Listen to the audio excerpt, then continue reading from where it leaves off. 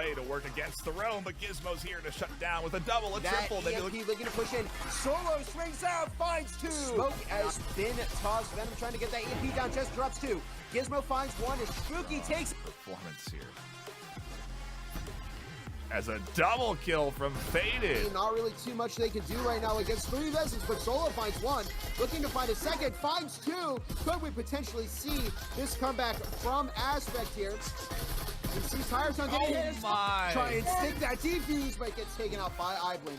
Gets one charge damage, maybe crucial here. We see iBlame dropping three. Can't tie it up down the line. We see Lumi moving in as a frag tossed out. Oh my goodness, just drops three with the frag. Open up your eyes till you're blinded by the lies. Welcome back, everybody, to the Breachers VRML. I'm your host, Gibular Bob, and tonight we're here with Aspect, currently the number 2 seed in the North America roster. We have Faded, I Blame My Aim, and Solo all along with me here tonight. How's everybody doing? Doing good, doing good. Great. Awesome. Pretty good. Awesome.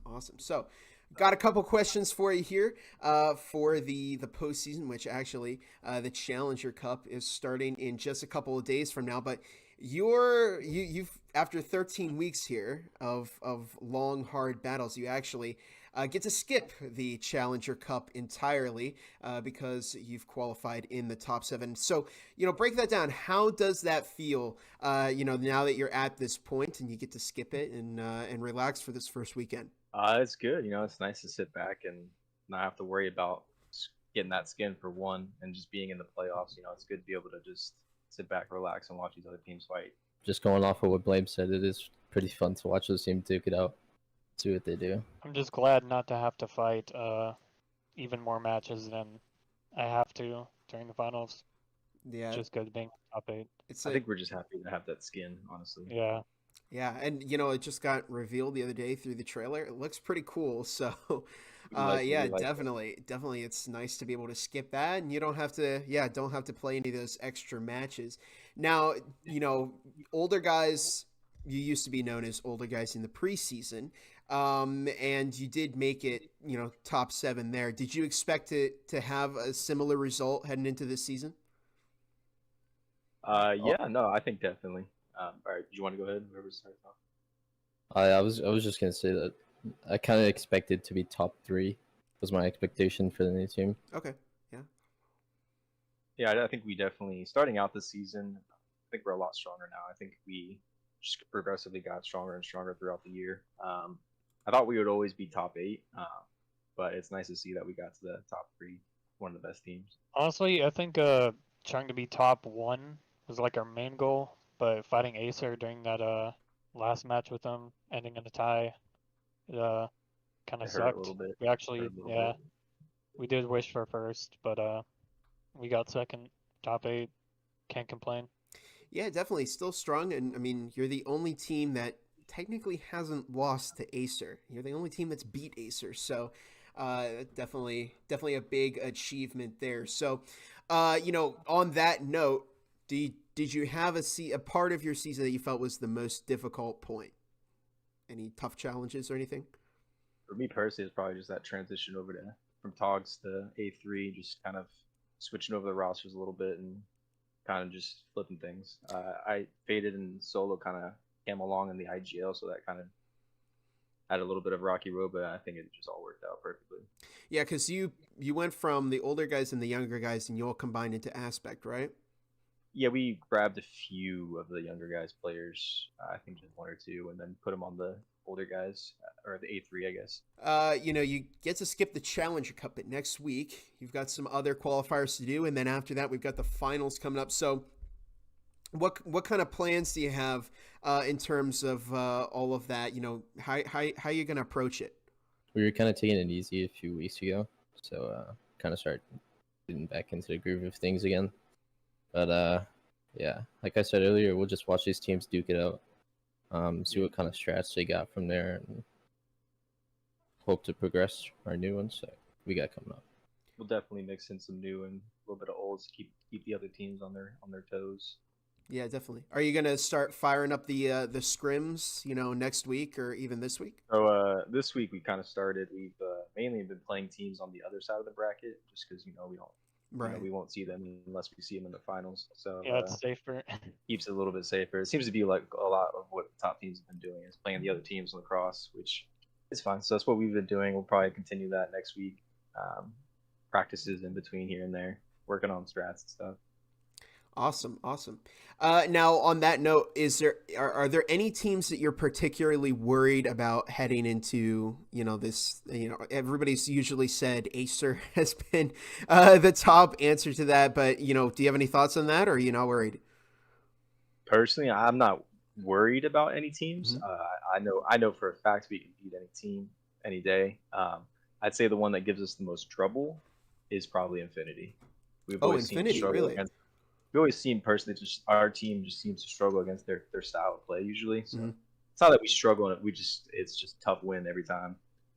They play us very well. I would say definitely Infinity, they adapt pretty good, but Acer too, they got some things hidden up their sleeve, I know. I think our play style and Acer play style is kind of similar, so it throws them off. Very similar. Yeah, it's definitely Infinity. They just every time we've scrimmed them, played them in a match, they've just had like perfect counters to us. They know how to play us every single time. It's just we have to adapt like fast if we want to be able to like get any rounds on them. I think people overlook Infinity a lot, look more at Acer, but Infinity is actually like a very tough team to fight. That's an interesting answer, not one that I've heard, from doing these interviews. So yeah, really, really unique perspective on that. And of course, final question here, and if you're not comfortable answering this, you don't have to. But if you did win the money, I think it's now over $10,000 in cash and hardware.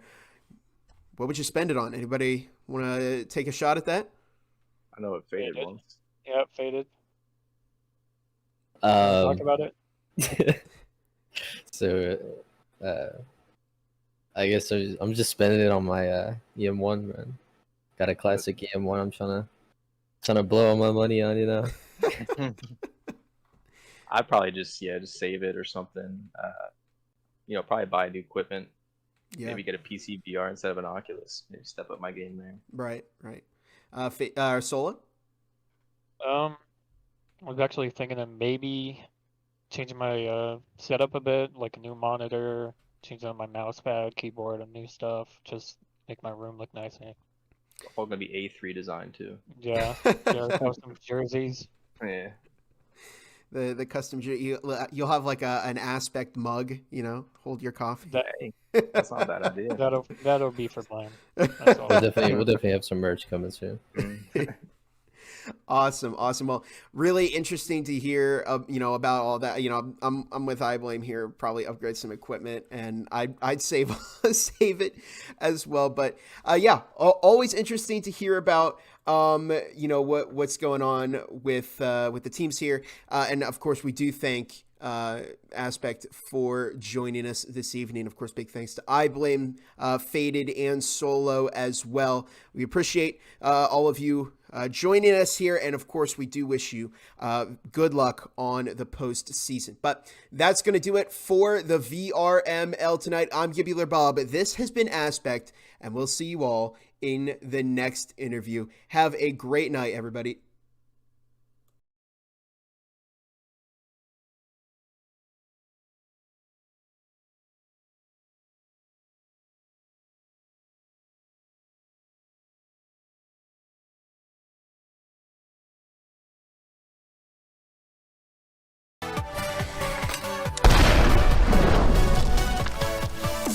Both with the Vezin. Buffon just charging in with that Vezin. It's very important for him to get these kills because you don't want that Vezin to get into the wrong hands.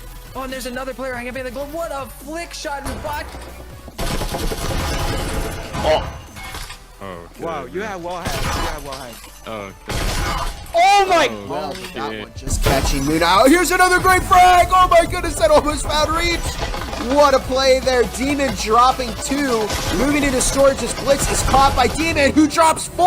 What? Blitz finding the kill on Demon as Angel picking up that refrag. Angel with 2.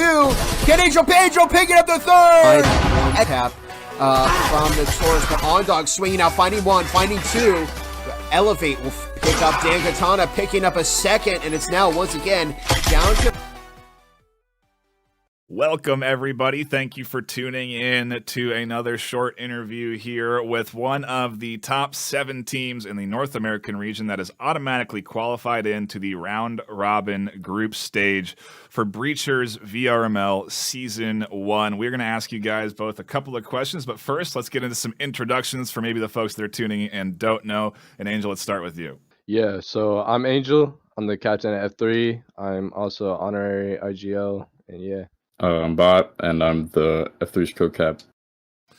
Awesome. So I've got you guys here today to chat a little bit about really the entirety of your season and the upcoming postseason. There's a lot of hype there, gun skins that you've earned, prize pool on the line. We'll talk a bit about that as well. But I want to start here with after 13 weeks, of regular season gameplay.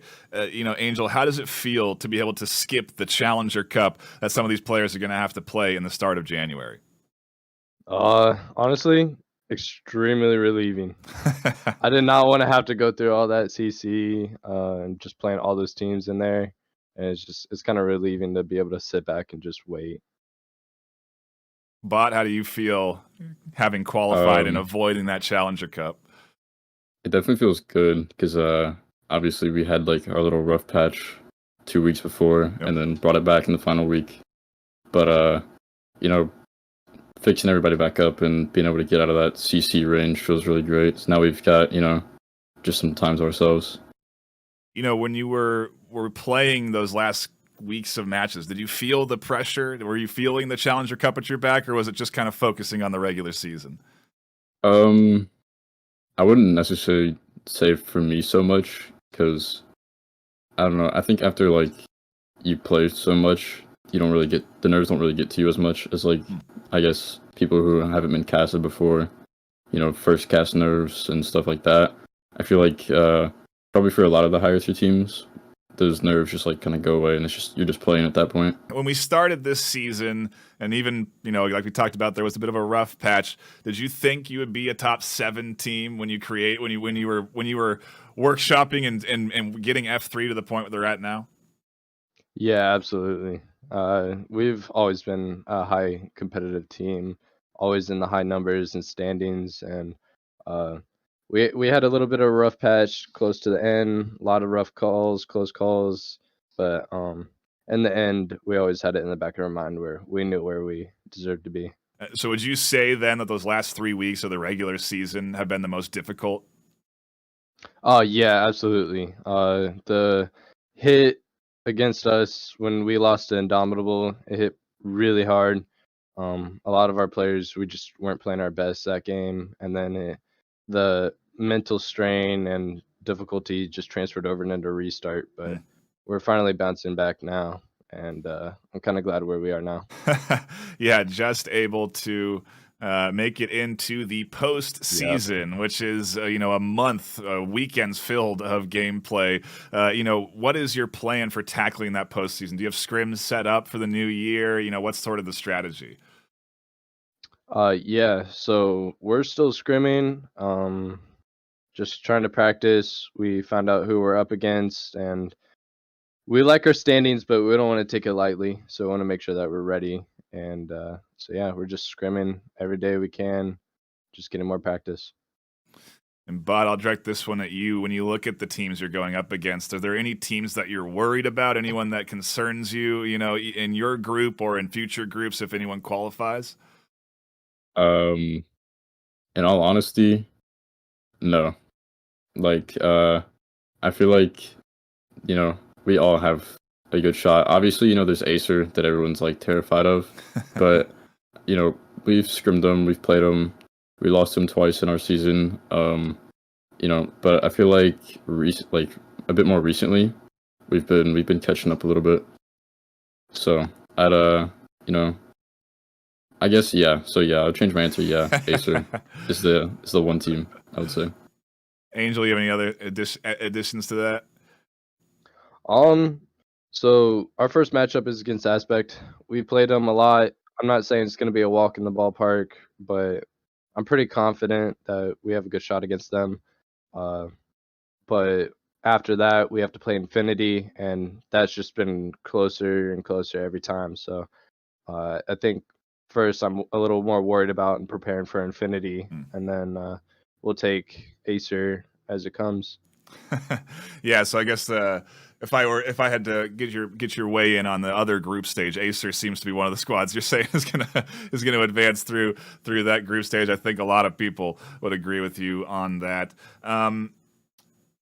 I guess kind of the final question, do you have any plans for the prize pool? Anything you're going to do with the cash? Anything you've got on your Steam wish list that you want to pick up? Anything like that? For me personally, I want to save up. If I don't get it for Christmas, I want to get a Valve Index. Oh, okay. Yeah, I've been using the CV1 for so long now. It's to the point where it's literally falling apart. So, just better headset so I can compete longer. Like that bot? Anything that you got your eyes set on? Honestly, mostly just like for when I go to college, probably like help pay towards my college or get my passport because I plan to move to the UK by the time I graduate high school. So awesome. Do college over there. Great. Well, thank you guys so much for taking the time to answer my questions and, a big good luck.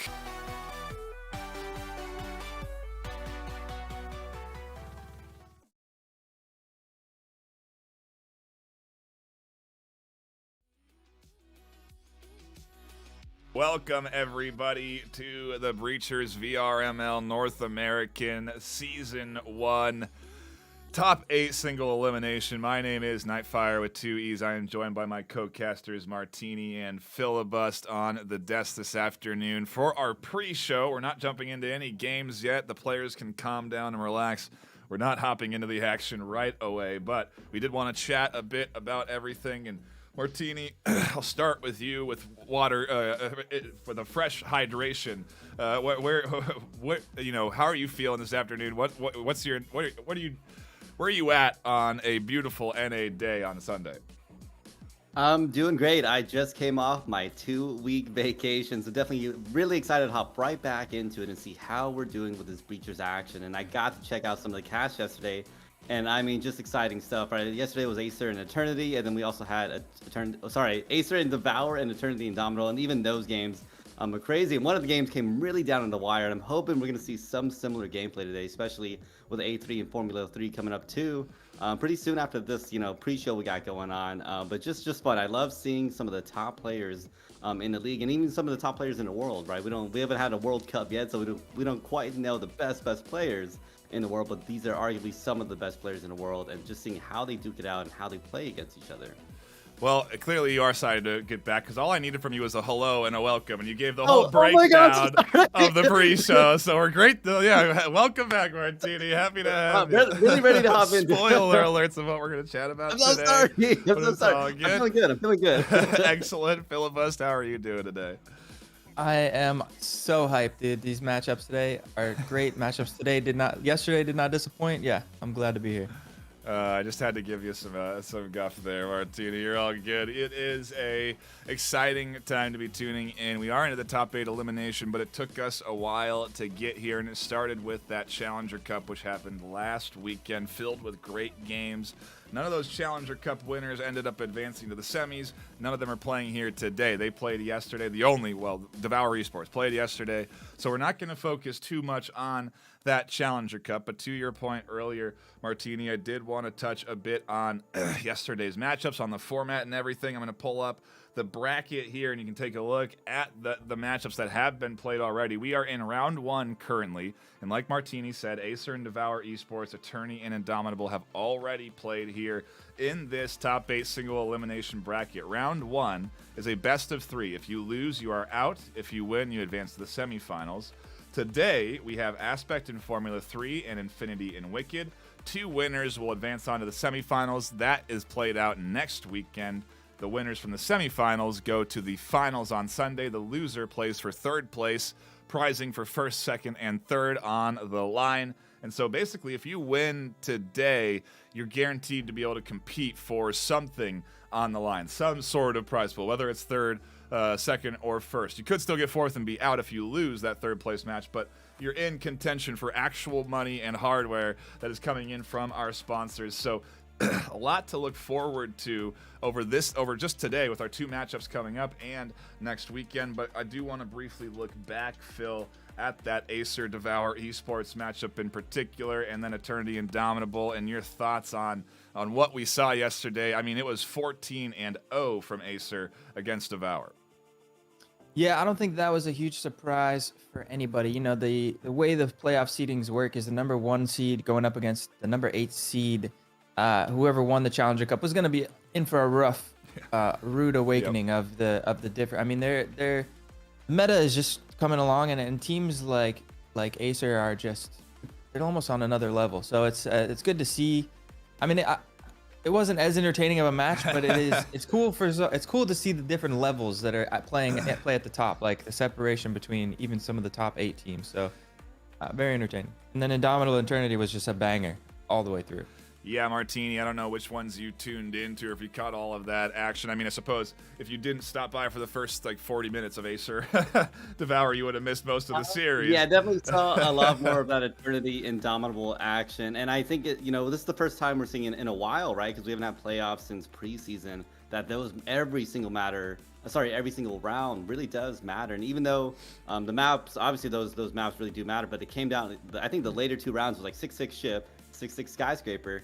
And that's how close some of these games are going to potentially be in these playoffs, right? And every single round matters. And we haven't seen a tiebreaker, round happen yet, because I think it becomes best of 5, right? If that happens, but it'd be exciting if we do. It's a lot longer for our day if that ends up happening, but hey, that's more exciting, right?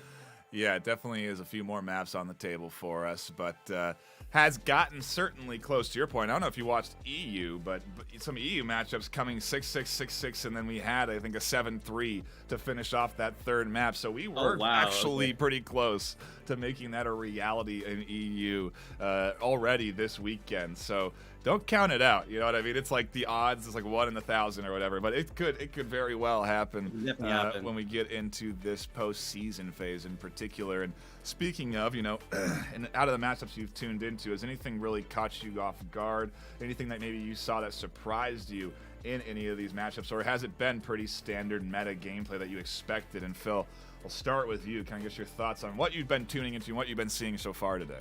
Oh, this weekend, excuse me. So I haven't actually had a chance to check out any of the EU matches yet. I've been on a escapade outside of gaming, but from the NA matches, I mean, it was. I don't think anything surprised me actually. I was expecting the Eternity Indomitable. That's the 4th and 5th seed match. That was designed to be the closest, and the Acer Devour match was kind of expected to be a blowout. So so far things are lining up just the way I kind of predicted them so far. Yeah, very true. Martini, anything that unique plays, any unique strats you've seen come out, anything like that? I've just seen just strong aggression from some of these teams. I mean, I know it was, I think particularly I saw the Acer game. I know it's against Devour, and the seeding is definitely a huge kind of gap in that skill level. Yeah.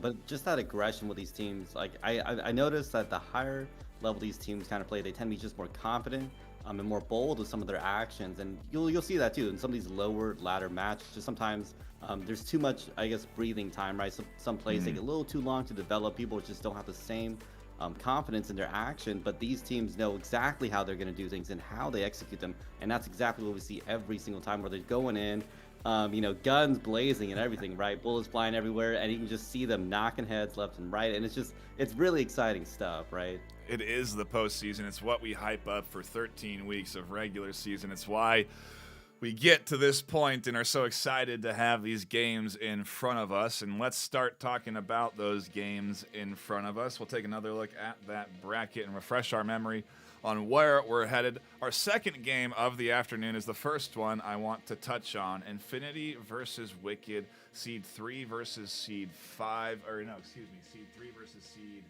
6, I believe. Where do we see Infinity and Wicked going? Is that going to take us to 3 maps, or is one of these squads going to stand out above the other? And I'll start with you, Phil, on your thoughts there. This is, yeah, that's the Wicked Infinity match is actually one of the biggest question marks that I have. I mean, we've seen, I don't know, I haven't seen either of these teams play in a while, but they're 2 names that have been around in Breachers for such a long time that there's a lot of experience on both sides. So it's one of those things that, you know, anybody could show up and win, you know, and who shows up ready to play today? It's up in the air. I'm excited to watch it, to tune in for that one. It really is up in the air. EU was a big question mark across the board for every game. Really couldn't tell you who was going to come out on top. And I feel like today we have that for both of our games. Martini, your thoughts on Infinity and Wicked, our second matchup again of the afternoon here today. You know, when you look at seeding, you want to think, oh, it's definitely going to go one way, right? Like Infinity, because they're higher seeding. But I always say, like, these master tier teams at this point, I haven't seen massive skill gaps between the teams themselves, right? I mean, Acer's definitely one of the standouts, right? But even then, we've seen them lose also. And I think it's the same thing here. Even though Infinity technically is higher seeded than Wicked, Wicked has played very well against other master tier teams. And it's just one of those things where these teams cannot relax and let the other team gain momentum, because Wicked, while being a lower seeding, once they get the momentum, they can definitely come in and knock Infinity down. And I will say these teams have also been training, practicing, watching some of the VODs they've seen throughout the season. I mean, they've had time to really prep for this playoff. So even though the teams we saw how they are sitting on the ladder before the end of the season, doesn't mean they're going to be playing exactly the same way. In fact, I mean, Wicked might be playing better than the next, the other all teams. They might win all this. Who knows, right? Yeah. Even though they're like competing. So that's the thing. You just don't quite know. So it's definitely still, I think it'd be a really strong game, unless Infinity themselves have really done some crazy training the last couple weeks. And then, of course, our first matchup of the day, the one we'll be jumping into in about 20 minutes time from now, Aspect versus Formula 3. We ran the interviews before the pre-show. You may have caught those already uploaded to the YouTube channel the weeks leading up to this weekend. But if you hadn't, you get to get a little insight into those teams and those players, and really cool to kind of see and hear how these players plan for the postseason, because in some cases, Phil, they've had, I guess for every team today, they've had multiple weeks of zero matchmaking, well, I suppose not matchmaking, but zero games assigned to them because the season is finished. So they've just been doing their own practice, their own scrims. I mean, have you had the chance to play with any of these guys during the off season, or see anyone that's been practicing? So while I was still training for the Challenger Cup, we did get a matchup with the new F3 roster. It's our second time playing them since they picked up OnDog. And yeah, the first time we played them, it was a really close match. I think we actually stuck that one away. And then the next time we played them, it's like a whole nother team. OnDog's really meshing with the roster now. He was absolutely popping off, and everybody else was doing great as well. They were really vibing. They absolutely stomped us 14-0. So I think that, the seeding implies that Aspect, and I think a lot of people are favoring Aspect in this matchup, but I think a lot of people are sleeping on F3. And I'm not going to say F3 for sure can take it, but I think this was going to be a lot closer than the seeding suggests. I think F3 is really coming into shape. They moved from outside of the top 7 to just blasting right past. In the very last week, they shot right up to 7th place and skipped the Challenger Cup. So they haven't really had to prove their stuff in the CC. But I think we're in for a close one. Aspect F3 is going to be a banger, I hope. Map 4 maybe? Yeah, we'll have to see. Martini, we've seen F3 in the top, out of the top. They've been, wobbling back and forth. I think the quote from the stream is, "We're bouncing back." Do you think F3 is going to bounce back enough to contest Aspect in our first game today? I think so. When these teams really do bounce back, I've seen some great leaps in skill level and how much better they played. And, we were talking about them bouncing back. I remember in the pre-show, we were just kind of, talking about it briefly. But F3 is one of those teams where I think people have this opinion that they're kind of falling off this Master Tier. I think people even thought they wouldn't be Master Tier altogether for a second. And that's because maybe they had some, skill gameplay was like lagging a little bit earlier on in the season, but I think this team definitely has tightened some things up, and we can see some really good gameplay from them today. I'm really hoping, right? I don't want it to be a quick and over game between these two, because I think it's this is basically F3's way of saying, hey, we're coming back. And the thing is, can they come back enough to really knock down Aspect and maybe go in for those semifinals, right?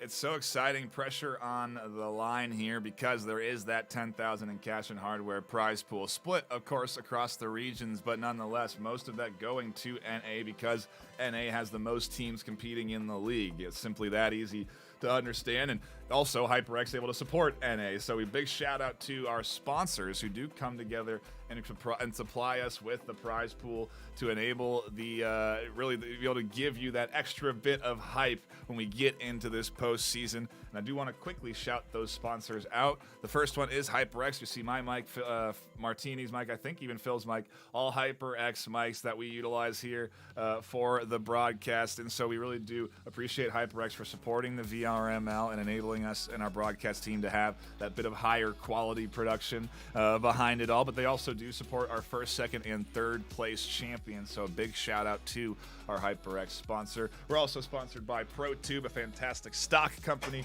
Oh my gosh, that helps stabilize your aim in game. I almost knocked my trash can over. These stocks, fantastic tools. You can put your controller in the cup and that snaps on with the magnet to the stock. Helps stabilize your aim with the shoulder. Really a nice again, aim stabilization tool. If you have any of your favorite VR shooters, I recommend you pick up a Protube. You can get a discount right now by using code ILOVEVRML at checkout, so please be sure to do that. You can also get a discount on HyperX by using code HXVRML23 at checkout, so please be sure to do that. We're also sponsored by Helga, the esports bot manager, providing first and second place in each region of NA and EU with lifetime subscriptions for their subscription service. The bot really helps a ton with scheduling. It's meant for team captains so they can help plan and schedule matches with other team captains, organize their team together, and ultimately really helps with the hard part of team scheduling. And I think if you guys have played in the league, Phil, you know scheduling your matches can sometimes be like one of the aside from playing them can be a big challenge. And so that bot really can help you a lot there. Yeah, absolutely. It's a nice thing to be thrown onto the prize pool there. It's nice. I mean, the hype is real. There's so much cash and prize pool for these guys to be fighting over. Yeah. Hype's at an all-time high. Shout out to our sponsors for real. And last but not least, VRCOVER coming in with great quality, hygiene, and comfort options. They really do enhance the comfort of any of your favorite VR headsets.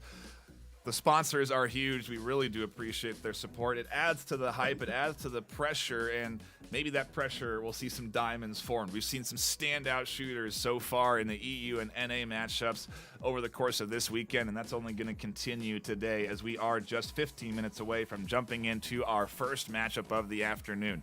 I do want to take the time to get everyone's predictions here on the desk before we go, though, because we're going to take a quick break and prep ourselves for that first map. So I'll start with you, Phil. Who do you see coming out of these two matchups that we're going to have this afternoon? That's the first one is.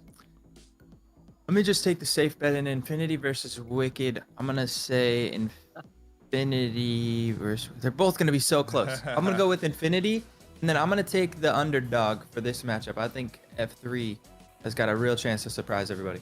Interesting, Martini. Your thoughts? Yeah, I guess I'm actually gonna double down on Infinity, but I don't know. I've seen some great changes, and I think Aspect A3 I think is gonna come out of this. I don't know. I'm really I've been kind of watching them mostly out of all the teams, to be honest. Like I want to see how they can switch things up, and I think A3 can do it. I mean, this is back in the day. They used to be the older guys, right? This is rebranded. Yeah. Am I Yeah. remembering that correctly? And I remember back in the day, I was watching the older guys. They were the ones I liked watching the most.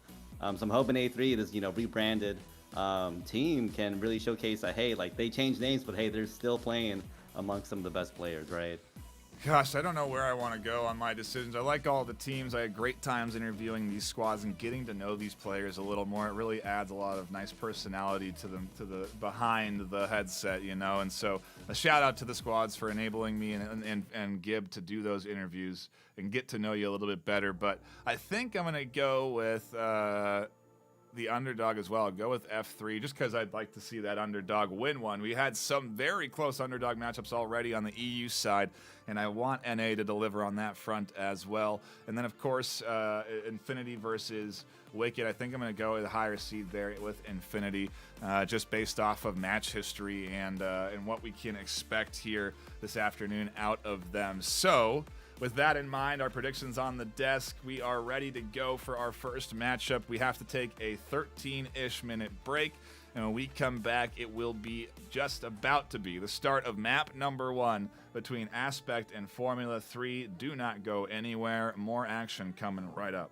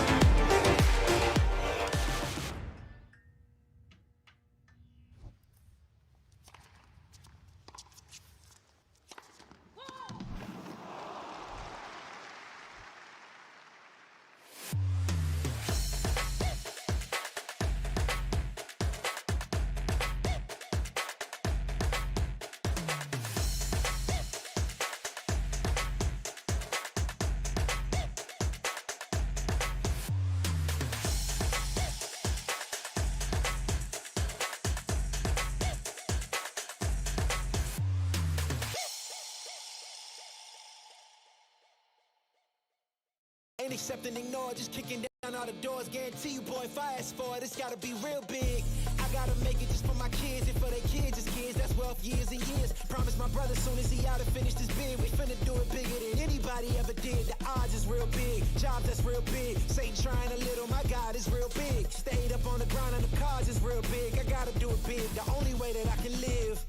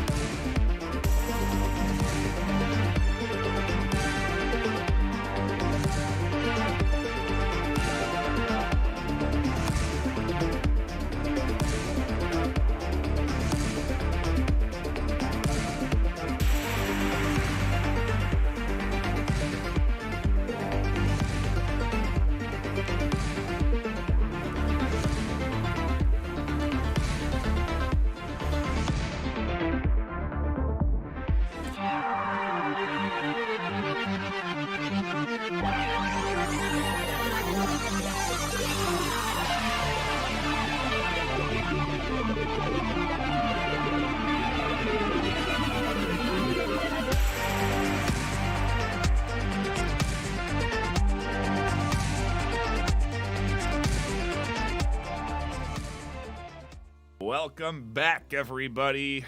We are here and just about ready to dive into our first match of the day, Aspect versus Formula 3. We talked a bit about it in the pre-show.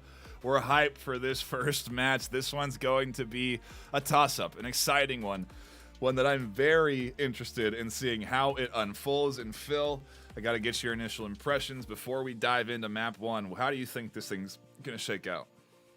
I mean, there are so many heavy hitters in the server right now. You know, over on Aspect side, you've got Blame, Solo, Faded. These guys spin around. We've seen them pop off so many times. On F3, I mean, Bot, Angel, on now they have OnDog. It's so many heavy hitters. There's going to be some huge plays being made. Massive. I'm expecting some big clutches, exciting moments. Hype is at an all-time high for this one. It really is, Martini. We are just moments away from getting into our first round. Your thoughts before we dive in?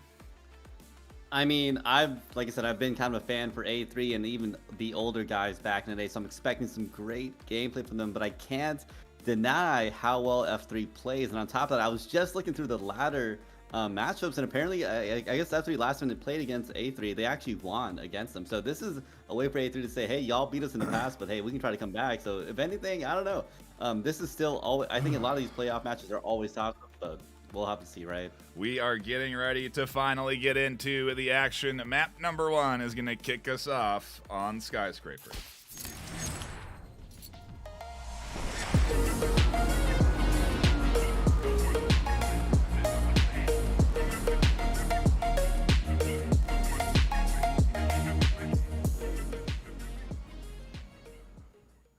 We are here. It's happening. Round 1 has begun. We love the new round intros on Skyscraper. Thank you so much for that on the production side. Thank you. Shout out production team. It looks amazing and it hypes me up. Every time I see it, when I hear that song, it gets me jazzed up. It is round 1 on map 1 in this best of 3 between Aspect and Formula 3. I'll be joined by Martini on the co-casting desk. So Phil, your final say before we get into our first round.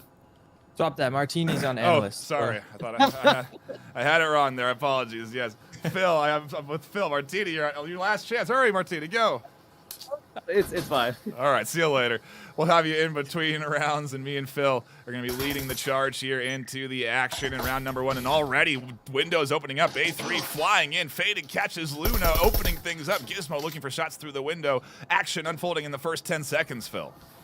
Yeah, things starting off quickly. It looked like F3 wanted to put a little bit of counter aggression in that lobby, and meanwhile, it was a huge crossfire setup. A3 punching in from multiple angles. Luna getting caught out. OnDog having to back up on the roam, and upstairs he's rotating all the way around. Meanwhile, A3 taking a lot of map control, foaming up the A wall, and ready to push onto this bomb site already. They are moving quick here, Phil. They are already set up, ready to go on onto this A site. True to the A3 name, it's the battle of the threes. Who's the better 3, the A3 or the F3? You tell me. We'll find out this afternoon. That's the real task. And ooh, I got to swap team sides because you might get confused with all the 3s and they're on different sides. Formula 3 is on defense. Aspect are on the attack, and they are now opening up A site. Flash is coming through, a nice nade over the back, but it's F3 countering, getting a counter kill now in a 4v4 situation with no bomb site control yet, and all F3 has rotated over to defend as Solo goes down. Angel, finally, they're getting some picks, making some leeway. This might be the Cupid to move in and elevate. Oh no, missed on the reload, and now it's just down to Bot in a 1v3. Finds the first. 1, looking for 2, gets shot down on the long lane, and a nice effort by the Aspect. Sneak away with round number 1, and the Taurus coming in, so it proving to be a little bit valuable there. Well, actually, no, they lost with the Taurus. So, okay, look, I don't know. I'm not going to weigh in on the Taurus. I don't want to upset a whole religion that's going on. Neither do you, Martini. So keep your mouth shut. But anyway, what do you think of that round there on round 1? Really, really good aggression. I think from sorry, A3 side. I mean, we saw Battle of the Threes, right? Sorry, a lot of threes. No. But F3 coming in, they're the roamers we saw at the beginning of the round trying to be very aggressive. Unfortunately, they got picked off by A3. And I think that really did showcase how important that early round pick was, because I don't know if you saw right at the end of that last round, it came down to 1.5 players, I would say, on A3 side, because it was one player and another player with 2 health to their name. So that early round pick made a huge deal for A3 and allowed them to really come in and finish up that round. Unfortunately, those roamers, they might have played a little too aggressive as they got picked off by A3 pretty early on in the round on F3's side. Man, what a start to the day, Phil, with that round kicking us off, the battle back and forth, taking it close down to the wire there, that end of that. And I mean, again, fast. A3 is moving quick already here, flying down through these vents and getting ready to push into the server room. Yeah, and I really like the call they make, buying up into 3 rifles here. That first pistol round, like any round you can get on attack on Skyscraper, is so huge. So them putting all their money into this round and making sure they roll it into 2 rounds here is I think the perfect call, and they're playing together, taking their time. This is looking good. A3's off to a really good start here. I'm seeing some divide in chat who they're rooting for. A3, F3, A3, F3, A3, F3 finds the first kill. Down goes Jess, and in goes the duo, rotating around. They're going to be running right into Solo, who's tucked in, waiting for this rotation. Out of Luna, and Solo will catch 1, 2, and they completely get punished there. A beautiful refrag, a beautiful read. That's good teamwork, good coordination, and frankly, high-level play that you expect out of the Aspect squad. Yeah, looking a little scary for a second. Jess had actually one of the 3 Vezins went down, but those 2, Ondog and Luna, deciding to not push. And yeah, very great play from Solo there to catch them on the backside. Good stuff so far. I mean, they got all 3 Vezins still in hand. 4v3. It's looking like 2 rounds for A3 at this point. Look at Solo's hands. Look at the aim in first person. That is a tremble in the bottom hand if I've ever seen one. The adrenaline rushing in through Faded 2 through the A3 squad. They are here playing on the live stage, and they're winning. They're finding kills. Solo scoops up another one, and Angel and Elevator, all that's left on the defense for F3. Yeah, brilliant. I mean, the tension is high. Shout outs to Protube, by the way. If you got shaky aim, you want to stabilize that. I love VRML at checkout. Gizmo gonna find this. Just Angel now in a 1 versus 4, and Faded is gonna close it out, up 2-0 as predicted. A3 on a bit of a roll going into the first gun round. Definitely starting things off strong here, Martini. This Aspect squad opening up this tournament good. But, I mean, we got 3 maps to play out here. We got a ways to go yet, even in the first half. Your thoughts so far from Aspect? I mean, as you mentioned earlier, we still have a lot of time to let these 2 teams breathe and really see who's going to win this out. But A3 really punching in on that pressure and the momentum they actually had from the first round, because those Vezins really came in good gameplay there. I mean, we saw A3, they knocked down 2 players back to back pretty early on in that round. And to Phil's point earlier, they all, A3 might have lost some momentum because F3 did get that really early round pick. Unfortunately, A3 did have those players there for that follow up to pick up those Vezins. And even though they got the pick, they didn't get the value from being able to pick up that Vezin and really start causing havoc. But I don't know, I've seen F3 play a little aggressive on some of the roaming gameplay. 2 players deep. Consistently, they've been losing both those roamers, each time. So I'm not sure if they need to switch up their roaming gameplay or maybe even kind of play a little bit more conservative against A3 right now. Take a look at the scoreboard before we get into the action. You're seeing some good kills from Aspect, and only 4 in total. Formula 3 off those first 2 rounds. Not bad, but definitely could go for a couple of more kills put some cash into the pocket, and maybe Ondog will be the first to find some kills as the vault comes in here from Gizmo. They're getting pressured in the bathroom and they get pinched. The drone identifies their location and they go down by Jess through the doorway. Luna now alone here to defend this bathroom push, watching both the wall and that vent entry point. The rest of the F3 team monitoring several other potential entry points, in particular the top floor here, as Elevate is roaming, looking for anyone up here on the top floor, anyone outside in this in the lobby area, and they're not going to find anything. If anything, they got one up on the 3rd floor. Yeah, this is really coordinated pressure that A3 is putting out. I haven't seen them solo attack an area. It's been coordinated pressure from multiple angles all 3 of these rounds so far. I mean, Ondog getting pressured from the bathroom windows and from the courtyard side. We've got Elevate on the roam, I thought was in a good position. as Luna pushes out and finds the counter kill onto Solo there, finally finding some breathing room for F3. Just very impressed with what I'm seeing so far. iBlame actually goes down, but faded there quickly with the trade, and now it's just elevating a 1 versus 3. Ooh, they'll get scooped up by Jess on the backside, and as they try to pinch in on A3, they're just too quick. They're not lingering around long enough for the F3 squad to rotate effectively, and it really just makes a tough matchup here this afternoon for F3, at least in these early rounds. It is, of course, important, Martini, to remember what map we're on, you know, what side it kind of prefers typically and all of that, because that could definitely be a factor in who's going to be winning today. I know, you say all that, though, but here's the thing. A3's killing it on the attack, and as Phil said, like, getting any, especially on Skyscraper, right, a very defender-oriented map, any winning rounds that A3 can secure on the attacking side just really makes, you know, allows them to have that much more breathing room when they're finally on the defending side. But, I mean, the way that A3 is going right now, they might only need 1 round on that defense, right? But a 7-0 is a little aggressive of a prediction from anyone right now between these two teams, because no matter what we're seeing, it's still strong gameplay from both sides. It's not like A3's rolling them with 5 players up every single round, right? It's still close gameplay, and it's still really fighting, you know, them fighting till the very end. But that was a very big round for them to win, considering that's the assault rifle round. And look at the F3 now having to struggle to fight against A3 now. Yeah, economy's in bad space for F3. They're going to need to lock it in here and try and do some damage to the economy of Aspect. Just find a couple of picks, force them to rebuy going into the next round. Allowing them to carry these rifles through really means they get a lot of money in their pockets for future rounds, and so it really makes it hard to stack rounds against your opponent. If you can do damage to their economy, it makes it easier for you to carry on and have those advantages in future rounds. So they do want to at least find kills on their eco round here, as Elevate has pushed forward, is tucked into Radio Room, ready to go and waiting for Solo and the rest of this Aspect team to push in. Yeah, it does seem like the pressure is going to be towards this Radio Room side of the map. iBlame holding the stairs. The whole A3 squad is poised. That radio window getting broken. A little nade just to clear it out and make sure there's no surprises. This is going to be a tough round. F3 is looking at potentially being down 4-0 on defense. Now, I mean, I have made predictions. Ooh, Solo getting a nice opening pick. As the action heats up, it is going to be pressure for the A bomb site. All 4 members of A3 are tucked in. And members of F3 trying to rotate over to defend, but with just Spectrals and 1 Vezin on Ondog, it's going to be a tough battle. A3 are really giving a lot of respect to the F3 defense here, and they're not flying in. They're playing it very cautious, looking for the picks that they're supposed to find before they advance through, and they will find every single pick.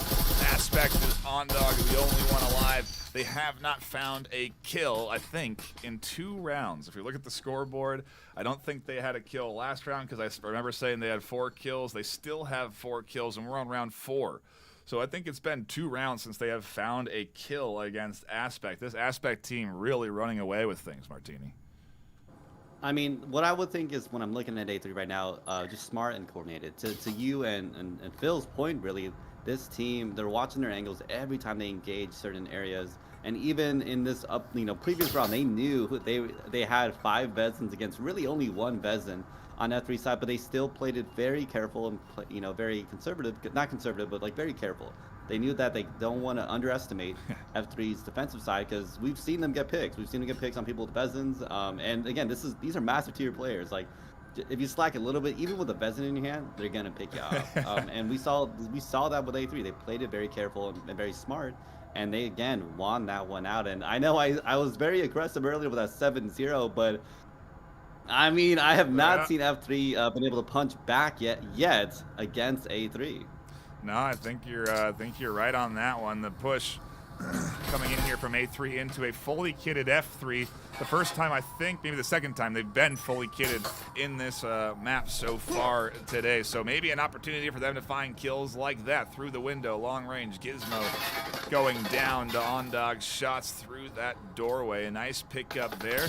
Hits them an early 5-4. Yeah, this is a good start. This is what they need on their second buy round. Ondog getting an opening pick, just blind firing through that doorway, trying to catch some free damage. They really need to put 1 on the board here. And it might be, I mean, I predicted a while back that the meta for this map is going to shift, and people are going to figure out on the attack. And A3 seems to have figured this map out. They have a really good idea on the attack, but with Angel and Ondog hitting opening shots like that, there's no amount of strategy that can counter those types of shots. So Solo does manage to blow the hatch. They have the pressure here for B, but it's a 3v5. So A3 may be looking at their first L for a round. Very well could be. Maybe A3. Yeah, they definitely don't need the eco. I was going to say maybe they even hold on to these guns like we talked about yesterday. A 3-player, 4-player eco or something. You know, you don't get the start you're hoping for. You just hold on to what you got. But I don't think when you're up 4-0, yeah, because you have so much money. You got three of these players already knocking on the door of being money capped with only 2 rounds left. You're definitely gonna probably full send for both these. Try to get that, like Martini was saying, that 7-0 makes a statement to start off the series. And F3 is definitely gonna want to put a wrench in that plan. They're gonna go for an A hatch drop. They are. They'll catch 1, 2. A beautiful play that gets shut down entirely by Luna and Elevate. They find all the kills they need. A nice attempt with what they had left, Martini, but it does end with F3 taking their first point on the day. I am the biggest hater of hatch plays. You know, like a jump hatch has got to be very, very decisive action, and even if it is, it's still a very, I don't even call it a 50-50. It's more like a 60-40, 70-30.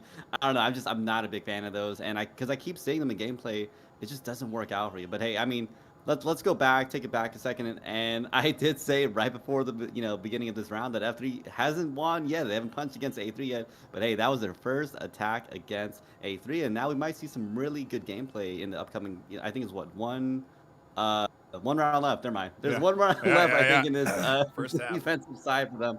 But hey, that's one more round that they can have in the pocket because once they're not attacking side, unless they figured out like Phil said, it's gonna be hard for them playing against a defensive A3, and they've been playing so good this current game, so I can't imagine them slacking on that defensive side, right?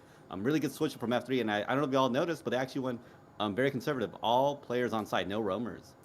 Yeah, that's true, especially on a map like Skyscraper, Phil. You really can have some pretty aggressive roams because you have so many stories to work with. Yeah, the roam is really powerful, but A3 has been showing, like, they've been shutting the roam down. Against this A3 offense, it seems like the roam has had no value. Plus, on this particular bomb site, there are windows breaking directly into both sites from the outside. So, this can be a tough site to roam on for sure. As Angel getting a little aggressive with a nade out that doorway. Gonna find a little bit of chip damage, but so far, not a lot of damage back and forth.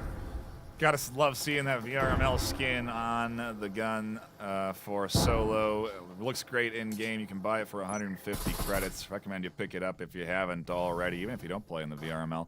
It is a solid looking skin, and we really do appreciate Triangle Factory for supporting the VRML like they have been, enabling us to put on this great show. And man, it's been so fun so far in this postseason. The Challenger Cup, this weekend, every game has been so great to tune into. I do think that F3 can scoop up around here. They got a real chance of bouncing back as a nade comes in and Angel goes down. Faded scoops up a kill. A3 still have 5 alive. A trend that they've really been running with today, demoralizing F3 with a lack of kills.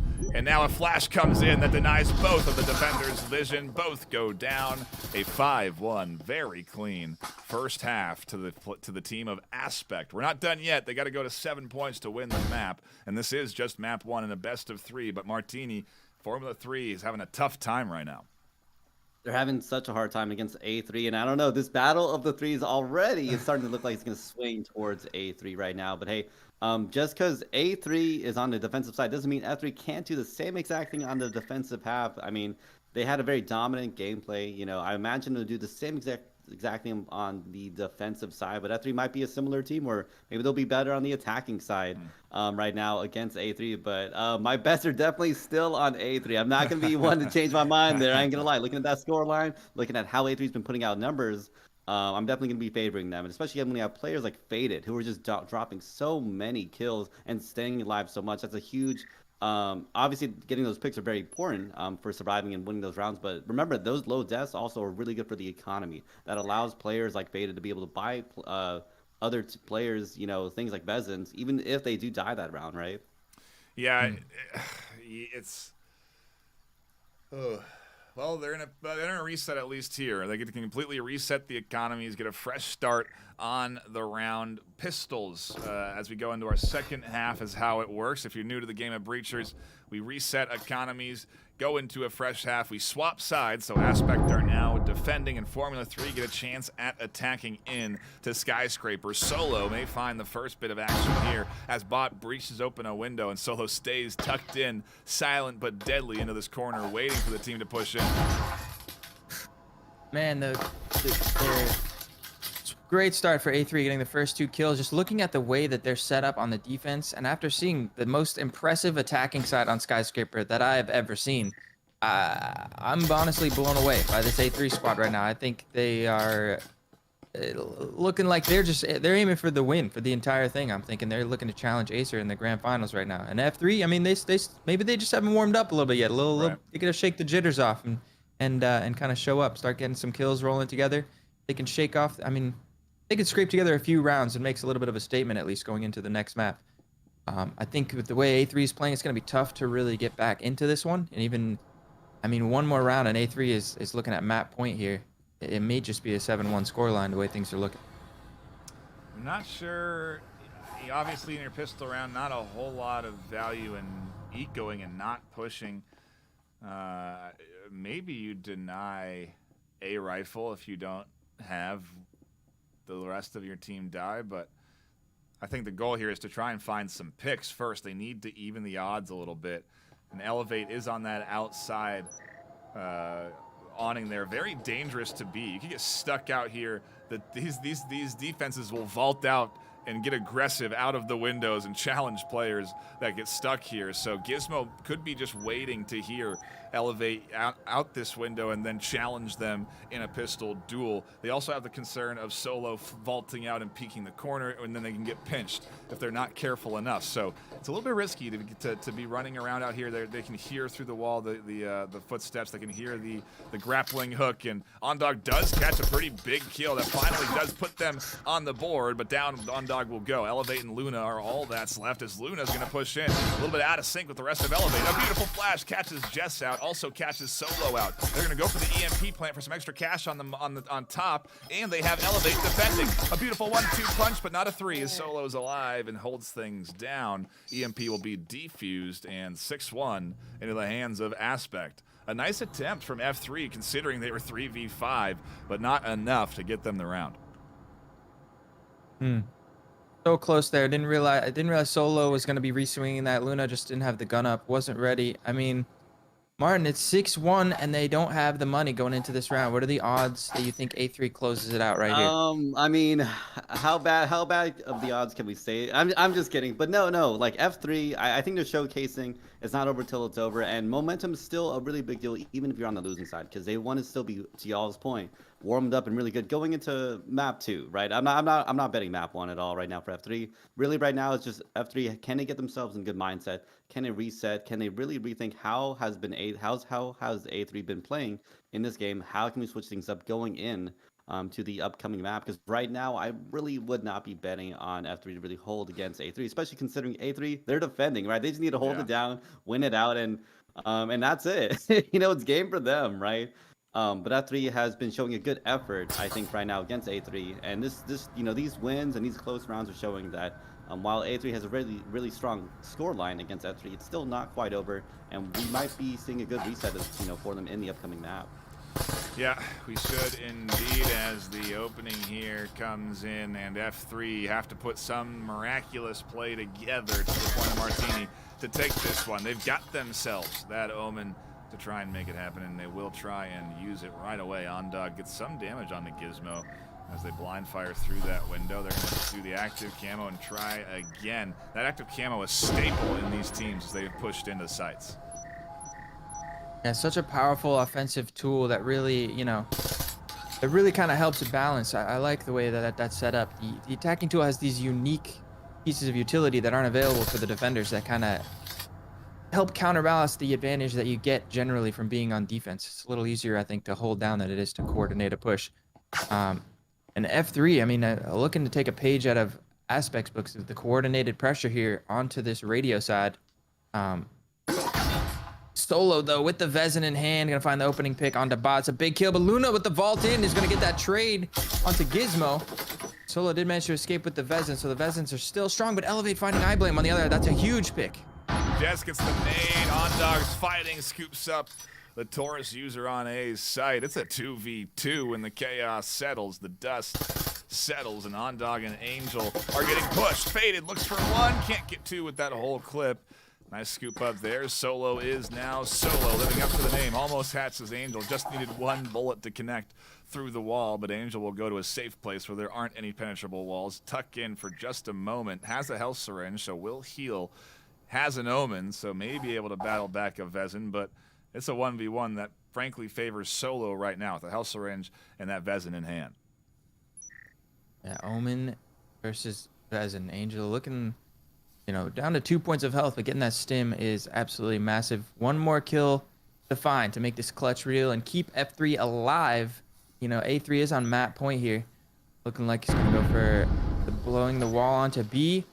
And where is Solo? Tucked right in the connector between both bomb sites. This is great positioning as both bomb sites get opened up. Especially for where they're being opened up. You can watch both of these holes that have been opened on the site, and it's going to be hard for Angel to really get much surprise onto Aspect unless the timing is just right. Aspect looks through to the other side, and Angel pushes in. That's what Angel really does need. Solo is going to rotate, and they'll find the kill. They're on the hunt. They scoop it up. Aspect lock in a round win and will take map number 1 pretty dang solidly, Martini. I mean, that was a 7-1 clean win. Solo with 11 kills, Faded with 14. I mean, just dominant gameplay from both. From A3 there. I was trying to go for both sides again. Sorry, that caster talk, right? No, but A3 really showing some really dominant gameplay on both sides of, defending and attacking, which I think for Skyscraper really showcases how well they've had to lock down. Because I've seen a lot of teams, right? They'll do okay on the attack and just dominate on the defending side, but we didn't see that from A3. They held it down and really fought them, tooth and nail on the attacking side. And basically, as Phil mentioned way early on, every attacking round just kind of made this thing a lot easier and gave them a lot more breathing space when they're finally on that defending side. And that's what we saw. A3 just, I don't know if we all saw, but they had the craziest angles held down. They almost like, it's almost like they knew what was going on in F3's minds, and they really read them like a book there. I think so on that defending half. Yeah, and I do want to say, as we do get ready to set up for map number 2, a quick shout out to everyone tuning in, hanging out, and enjoying the action. A reminder that there's probably a lot of new folks tuning in to VRML, Breachers, as we've been doing a lot of promotion for the Breachers postseason, trying to drive a lot of people from different communities in to the VRML. So be as welcoming as you can to a lot of the new faces that you will see in chat and new faces jumping in. And if you are new, welcome in. This is the VRML. This is Breachers. This is the quality of product we deliver to you on a regular basis, albeit the postseason is a little bit more amped up with interviews and some extra bells and whistles that we love to show off during these broadcasts. And so we really do appreciate everyone tuning in, hanging out, and enjoying the action here today. And if you are new, hit that subscribe button as well. If you're here, hit the thumbs up button. That can help with the algorithm and get more new faces, people that don't even know about VR, jumping into Breachers VRML and enjoying the esport. You never know who may tune in. Just the other day, we got a really great shout out from Golden Boy, a pretty dang famous esports caster and commentator for their Counter-Strike and several other FPS esports performances. Really cool to see them shout out VR and the VRML's broadcast. Said some really nice things to say, and I just wanted to say here, we really do appreciate all of that, all of the positive commentary that we received from our community, and that commentary from Golden Boy really does mean a lot to me and to our production team. So pretty cool. A lot of people tuning in and checking out VRML right now, especially with the new year, especially with all the headsets coming out, especially with the upcoming Apple headset coming out. There's a lot of interest in VR, virtual reality, and esports. So the hype is real, Martini. We are here. We are into the postseason. These matchups are delivering so far, and I cannot wait to get into our second map, but I think we might have to wait just a little bit. Before we go into any sort of breaks, your thoughts, so far on the matchups today, and again, what we can look forward to for the rest of the afternoon. Yeah, just good matchup from A3 and F3, but I don't know. I'm really hoping to see some more, gameplay coming out of F3. A3's just been really holding them down, and I mean, I know I did say in the, the pre-show that I've been kind of watching A3 and seeing how much they've gone better and really leveled things up. But I'm always a fan of a good match. I don't care what team I really want to win. I do want A3 to still come out of it in the end. But I mean, I thought I'd be seeing a little bit more from F3. Maybe to y'all's point, they might just need to warm up a little bit. Maybe they need to take a good reset, kind of talk things through. And I think they're probably taking that. Because it looks like the lobby's empty. They might be taking that Almost. 10-minute round to really think through and just really focus on how can we change things up and show a lot more dominant gameplay in that map too. And I think map choice is going to be a huge deal here, right? This is best of 3. If we see the same exact gameplay from A3, we might be done in 2, right? I don't want that, but it might happen. Yeah, we are taking a 10-minute break as of 2 or 3 minutes ago, so we'll be buying a little bit more time before we go into an actual break and get a break here on the desk. But Phil, I want to get your thoughts too. I think you had something to say there. Yeah, I actually, it's interesting because, we always love to see close matches and back and forth action, but this is one of those stomp type of matches that I actually really enjoyed. I think, I don't want to take away. I don't think it was F3 playing particularly poor. I think A3 showed a level of coordination that I have never seen on the attack side of Skyscraper before. They had coordinated cross pushes, they were pressuring for map control from multiple angles every single round on attack. So it was anytime a roamer was there to defend, they had to defend against too many angles, and the gunfights were just always in A3's favor, it seemed. And I was just so impressed. I'm blown away. I've never seen the coordination. I feel like all the top teams need to pull out their notebooks to look at what A3 was doing there and step up to that level because, that was impressive. Yeah, for real. It really was a solid performance from that A3 team. And if you missed the interview in the pre-show, we're going to run that during this break. And when we come back, it will be map number 2 unfolding in front of your eyes. So don't go anywhere. More Breachers and a top 8 single limb coming up.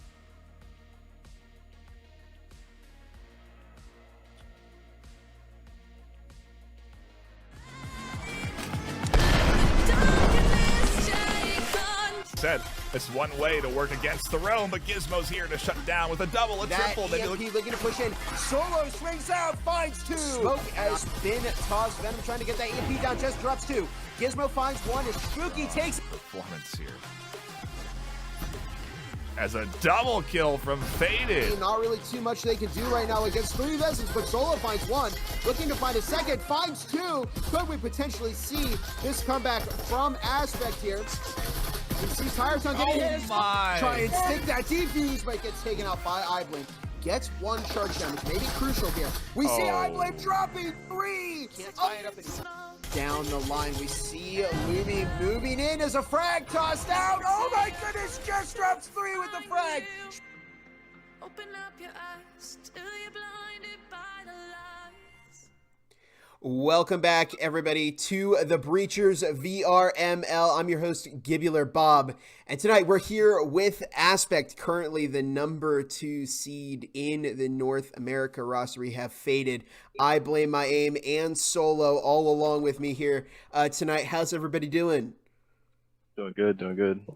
Great. Awesome. Pretty good. Awesome. So, got a couple questions for you here for the postseason, which actually the Challenger Cup is starting in just a couple of days from now. But you've after 13 weeks here of long hard battles, you actually get to skip the Challenger Cup entirely because you've qualified in the top 7. So break that down. How does that feel? Now that you're at this point and you get to skip it and relax for this first weekend. It's good. It's nice to sit back and not have to worry about getting that skin for one and just being in the playoffs. It's good to be able to just sit back, relax, and watch these other teams fight. Just going off of what Blame said, it is pretty fun to watch those teams duke it out, see what they do. I'm just glad not to have to fight even more matches than I have to during the finals. Yeah, just good being top 8. I think we're just happy to have that skin, honestly. Yeah. Yeah, and it just got revealed the other day through the trailer. It looks pretty cool. So, definitely, it's nice to be able to skip that, and you don't have to play any of those extra matches. Now, older guys, you used to be known as Older Guys in the preseason, and you did make it, top 7 there. Did you expect to have a similar result heading into this season? Yeah, no, I think definitely. All right, do you want to go ahead? Whoever starts off. I was just gonna say that I kind of expected to be top 3 was my expectation for the new team. Okay. Yeah. Yeah, I think we definitely, starting out this season, I think we're a lot stronger now. I think we just progressively got stronger and stronger throughout the year. I thought we would always be top 8, but it's nice to see that we got to the top 3, one of the best teams. Honestly, I think trying to be top 1 was like our main goal, but fighting Acer during that last match with them, ending in a tie, kind of It hurt a sucked. little bit. We actually, yeah, we did wish for first, but we got second, top 8. Can't complain. Yeah, definitely still strong. And I mean, you're the only team that technically hasn't lost to Acer. You're the only team that's beat Acer. So definitely a big achievement there. So, on that note, did you have a part of your season that you felt was the most difficult point? Any tough challenges or anything? For me personally, it's probably just that transition over to from Togs to A3, just kind of switching over the rosters a little bit and kind of just flipping things. I faded and solo kind of came along in the IGL, so that kind of had a little bit of rocky road, but I think it just all worked out perfectly. Yeah, because you went from the older guys and the younger guys, and you all combined into Aspect, right? Yeah, we grabbed a few of the younger guys players, I think just 1 or 2, and then put them on the older guys, or the A3, I guess. You get to skip the Challenger Cup, but next week you've got some other qualifiers to do, and then after that we've got the finals coming up. So what kind of plans do you have in terms of all of that? How are you going to approach it? We were kind of taking it easy a few weeks ago, so kind of start getting back into the groove of things again. But yeah, like I said earlier, we'll just watch these teams duke it out, see what kind of strats they got from there, and hope to progress our new ones that we got coming up. We'll definitely mix in some new and a little bit of olds to keep the other teams on their toes. Yeah, definitely. Are you gonna start firing up the scrims, next week or even this week? So this week we kind of started. We've mainly been playing teams on the other side of the bracket, just because we don't. Right. We won't see them unless we see them in the finals. So Yeah, it's safer. Keeps it a little bit safer. It seems to be like a lot of what the top teams have been doing is playing the other teams in lacrosse, which is fine. So that's what we've been doing. We'll probably continue that next week. Practices in between here and there, working on strats and stuff. Awesome. Now, on that note, are there any teams that you're particularly worried about heading into, this, everybody's usually said Acer has been the top answer to that, but, do you have any thoughts on that, or are you not worried?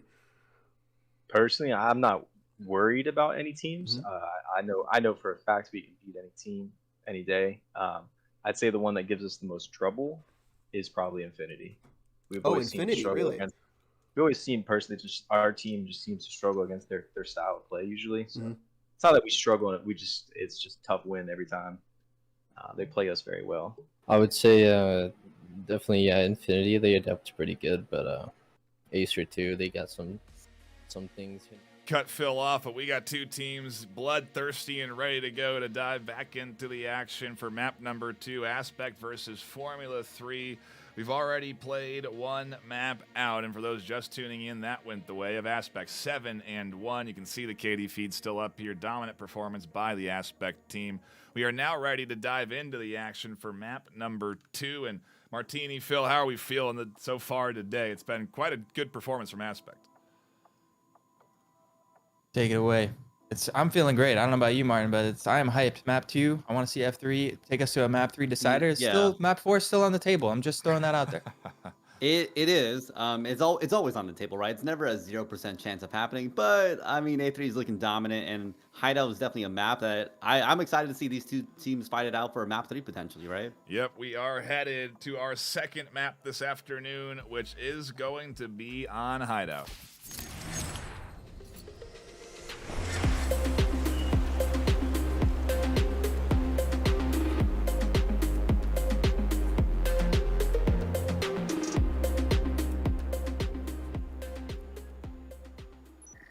And I swear, every round we've been on Hideout for the start of the pistol rounds, it's been basement floor. All day EU, basement floor, pistol rounds, basement floor, pistol rounds, basement floor. Yesterday, too. Pistol rounds here for Aspect versus Formula. For those just tuning in, Formula 3 on the defense, Aspect on the attack. We are ready to dive into map number 2. Thank you all for stopping by, hanging out, and enjoying the action, and get ready for more of it. Martini, your thoughts on the start of this pistol round before we jump in? We just got to see something coming out from F3 because that dominant gameplay from A3 in the first map, I'm expecting to, lead right into this upcoming map too. Momentum's everything, Phil, in this game. It can really mean, whatever, 50% mental, 50% skill or physical. It really is a lot of a big mental game, especially when there's pressure on the line. When you're playing at a competitive stage like this, you really have to process a lot of information, comms, what you're seeing. You're in virtual reality on top of all of this. You have to stabilize your aim. It really is a true test of an esports player, and it's super fun to watch these teams battle it out, as confident as they are, as much as they've practiced, and ultimately duke it out for, again, that 10,000 in prize pool. We're just moments away from this breach opening things up, and A3 dropping in on the attack. Yeah, I'm really excited to see the A3 starting on the attacking side, based on how dominant their attacking side was on such a big map like Skyscraper. Coming to a smaller size map like Hideout, I'm excited to see how dominant they can be again. I blame in Jess finding the first 2 kills in Waterfall, and we have a connection issue for F3 as well. Hopefully they can get that sorted out before things get too out of control, and Angel finds himself stuck in the parkour in a 1v4. He finds the first 2, but the last one is going to drop him, and it's going to be A3 picking up our first pistol round. Just barely, but they will scoop it up. And I mean, hey, we did reset everything. We made a new lobby, everything for this round. So tech difficulties do happen when you're playing in an online space. You have to deal with them. You have to be able to reconnect and get back into the action and join your team. So you just have to play through what is an unfortunate disconnect there. Hopefully they'll be back so they can sell that Omen, because I don't know that they want to buy into that in round 2 on defense, Martini. But a close one nonetheless from Aspect. I mean, that 4v5, very unfortunate, but A3 still showing just how good, regardless of the bot, how good they can be playing. And I'm expecting the same thing, to continue happening for them, because they're on the attacking half. And as we know, Hideout tends to favor that attacking half very much so. But I mean, I would definitely put up players like Faded for MVP in this currently kind of matchup between these two teams, because Faded has been coming out consistently, knocking down players left and right. I mean, I think I saw them 3-0, and it's only round 1, y'all. Round 1, and they're already coming in with a lot of kills on their belt. I don't know. I'm expecting some great things from A3, but it's really, for F3, they got to minimize these losses at this point.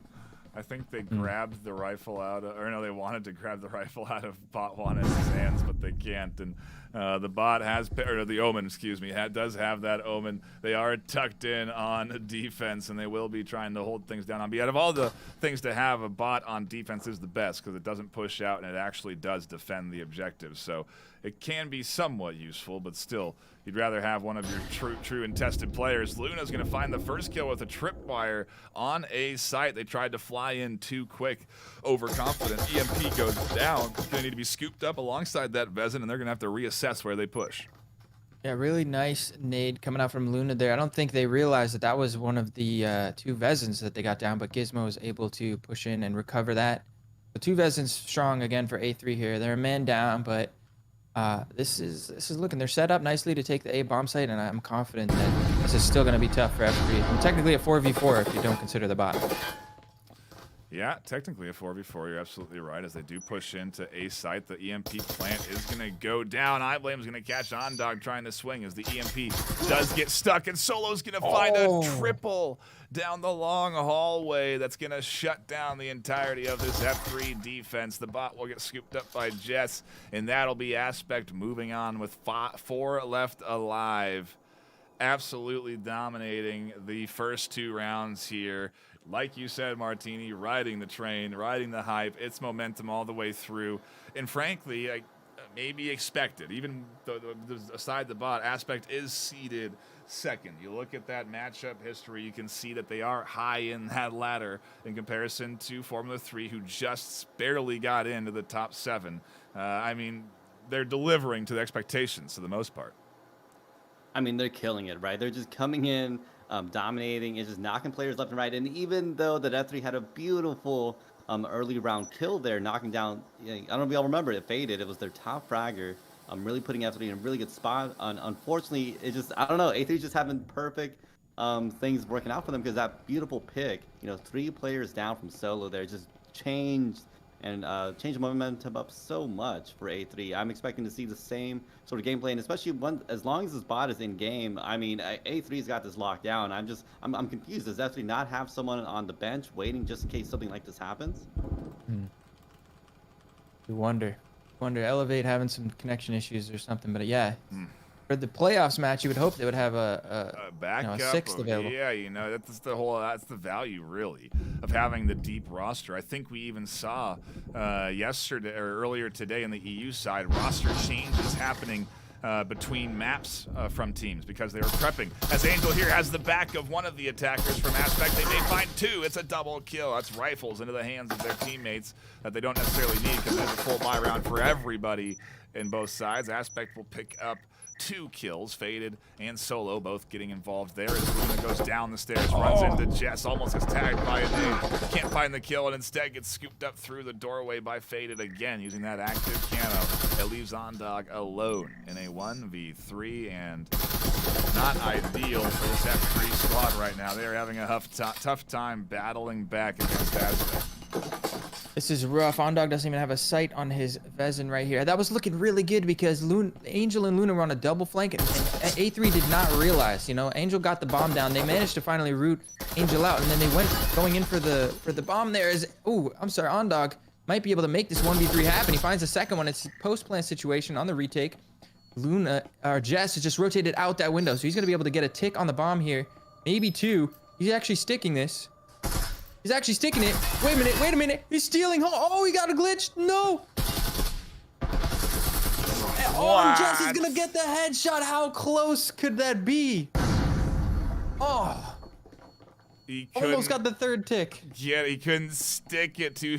I mean, hey, you're in Martini. The hands are trembling at this stage, and I mean, you need to have some surgeon hands to get these defuses there. I mean, man. I don't know if y'all saw that. It was literally about to finish for that 3rd tick. I don't know what was going on the A3 side there, but F3 almost had the beautiful clutch up from Ondog. I think it was a 3v1 clutch up right at the very end there. But to your point, those shaky hands might have been a little too shaky as they caused that 3rd tick to just fall away. And I think Ondog did do the smart plan there, which was pull off, because I think the amount of time that elapsed, A3 could have easily just swung in, going for the shot, and it would have been a loss anyways. But unfortunately, if Ondog actually had just held out to the very end, that would have been a round win there, death or not, right? Phil, I've got my Protube here, and I'm theory crafting how that can be utilized to stabilize the defuse. You could defuse with your whole shoulder, right? You could really kind of. I think the actual issue. Oh, an instant pick. Ondog getting a little aggressive, but Luna managing to trade that out with the nade.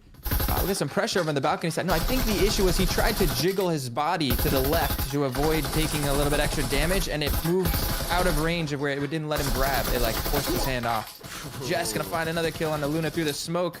Already up with a 4-3 advantage. A3 looking great into this round. And Elevate. I mean, a guessing game there on that smoke battle. Absolute confusion and chaos as they blind fire. And really an interesting play from Luna to stay tucked into that smoke and try and wreak some havoc in that doorway. Definitely a big threat. Stalls Aspect for a moment, but they continue to barrel in to the bomb site and push the backside of B as Utility gets tossed down, and Bot and Angel are tucked in. Elevate has come back in, so there's not a bot, but that doesn't seem to matter much. Solo scoops up 2 headshots. Elevate has a nice nade. They'll get punished for tossing it. Won't find the kills, and 4 left alive for Aspect. We'll take round number 4. We could be heading to our second matchup pretty soon at this pace. I hope everyone that's getting ready for that's in that second match has been tuning in and watching, because we are flying through map number 2, Martini, and all they need to do is take 3 more rounds, and they've got themselves the series, the advancement on through that round 1 into the semifinals. I mean, the way I'm looking at A3 right now is just smart, dominant, coordinated. Like, what other adjectives can I give to A3 right now? Because they're just killing it. Again, they are on the attacking half. We might see some crazy gameplay from F3 when they're attacking, but just seeing how A3 has played out map 1 and now map 2, they're showcasing that they really do deserve that top seeded spot. And I don't know, dare I say this is like championship level gameplay here that we might be seeing. I would bet for A3 playing in those finals. I don't know who I think they can play against. I have some ideas, but A3 has just been playing so well right now against F3, which again is another top tier team. But I'm not quite seeing the same gameplay from them because A3 has just been so dominant. If you're one of the two teams that is playing next after this, you are watching this and maybe getting a little nervous because you're going up against the winner here. And if it is going to be A3, then they're looking pretty dang good right now. You got to be doing some research, trying to tuck away some strategies into the mind and preparing for those next weekend because it's only 5 days away at this stage, 6 days away, just around the corner. And man, it's exciting to be getting ready for the semifinals and finals on the 20th and 21st. But we still got action here unfolding. F3 could still put rounds on the board as they found that first kill and quickly lose their KD advantage. Yeah, F3 already a man down. I mean, they do have Elevate back in the server now, so being 5 strong, we're at an actual 4v4 here. But if they don't start scraping these last 2 rounds together, this could be over before it began here. I think A3 has all the momentum, and F3's got to do something to stop it as Elevate finds a nice headshot onto Faded, and this is their chance to put a first one on the board here on Hideout. Yeah, I think a nice 2-piece would be good. Would be a nice foot in the door. They could put on a nice, solid offensive set. Who knows? If they even tie this map, then it guarantees a third map. So we could play that third map out without a winner here in map 2, but that's yet to be determined. That even is a bit of a road ahead of them. It's not impossible, especially if they can lock in these next 2 rounds. Losing Elevate to a nade from Gizmo is rough, as Luna, Bot, and Ondog are all that stand between Jess, Gizmo, and Solo in a 3v3. Yeah, this is an interesting attacking idea from A3. They have a little bit of map control, but there's so many angles, and the F3 is pressuring all of them. You got Ondog over in the projector room, or the theater room. You've got Luna over in the garage, ready to pressure through piano at any point. The timing there, it's just almost spotting Gizmo out at the piano. And Bot tucked into the connector, so it's really so many angles that A3 has to worry about while pushing in here. And in a 2v3, they could do it, but it's going to be tough. As Ondog finds a nice little cheeky pixel angle from the stairs, and that's going to be Luna's trigger to move in from the garage, but Gizmo gets a nice 180 snapshot. It's a 2v2 now. Suppressive fire coming down range onto Ondog. They're trying to peek out and deny entry there as Bot finds one. Gizmo's alone in a 1v2, holding things down. Gonna scoop up that Vezin and try and regain control over A site. EMP, where is it? Where is it? Is it on the wall? Is it in their hands? Is it on the floor? That's the question. They gotta find it, and you can see them scouring for it, looking for the indicator. It's just to their left behind the couch. Already down behind the kneecap of one of their teammates. Do they know that, though, is the question. Will they go for that EMP, or are they on the hunt? Maybe they're going to try and get rid of Ondog first before they do try to plant anything, because Ondog has the ultimate angle, but they can't get to Ondog because Bot's watching the other side. That's a beautiful setup right there, Martini, that gets F3 a point on the board. I mean, it just goes to show you that Aspect isn't just going up against any slouch of a team. This is F3 we're talking about here. They've got strats, they've got skill, they've got map understanding, and that was a great hold from the duo there. I mean, just think about what Philibus told us in the previous game, that even though it was dominant, it's not because F3 was slacking or doing bad. A3 was just that good. And we can see here that A3, if they make any mistakes, F3's always there to pick it up and make something happen there. And to me, when I'm looking at that previous round, all I'm thinking is just beautiful angles, right? You have players like Ondog providing a lot of pressure from off-site, from really weird off angles that I think even A3 players were not expecting to be shot from. I think they're just about to enter site and they're like, where am I getting shot from? And it's just like some crazy off angle by the stairs, right? I wasn't expecting that sort of angle there. But F3 just really, pulling it together and making something happen, and they finally punched back, getting themselves around against A3, and this might be a good momentum switch up, right? We're seeing a lot of Vezins now back in F3's hand. Can they push against the momentum that A3 has really gotten for themselves? We'll have to see as we get into round number 6 of the first half, the final round of the half. It's why you see so much utility being bought here and thrown on the floor, because they're spending all the cash they have, because we're going into a reset after this. We're going into pistol rounds after this. F3 need this second round to really enable them with a little bit of wiggle room on the attacking side for a chance at a map W still. It's not out of the picture yet, Phil. They could pick up a dub. Yeah, and Ondog getting traded out with the initial pick, simplifying things for the defense. That takes away a little bit of complexity that A3 can put into this attacking idea. I think that's good trade for them. But yeah, like you said, this is a vital thing. They need to take that one round that they've got and turn it into some momentum and string it into 2, maybe take the next pistol, and all of a sudden we're looking at a tie game 4-4. But A3 is just on one right. I mean, A3 is syncing, everything is working, their shots are hitting, they're coordinated. It's going to be a tough battle. I like the way that they're playing tight and sight. They've got a lot of map presence on F3 on the defense. You got Luna actually roaming way up on the 3rd floor, ready to get a backstab no matter where the attack comes through. And a very just a good setup from them right here. Let's see if they can execute as the attack does come into the B bomb site here. Gizmo pushing in, going down to Angel from that boosted spot up on the parkour. Man advantage over to F3. They managed to get down into the bottom basement. Faded vaults in and is here.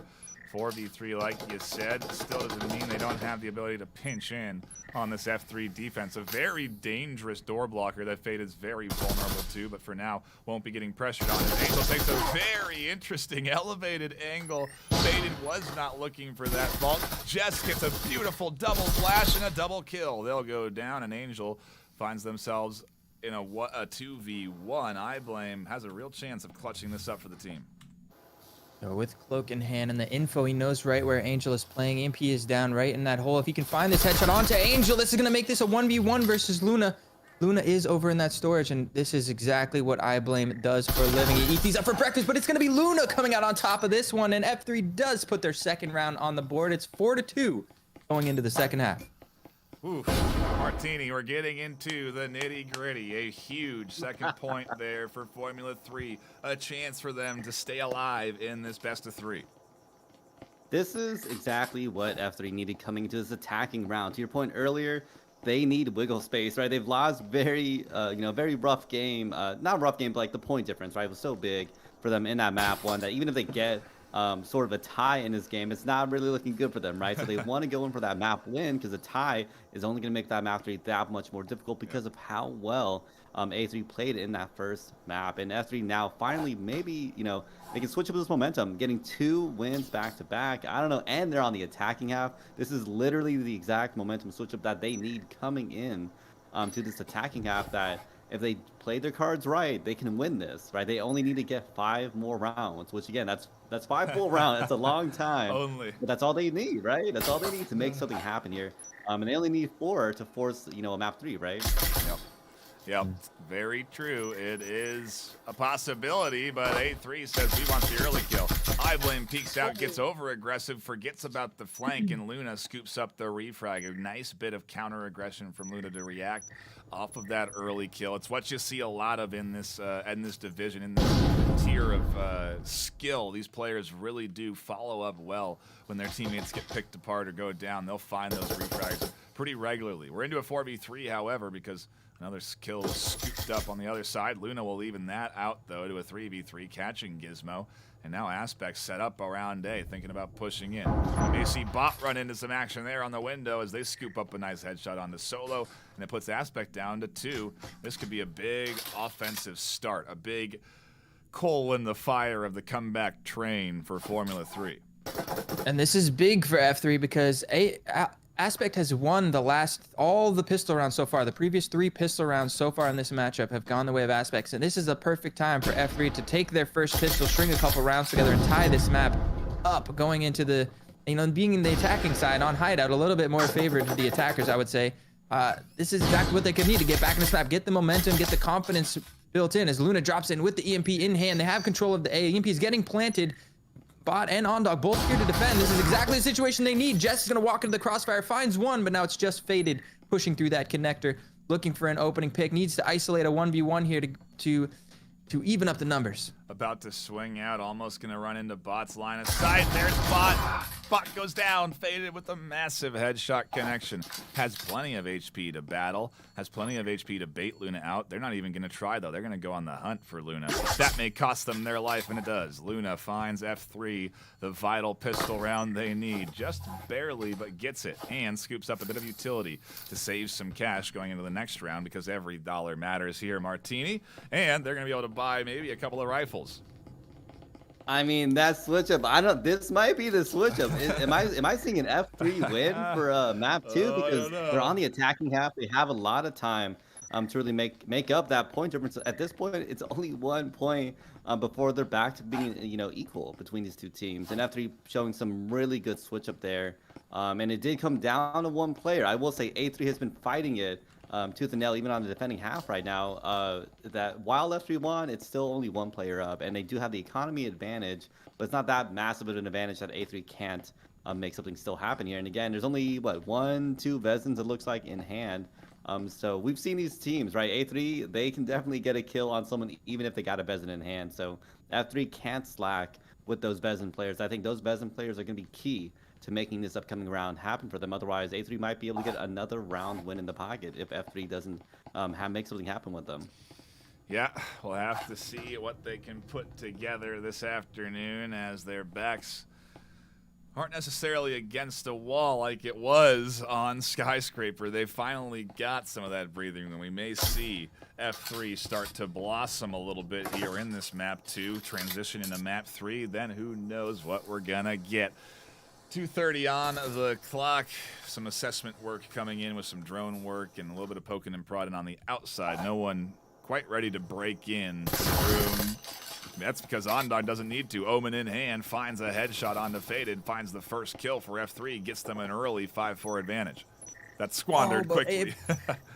I blame once again peeking out that family. I mean that theater room window. I mean, this time there's no Luna there on the backside on the flank to trade that out because they're pushing in the basement. But that's crazy. The mind games from I blame, knowing that he got traded out doing it last time, thinking they're not going to expect me to do it twice in a row after it was a 1-for-1. And Solo finding another 2 pistol kills on the side here. This could be all falling apart for F3 just as the momentum was in their favor. That's a Vezin down, but they do recover the Vezin. 2 versus 4 now. That's a lot of work they got to do to get back into this round.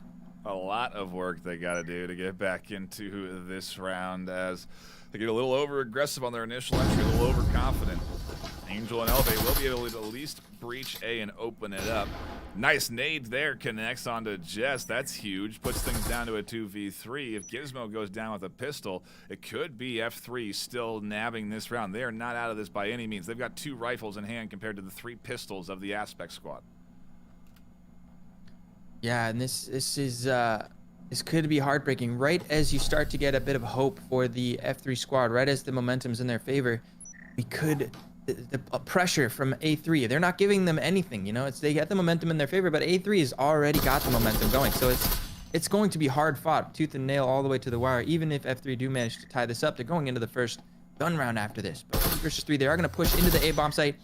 Gizmo tucked around the corner, and I blame my aim also has worked into the saw where they cleared out with the nade. They're not going to expect him to be here. He gets 1 and trapped in the crossfire. Angel's going to have to hit a 180 flick. He does hit it. It's a 1v1 now. Solo working it through the arcade. Angel has no idea where he is. EMP in hand. Yeah, this could go anybody either way. Like, that Vezin is on the ground right next to Angel, which is crucial. He's going to be able to control that. But if he rotates into B here, Solo's in position to wrap through the back. He might pick up that Vezin on the way through. Where's the EMP? It's in Angel's hands. They could go all the way to the inside garage. Do they have foam? Maybe they could open up B wall. No, they're going to go an interesting plant here. Maybe they're going to try and wallbang defend this. He does have foam. Well, what is the play? Plants down. Solo is Solo, trying to clutch this up for Aspect, but F3 could really tie this thing up 4-4. The plant alone is big because it puts cash into their pocket, nets them nice economy boost. If they do lose here, I like this play. They're going to open it up from the other side. Almost kills themselves. Look at that, 13 HP. Would have been tragic. Oh, can you imagine? Oh, can you imagine close. Oh, some tracking issues there. They don't have a stim either, so it's going to be at 13 HP 1v1. Solo sees the hole in the wall, I think he's figuring out what's going on. He's solving the puzzle, but the headshot from Angel is going to seal the deal. They do manage to recover, and the F3's hopes and dreams of winning this map are still alive as we're tied up 4-4 going into the first gun round. What a incredible series, Martini. This is shaping up to be. F3 are back in it on the attack off of a massive clutch double kill on the entry point there. You know, I was about to say that was about to be a clutch turn failure because of your own being a little too close to the breach wall there, but hey, it's still clutched up in the very end there for F3. And I mean, I told y'all, you know, it's gonna really come down to the Vezins, I think, because A3 we saw like they played very well at the beginning of that round, playing very aggressive, I would say, on the defensive side. You could argue sometimes they're not on the defending team. But it didn't quite work out for them, and even though they had the strategy in hand, they whittled it down all the way down to a 1v1. That economy disadvantage has made a huge difference for us. We saw those Vezins really come to good gameplay there as they were able to come on the site, get a lot of picks there. I think it was like 2 or 3 players left, and they whittled it down all the way between a 1v1 with both Vezins in both players' hands, right? And it came out for F3 in the end there, and now it's equalized, right? Equalized for F3 that maybe this momentum is looking really good for them. It really is. They are here, leading the charge into our next round, all tied up. But so is the economy, Phil. It's all tied up here, already in to our early fight. Angel catches a kill outside of the lobby. I've been calling it. What was the other word for it? That a family room. Family room, yeah. That was what the site was called. But regardless of what it's called, they've got control of it and are getting ready to push into A. Lobby, some people call it lobby. We got home on the A wall though, but 3 members here to defend. The tripwire is gonna get the kill onto Elevate there, and Solo is here fighting for that A bomb site as well, finding another kill. F3 really need to finish and deal with Solo, and Luna with the pistol is gonna be the one to answer back. Hopefully able to pick up one of these dropped Vezins now, and it's a 3 versus 3. Health syringe on the floor, available for Luna to get back to full health. Vezin scooped up back there, so no need to push up and get over aggressive. Gizmo tries to find a tight angle over the top through the hole in the wall to catch out a kill, but can't quite get it. And for now, it's a kind of an awkward pattern. Where does the play go from here? Do they go to the EMP plant because they have it on Luna? Looks like they are talking about shifting over to B, and I blame my aim is still tucked in on this globe position. The question is, how big of an impact is he going to be able to have? They're walking their way in slowly. Oh, and here comes the audio cue. He's going to swing out, finds one, does not manage to finish the second bot with a nice snapshot, but the rotate is coming in 2 versus 2 now. Gizmo tucked into that connector. The EMP is down. Angel is going to be able to recover that, gets that planted, but Jess going to be going for the flank. So Gizmo and Jess going for the split retake setup. How are F3 going to handle this? Gonna be a matter of executing on the pinch. Aspect have been executing well so far today, but F3 are on a roll. They're winning rounds on offense left and right. They could have a chance of taking a lead for the first time all series. Bot battles down Jess's HP bar to half. Angel still holding and catches a beautiful headshot onto the double for a 2-piece. 4 for 5, 8, and Formula 3 go up by 1 point off of a huge comeback, off of big plays, big double kills. Martini, this is what we're here for. This is championship gameplay. This is postseason action. Aspect are fighting for a chance to move on to the semis. You're muted. Oh my God! You're showing off the technology. The quad. Anyways, that's the quadcast mute. It's pretty nice. Anyways, sorry, I was like typing stuff. But anyways, F3 showcasing that it's not over till it's over. Even with A3 showcasing a very dominant performance on that attacking half, as we've seen, F3 they just had to scramble together a couple defending rounds against A3 because on their attacking half they have just been killing it right now. I mean, A3 I think has not won yet. Someone correct me if I'm wrong. Against F3 on the defending side, and I think at this point F3 has the foot on the pedal. Just gotta push it down, keep that momentum going forward, and force this into a map 3 because it's looking more and more likely that we're gonna be seeing a map 3 between these 2 teams. Coming up, it is Phil, a 5. It really is. A 5 round win streak, I should say, right now that F3 is on, and a bit of a force buy coming out from A3 with a couple RCPs in hand. I think with the max loss bonus, they're able to splurge for these RCPs and still be able to buy next round. Gizmo going to be the first to drop, but a nice nade there from I Blame My Aim is actually going to catch Angel off guard. And yeah, the first lead of the series for F3 here. Luna is It's behind exciting. Ivan. They're going to be ready for Ivan to the right. No, they don't snap, and an RCP comes in. I say MP for some reason. It's an RCP. Comes in and finds the kill, and F3 are down to just 3. Can this 3 beat the 4 of A3 is the real question, as I blame Solo, Jess, and Faded are still alive and well, holding things down with minimal weapon, of course, RCPs and 2 Vezins in the hands, but they're doing fine enough with it.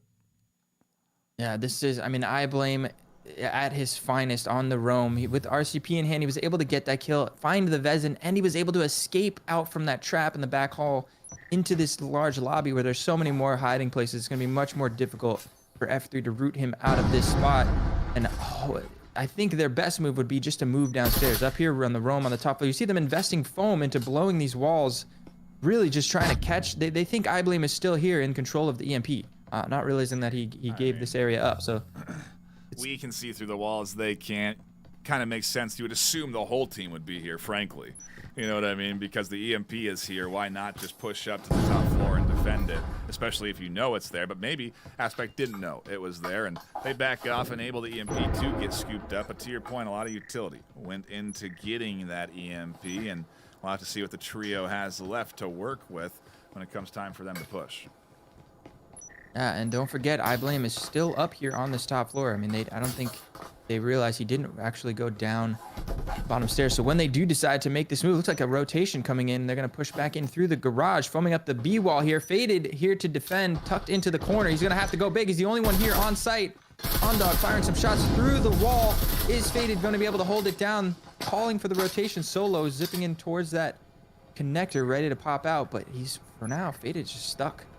Stuck in B, pushing in on B side. iBlame finds Elevate down, and it's OnDog and Bot trying to get in to B here. As OnDog could plant, but is vulnerable to Faded peeking out. Scoops up 1. Still, though, has a lot of HP, a health syringe in hand. Could clutch in this 1v2. Sees Solo peeking and is ready for iBlame on the other side. Anticipating things nicely. The RCP is there, and they can't catch the headshots they need. iBlame finds the kill. That's a rifle into the hands of Aspect. That's a big comeback round for them. We're tied 5-5 in map 2. This isn't over yet, Martini. It's just crazy. All out mayhem from both of these teams. I mean, A3, they've been on these, bad economy disadvantage for a good minute now against F3. And we're seeing, F3, even though they lost that round, they still have a good amount of cash in the pocket to buy the Vezin still, even on a loss, and still buy a lot of utility because they've saved up so much from those previous round wins. But A3, this is really, I think, this is it, right? I think this will basically decide who is going to end up winning this all. Because looking at the economy, whoever loses this, it's not going to work out well for them. And it's going to force them to a pretty strong economy disadvantage in the upcoming round that I don't think they'll be able to fight themselves out of. But we'll have to see. A3, they were on the economy disadvantage. They're on the back heel, and they came back with those RCPs in hand, right? Yep. So definitely excited to see what comes out from that defending side here. But F3, they've been on the momentum. I would not be shocked if they push us all the way through. Again, F3, they just need one more round to force a map 3 here.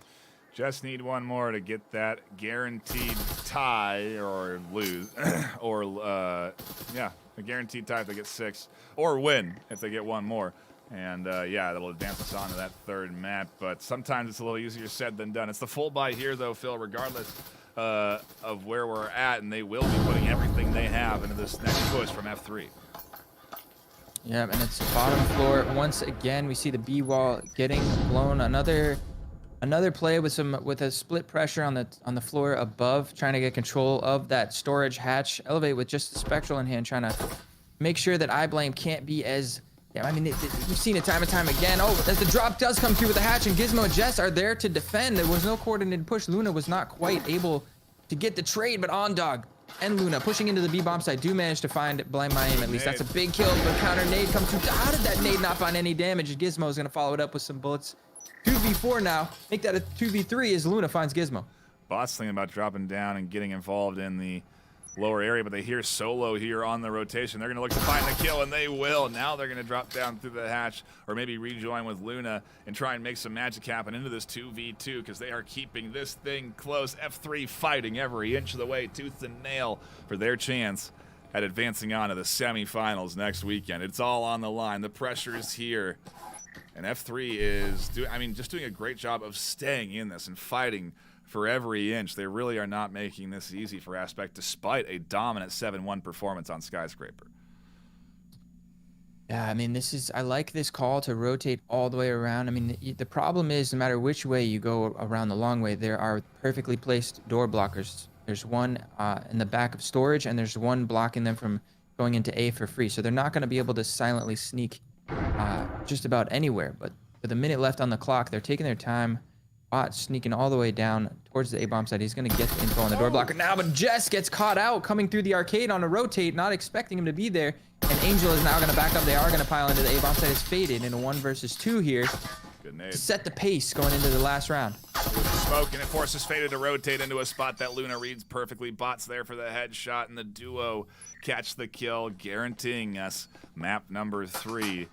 Pretty solid job. They could still, however, get the win and then make this map 3 the decider, because the reality is they then can tie or win map 3. It's the math.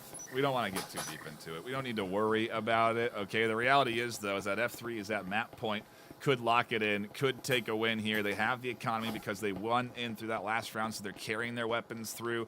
And look at the economy of Aspect, Martini. It's struggling, right? I mentioned in the previous round, whoever wins the round is going to come out really well. And sometimes that economy advantage, regardless of how well your team is, how good the gun skill is, how good the strategy is, it's hard to beat a Vesm when you got that, a Spectral in hand or an Omen in hand, right? And that's what we're seeing here. A3, they did, however, win earlier. I'll say that. They won with that RCP round, and we might have to see the same thing here where they're somehow winning on their economy disadvantage rounds instead of the rounds where they're even with F3, which is actually kind of funny. But it still matters. Win or lose, they want to come out of this and force a tie to minimize how much F3 is going to win this fight, right? Yeah, it is. Oh, man. A big round for both teams, obviously. The tie for Aspect puts them in a decent spot. They can then tie or win that second map and take the whole thing. It's not exactly where you want to be, but you want to at least get this round. So Aspect are going to be fighting hard here for it. The smoke deployed by Faded to deny vision of the drone. That drone's dipping into the smoke, trying to see Faded in the smoke. I think they'll spot Faded on the corner. What a creative use of utility to try and prevent this team from pushing into Garage. Yeah, let's say he did that on purpose. I don't want to sell him out and say that I watched him fail to throw it over the wall three times and then said screw it and just let it fall at his feet. But it did end up paying dividends as he was able to hide from that drone. So you work with what you can get. Maybe a happy accident. But it does look like still the focus is the Garage plays. I Blame My Aim once again finds a cheeky angle from the living room and gets a headshot onto Angel there. I mean, that's usually what happens when you try and get a little bit too aggressive. There are players watching from the flanks, and I Blame is here ready and waiting for anyone to push in from the backside. Solo also is slowly working their way up, and it's a long hallway to cross to get to this team in Garage. But if they do make the trek, they'll be in a good spot to flank almost all of the F3 team, because they are stacked here on B. They can't linger too long, or else that flank does become a reality, and they need to move into B site, which does seem to be the plan. As Elevate goes in, Solo finds the first one, looking for more over the top. Is Faded here, guards the inside of B in a pause before they decide to full commit into this B site. So far, A3 is making this work somehow. They've got 3 Vesents in hand now. They've been finding the kills that they need to. It's a 4v3. They have the man advantage. Faded with his Omen is still being a nuisance in the back of the B bomb site, and F3 have not been able to get a firm grip of this round. And as the stim gets tossed over to Faded, the nice wall bang from Bot. That's the second wall bang. Both of the kills they've got this round are Bot firing through that wall. So I think it's going to be a fight for the B bomb site, and it's going to be the deciding round for this map. Is F3 going to walk away with the win, or is A3 going to hold out for the tie? Getting aggressive is Ondog, finds one, expecting Solo to peek out, finds 2. A beautiful connection there that puts them into a 1v2, with I Blame having to lock this entire thing in. Finally taking that treacherous trek to the back of Garage and maybe flanking the duo. Well, 2 versus they're ready. 1. This is what they're watching the Garage pretty diligently, Phil. Chance for redemption. Yeah, they know he's here, but I blame my aim is capable of hitting a couple of headshots here. He didn't maybe just pull it off last time. And Luna, once again, Luna was there to shut down his 1v2 last time. He's out for vengeance this time. This is the last round. There's no value to saving. Just about 30 seconds left on the clock. Right about now. Luna behind the bomb site, and once again, Luna comes out on top, and that's gonna be F3 winning map 2 and taking us to a map 3 decider. We are headed to a map 3, Martini. You wished it into existence, you genie. You've cursed it into existence if you're an Aspect fan. But we are headed to a third map for this best of 3 decider. I mean, beautiful stuff, right, from F3 there coming out in the end. I'm just shocked how well they played and really switched things up for themselves going into the this upcoming map, right? I think it came down to A3. Their defense maybe a little too aggressive, and obviously it didn't really quite work out for them against F3 as they pushed this all the way through into a 7-5, right? Yeah, we went the distance there. All 12 rounds played out in our second map, unlike our first one, which we blasted through 7-1. Aspect in Formula 3, Phil, it's delivering to my expectations, hopefully to yours. This has been a great series so far. It is hype. Now we're going to a map 3 decider. I mean, we were talking about it. Map 3 maybe needed to warm up and wake up on the server. I think maybe they just got off to a bit of a rough start there on the defensive side of Sky and weren't able to quite bring it back. But now they're here. They've taken a map. They've got their confidence underneath them, and it's gonna be a brawl for the third map. Like I said, I was hoping that this was gonna be a close one after the first map. I was a little worried that Aspect had ascended to another level, but F3 is showing up and showing that we're here to play, and we can definitely take this away. The underdog story is still alive. Yeah, it really is. I mean, what a stellar comeback here from the F3 squad. So fun to tune into. Happy to have tons of folks tuning into it, hopefully enjoying the action here this afternoon. And if you are new, hit that subscribe button. We'd love to see you back for next weekend, where we have the winner of both of these matches that we're playing out today advancing on to the semifinals and finals to play out. It's going to be awfully exciting, and I'm getting an indicator that we're just going to be jumping into our next map as soon as the teams are ready. So no break that we need to go into. As much as I would love to dive into the Formula 3 interview during a break, we don't need it. We're just headed to that third map, which hasn't been decided yet, although maybe it has technically because they've banned one map. So these teams know where we're going. We don't know what the ban was, so technically it's still up in the air whether it's ship or factory are the two options. And I think if we're betting people, Martini, Phil, where are we going? Ship or factory? Quick, before it actually gets picked. Factory. I mean, Okay. ship is just such an uncommon choice, but it does get played. I mean, one of these teams that might have I mean, just statistically speaking, one of these teams might have a ship in their back pocket that they want to throw a curveball, but statistically speaking, looking at the last time they played, F3 had the win, so maybe they're coming back here. And I'm going to go ahead and give them the go-ahead for when they are ready. We'll dive into it. It is going to be ship. We'll talk a bit about this before we get into that. Matt Martini, your thoughts on ship as our first and last map of the day. Right when I said my sentence, I'm like, you know what? This is a crazy matchup. I think someone's going to throw in ship just to really mess it up. And I was like, nah, there's no way. There's no way. This is intense. I mean, this ship's been out for a while now. These teams have had a lot of time to prepare some stuff. This could be intense. We're gonna get to see F3 starting on the attacking side. So you gotta wonder. I mean, we don't actually know who I mean, maybe we could look up who the home team and the away team was, but whoever got first pick, whether they chose ship as the map or they just chose defense and let the other team go with ship here, it's tough to say. But A3 is gonna be starting off holding things down on the defense. I think this was a surprise to Aspect because I just got a message from iBlame saying, never mind, we're taking a break. So they may be taking a timeout off of this map pick to say to reassess their strategies so they can better prepare for ship, because I don't think they saw this one coming. This is definitely a well, no, they had to have known because again they had the ban, so they knew it was coming. but maybe they want the break anyway so they can prepare for ship, which does mean that I will be able to get to play the interview for the F3 players, so you will be able to see that when we go to this break. But a quick shout out to everyone tuning in. Do not go anywhere. You're not going to want to miss Map 3 on ship between Aspect and Formula 3. It's coming up in just a few minutes.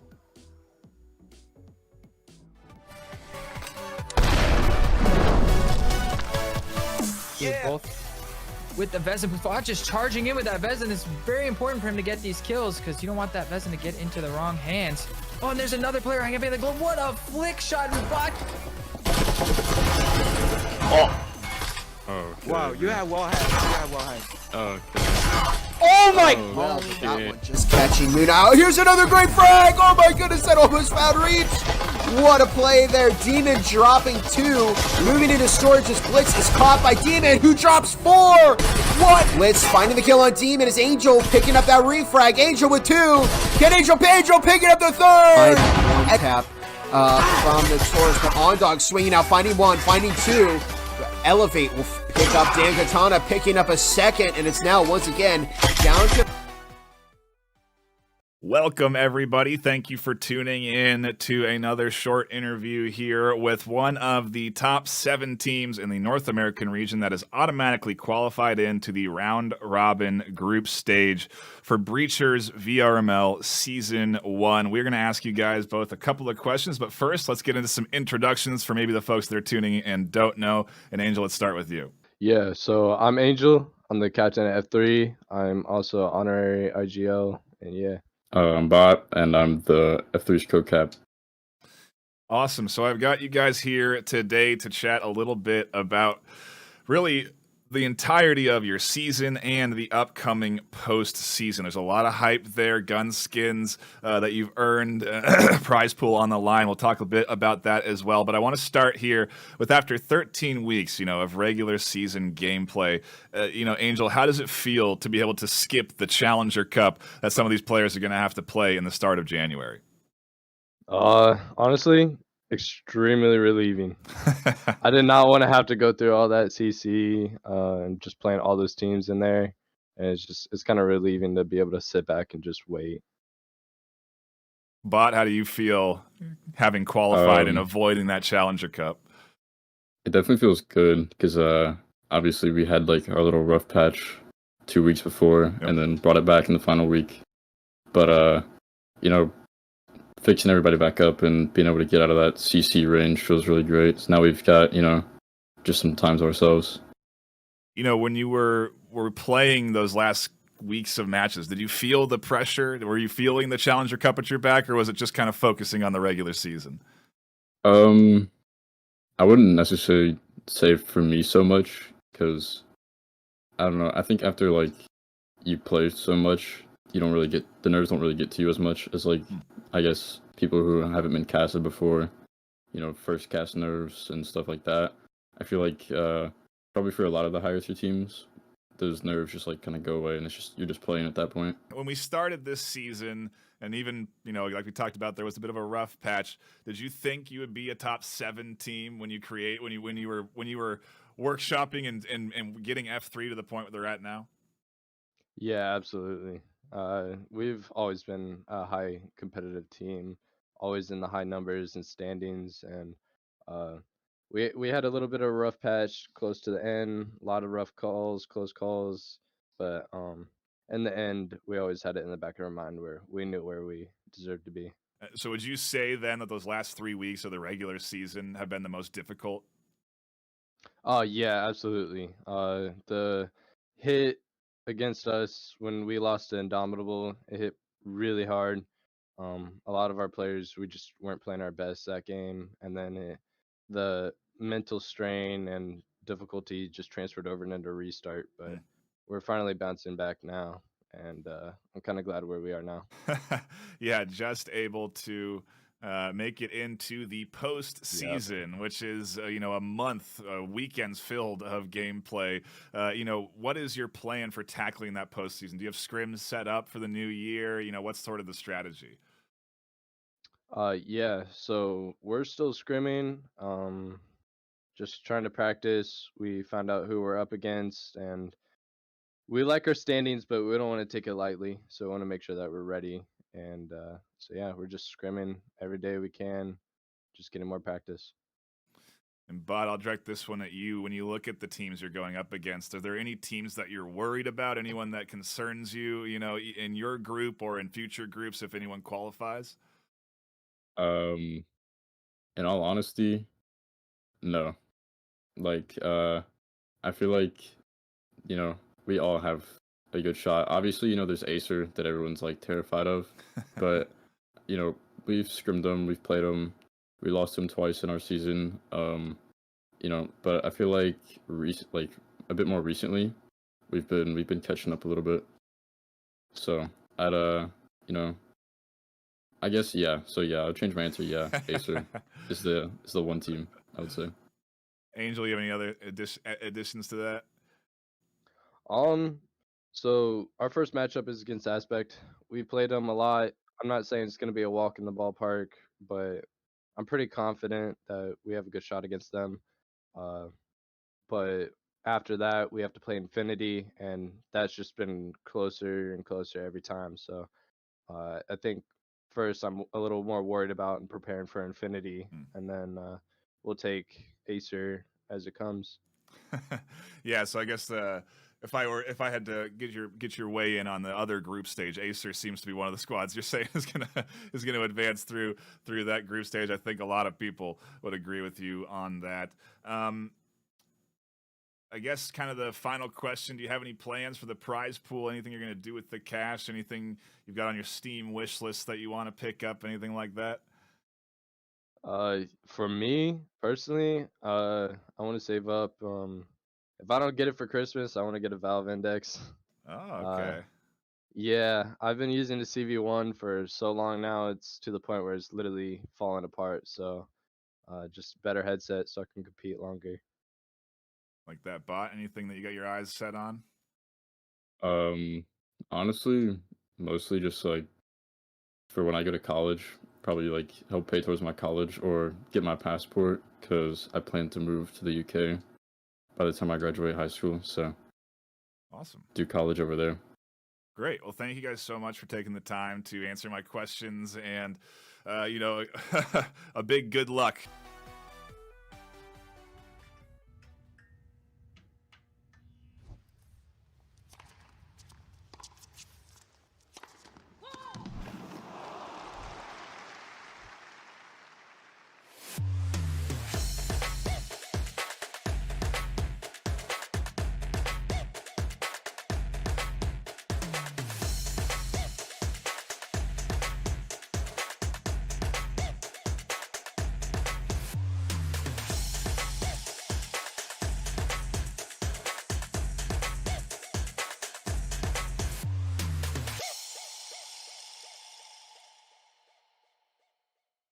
Ain't accepting, ignore, just kicking down all the doors. Guarantee you, boy, fast forward, it's gotta be real big. I gotta make it just for my kids and for their kids, just kids. That's wealth years and years. Promise my brother soon as he are back for map number 3 in this best of 3 between Aspect and Formula 3. The amount of threes that are at stake right now, Martini and Philibus, is staggering. I gotta pull up the scoreboard here so you can see map 1 7-1 to Aspect, map 2 5-7 to Formula 3, map 3 we are headed to Ship. Your thoughts on our third map of the afternoon? Martini, I'll start with you. It's just, and I think, we were talking earlier about what do we expect from these two teams, and I was probably expecting Factory. That's a very common, I always call it the bread and butter of, Breachers, because it's been there since the beginning. That's like the first and only map that was out at the time, but now, Ship is actually one of the newer maps that came out. Arctic, obviously, we'll deal with that in season 2, but Ship, one of the newer maps for the league, right? That really kind of came up in his previous season. And I know a lot of teams were very kind of standoffish with utilizing it, but I did notice that towards the end of the season, a lot more teams started using Ship. So I think we're seeing finally teams that are getting very comfortable with it and so confident with it that they're actually willing to use it in league matches, and not just that, but the postseason playoff matches on top of that. The quarterfinals, the top 8 single elim, whatever you want to call it. It is the hype But not the hypest. Next weekend's the hypest. But one of the hypest moments that we can get over the course of a regular season is the postseason. It's delivering at every capacity. These teams are clutching up with huge plays. I can't wait to see what we're going to get on our third map of the day on Ship.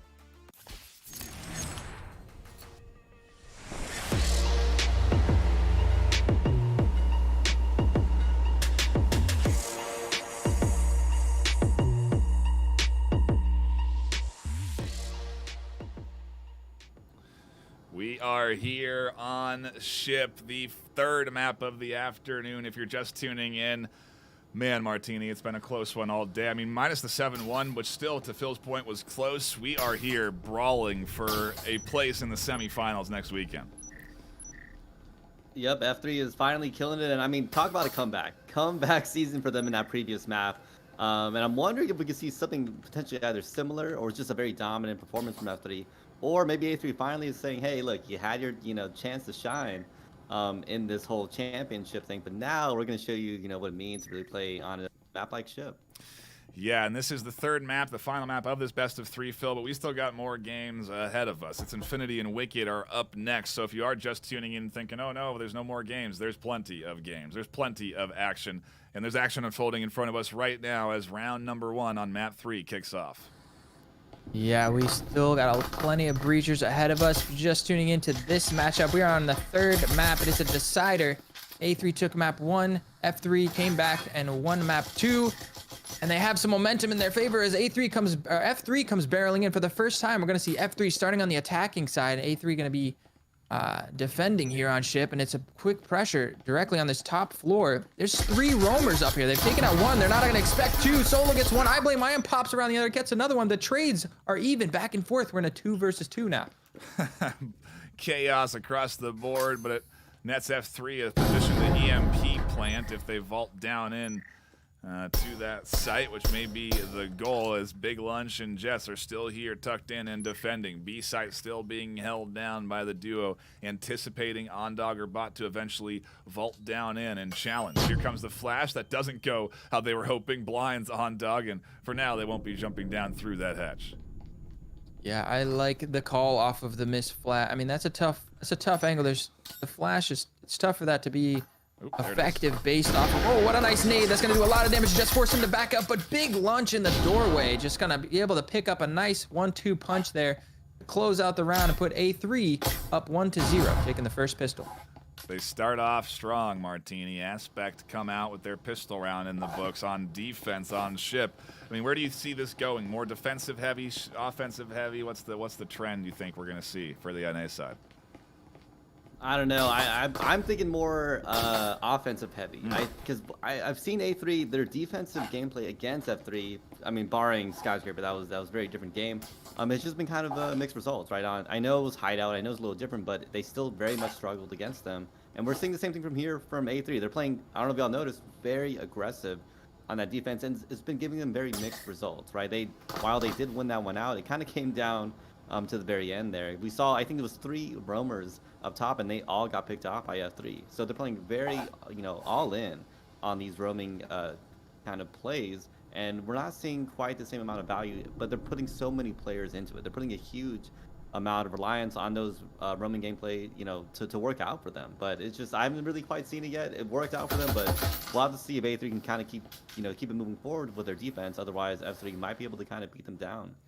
The push comes in from F3 out the gate. Another eco round for them because they did not win round 1. You do see that 1 rifle on Jess, so it's all they're really going up against. Not that much of a separation in terms of utility and, well, I suppose I say that knowing that they really ecoed Phil. Actually, I'm looking at their pistols now. They're all spectrals just with silencers and attachments on them.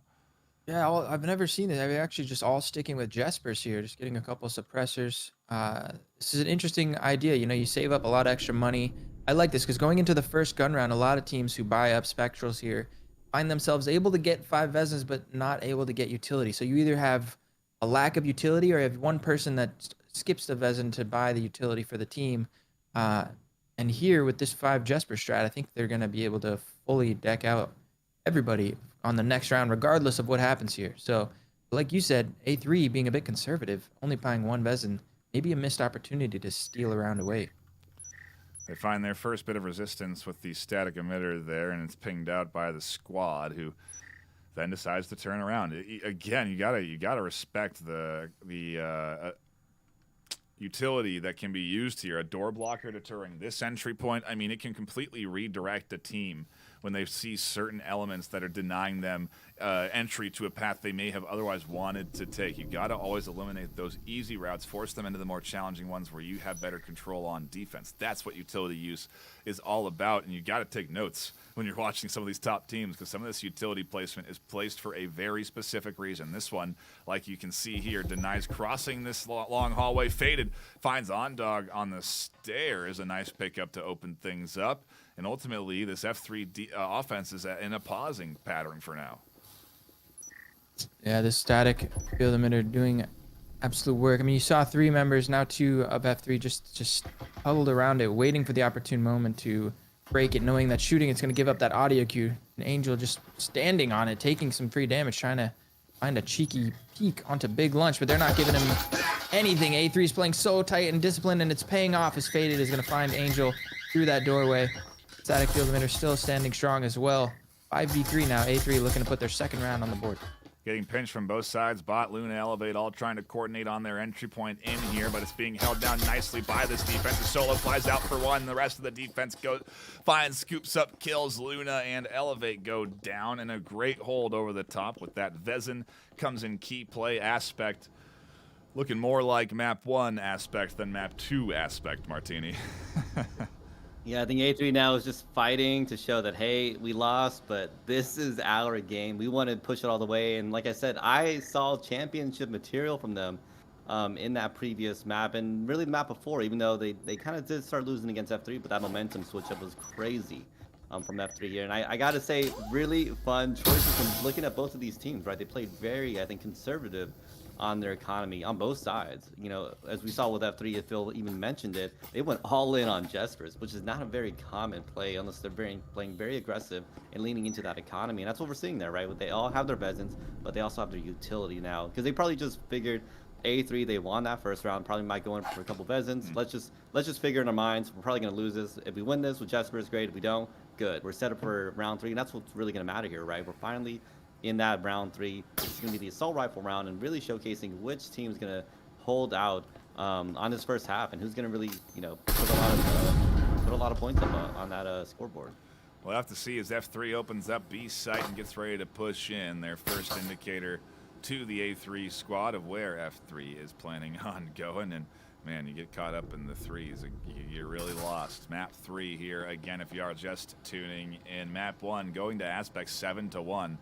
Really dominant performance. Map 2, Formula 3, clawed back into a solid 7-5 win. But map 3 here, going the way of Aspect so far. It's a defensive-sided map. I feel like Martini, I think, said offense. I saw it offensive-sided on EU, so, you know, who knows, depending on the factors that you're incorporating, where this, how this map shakes out. But for now, Aspect is doing a solid job of holding things down, and if anything, getting pretty aggressive with I Blame My Aim pushing forward here.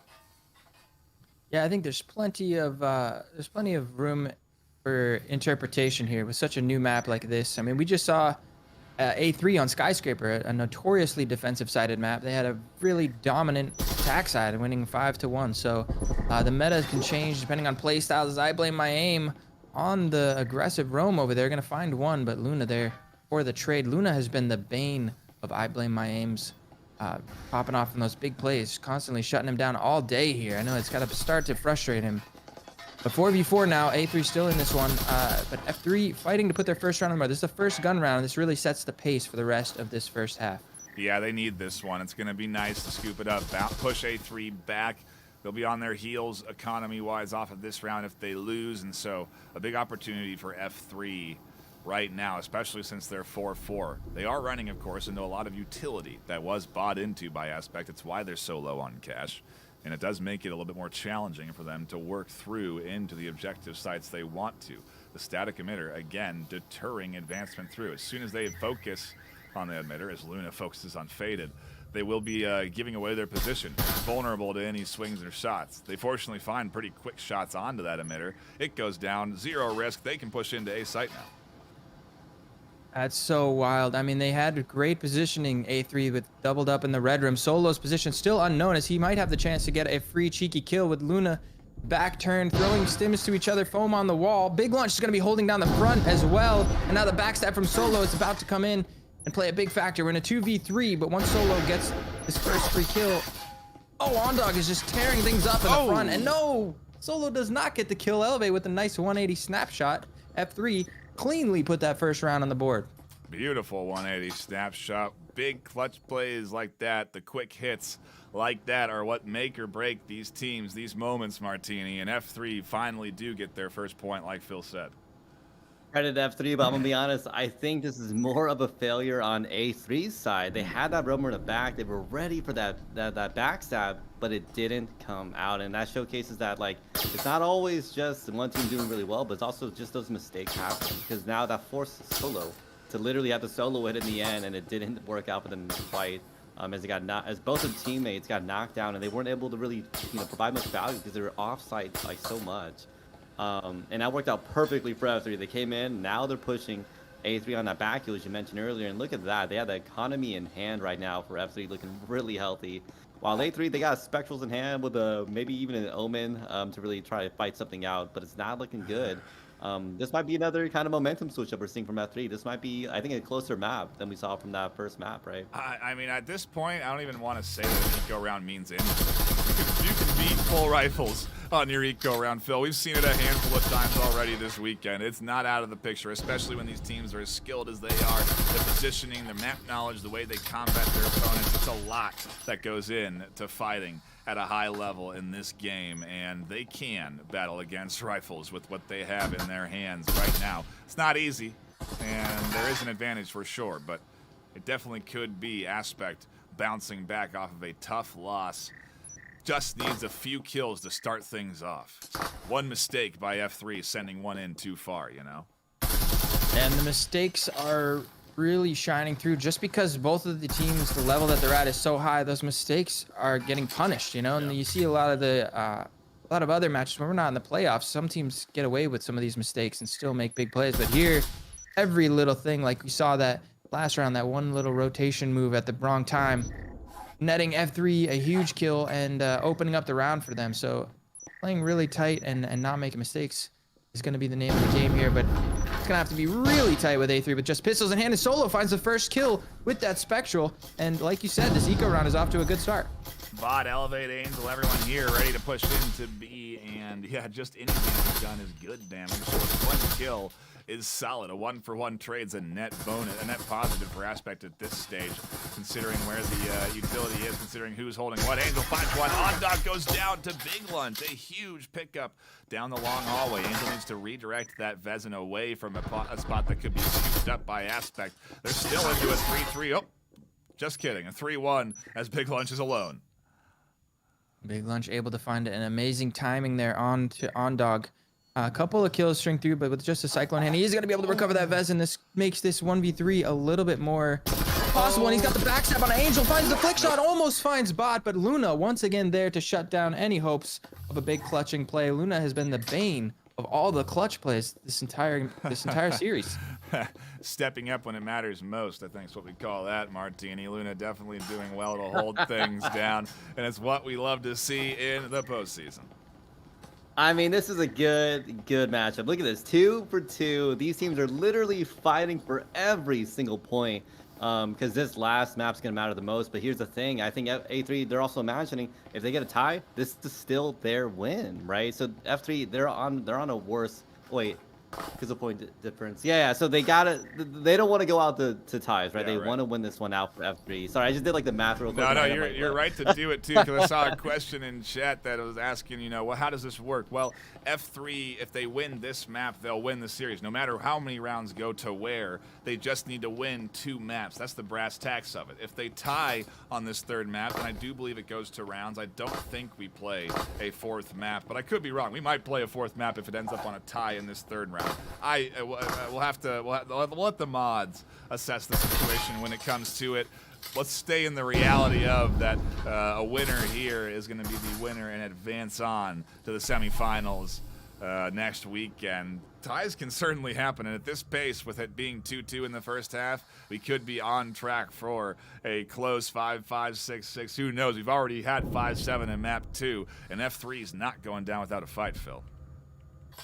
No, I would definitely not. And going into this next, I mean, this is a full buy round here for A3, so this is very important. And look at, they got a sneaky little downstairs lurk for 3 players on F3, just crouch walking through, not making any noise, and sneaking around the bottom floor, probably gonna make their way up the blue stairs.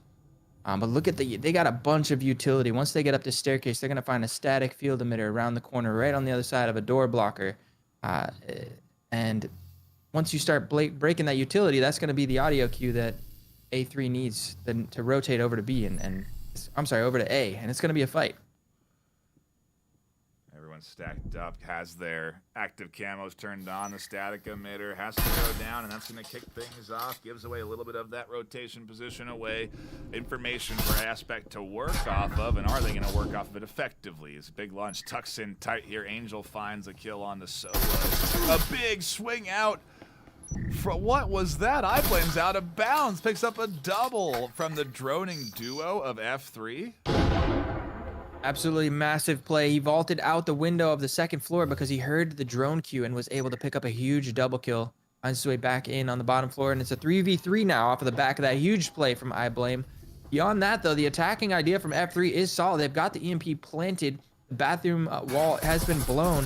And now this is a very difficult retake situation for the final 3 members here on this A3 squad. Yeah, it's not easy on ship to put together the retakes. The EMP defuses here. They've got to worry about the hatch above them. Oh, excuse me, I was thinking of a different site.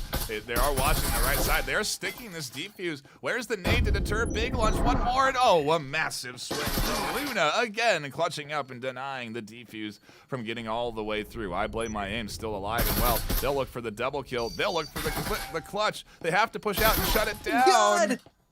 He defused it. He won. He was 2 ticks on the bomb already. He got the 3rd tick before going down to Ondog. A3 round. That's crazy. We're into it. Here it is. Here it is, Martini. The clutch moments, the seconds it takes. I think I imagine the A3's comms are just screaming. It's like, last tick, just go for it, just go for it. And that's exactly what they did, and it worked out perfectly for that. I think F3 just didn't even fathom how many ticks were left there. They probably were thrown off by, you know, the amount of shots being shot out there. It was a beautiful play by that player from A3's side. And I don't know, this is working out perfectly, but hey, look, they still had a couple players up, so F3 still didn't take too much an economy disadvantage there. It's still them fighting it out for them in the very end here. I mean, I'm excited to see what A3 can scrap together, because they got to just get a couple more rounds in the pocket, because I don't know, well, I think sometimes Ship can lean a little more defensive, but the way A3 has played so well on the attacking half, like we saw on a map like Skyscraper, I'm expecting to see the same thing from them on Ship. It's so hard to read the outcome of this afternoon, and that's why I love tuning in to catch it live, because you get to see the battle, to see who's the best, to see who goes to the semis to compete for that 10,000 in cash and hardware prize pool. It's on the line now, Phil. Yeah, and they are playing like it is. I mean, massive clutches. Finally, we see a huge clutch play come in. Luna not there to shut this one down. 3-2 now. A3 got to be feeling pretty good after that nice little ninja defuse. I blame my aim. Gonna pick up Ondog as a huge opening kill, but Angel is there, and the rest of the team piling into this front room. The kills are falling the way of F3 now. 3 already down on the Aspect side. They got all tucked back into A site. Use a little bit of that audio transmitter. Wow, Jets almost catches a kill with the RCP through the wall based off that audio transmitter. Elevate has 1 HP left as they got out around that corner.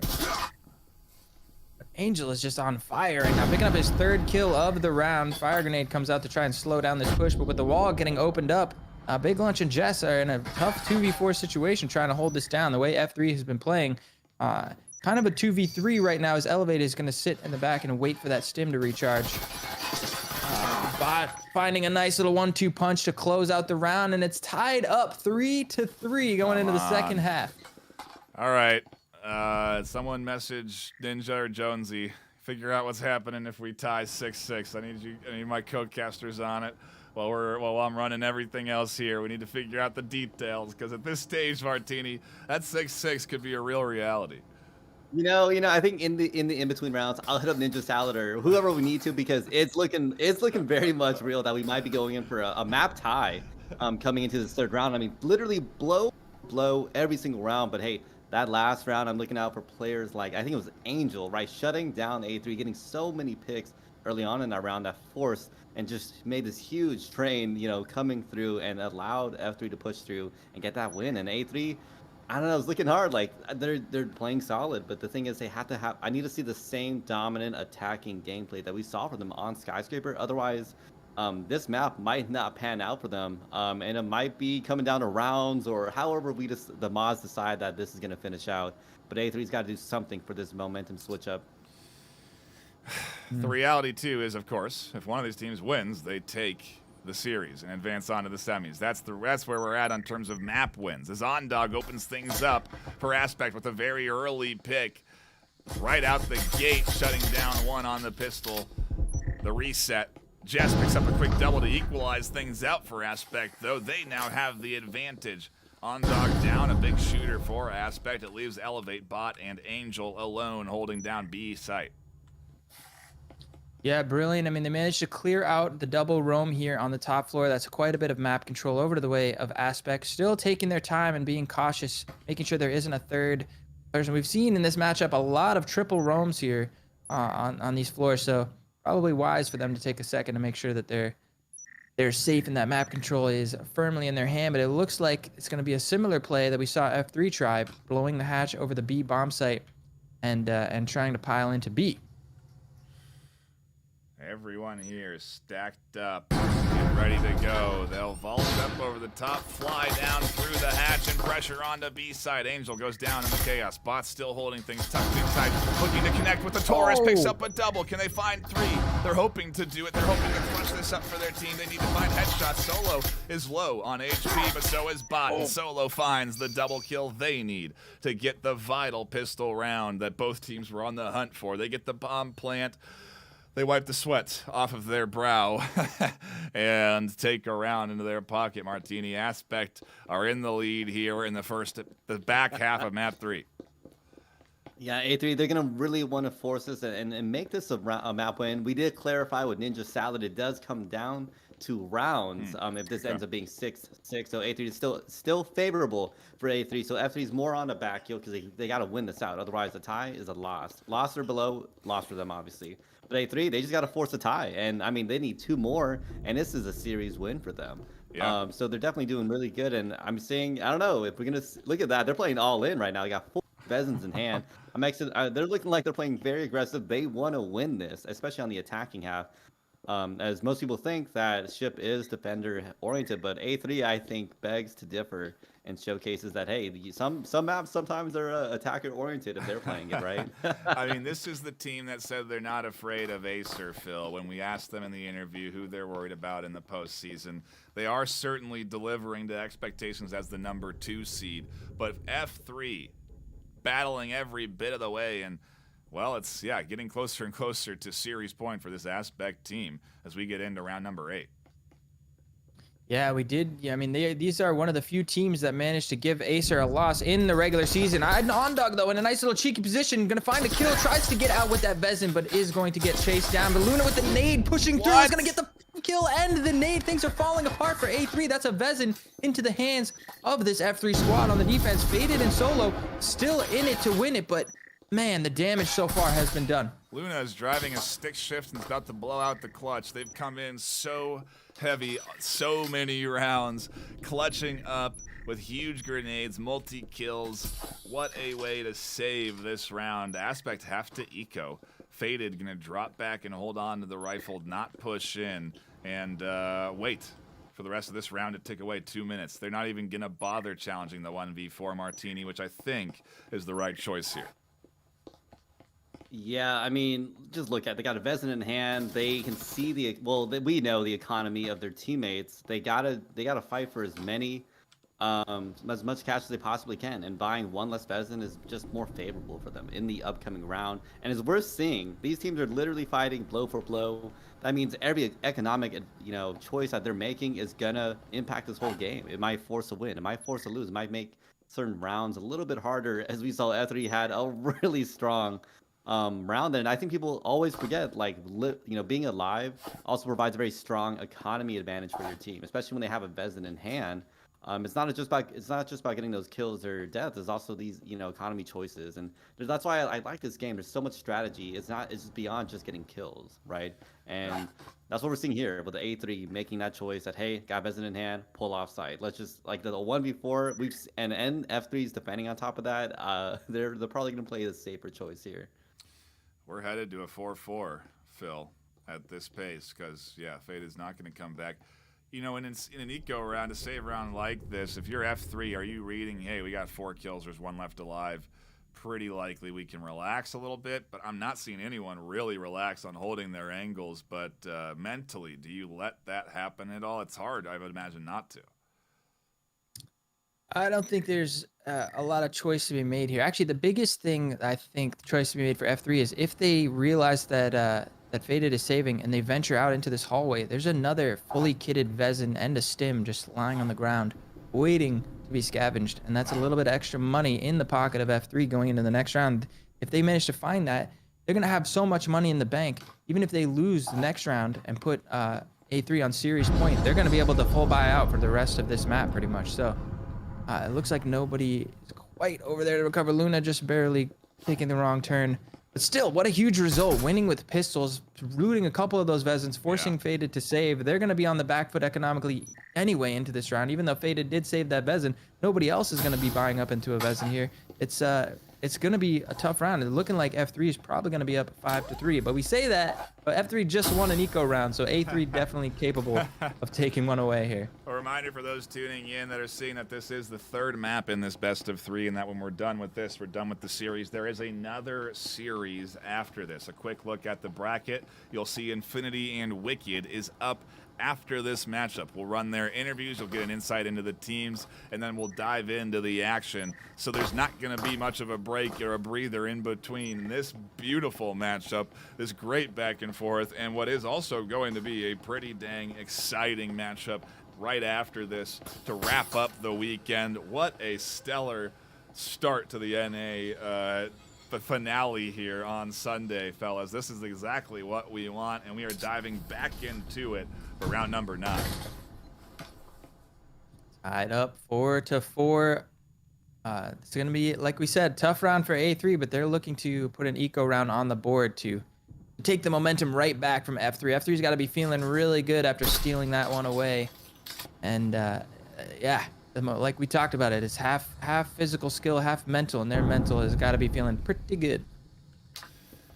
Pretty good indeed. F3 holding things down, fully kitted out, aspect attacking. It's going to be that way until we have a winner, or we're tied, and we'll still have a winner if that's the case. So it's going to be that way no matter what, and aspect have to start winning a couple more of these offensive rounds. They put, I think, 1 or 2 on the board so far, though, so they are at least battling back and forth. But man, it has been a back and forth. F3 tucked in, ready. Ondog finds the first kill of the round, takes out Faded and Aspect into a 4v5 right away.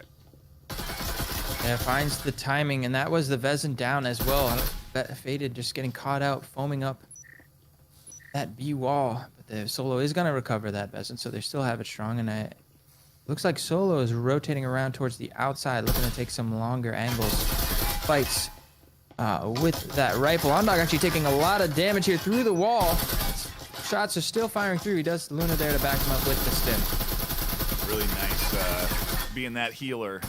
Luna clutching up with the heals, too. Really impressive stuff to see coming in there. But it does end up saving Ondog a little bit of effort in terms of healing themselves, having to toss the syringe, all of that.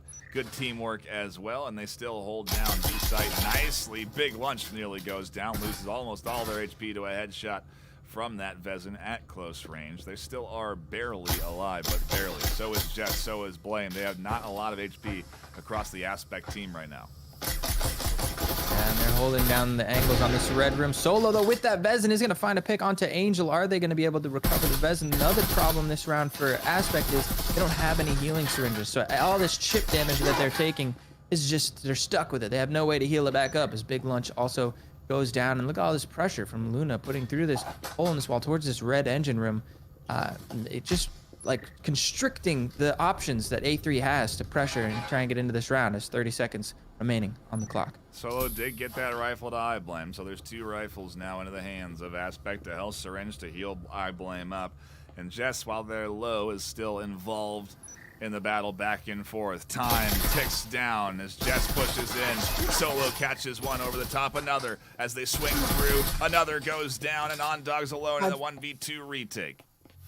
2 seconds left. They don't have time. Oh. Ondog's going to win off of the clock just by being so far away. Just by surviving. Come on. Martini, what is, I mean, we get down to these clutch double I'm kills, just being the days, now it's down to time. It's really, I feel like when you see some of these top level gameplays and like the best players in the world, like anything can happen. Literally anything can happen. And F3 showcasing that you can even win due to time in the end. So every single strategy you do, whether it's time wasting, whether it's economy management, whether it's pushing from very specific angles, it's working. It's working out for F3 right now, as they have been showcasing. They can fight back against A3, and they've been doing so this whole time. A3, if they're gonna win this, it's gonna be them fighting tooth and nail to the very end there. And this upcoming round will be really good. It's finally both teams back to full strength with a lot of Vezins in hand and like utility in hand. I'm curious to see whoever. I think I would argue again, whoever wins this one's gonna win it all, right? F3, they know they have to win this out. A tie is not sufficient enough, as that will knock them out of this due to rounds. So F3's got to win the next 2 rounds, and the same thing for A3 here.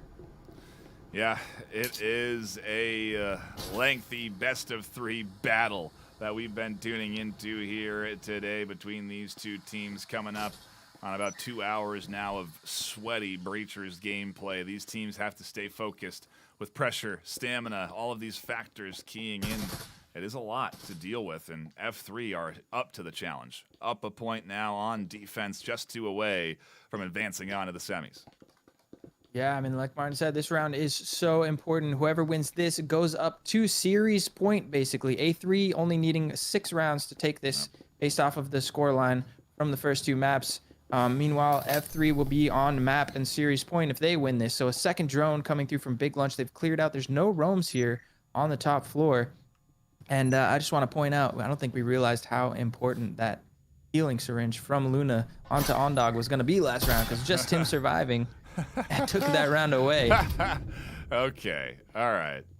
I was joking on the clutch heal, but yeah, it really did end up impacting the round quite a bit. Key support there from Luna. They have been stepping up for this F3 team on ship here today, and it's so fun to see Aspect battling back and trying to get into this, trying to get the 2 points they need to get through, but nothing is easy here in the top 8 single elimination for VRML. Man, it's like the whole season working to this point. This is why we do what we do in the VRML, to get to the games like this in the postseason. Yeah, and the hype is at an all-time high. It's so silent in the server, but it's like the calm before the storm. I feel like you could hear a pin drop as they do decide to finally break this door blocker. It's going to be a hit once again towards the A bomb site. The hatch is already blown. Faded and Eyeblame holding that angle, and it's Angel holding things down right from the pillar. But Eyeblame is there to drop down the hatch and get the trading kill. Now the wall is going to get foamed up. The pressure is in. The EMP is on Faded. He's going to drop in. They're going to be able to get a plant here. 4 versus 4 strong, but it looks like Aspect have gotten quite a bit of map control. Bot is just coming right around that corner. Oh my, what a snap. How do they pick up Big Lunch? Who knows? Their natural shooting skill just goes down. Another falls. F3 have a 2v1 advantage. Faded's alone. Bombs planted. They're defending. Getting pushed. Time ticking down. 40 seconds left. Roughly. Ondog doesn't need to hit the flank. Luna clutches it up. Surprise, surprise to see the name there doing the dirty work. But F3 gets set up for series point. impact plays, Martin. They are on series point now. F3's map and series. This could be their chance to advance onto the semifinals, but 2 rounds left. There's 2 chances for them to seal it. Do you think A3 can bring it back?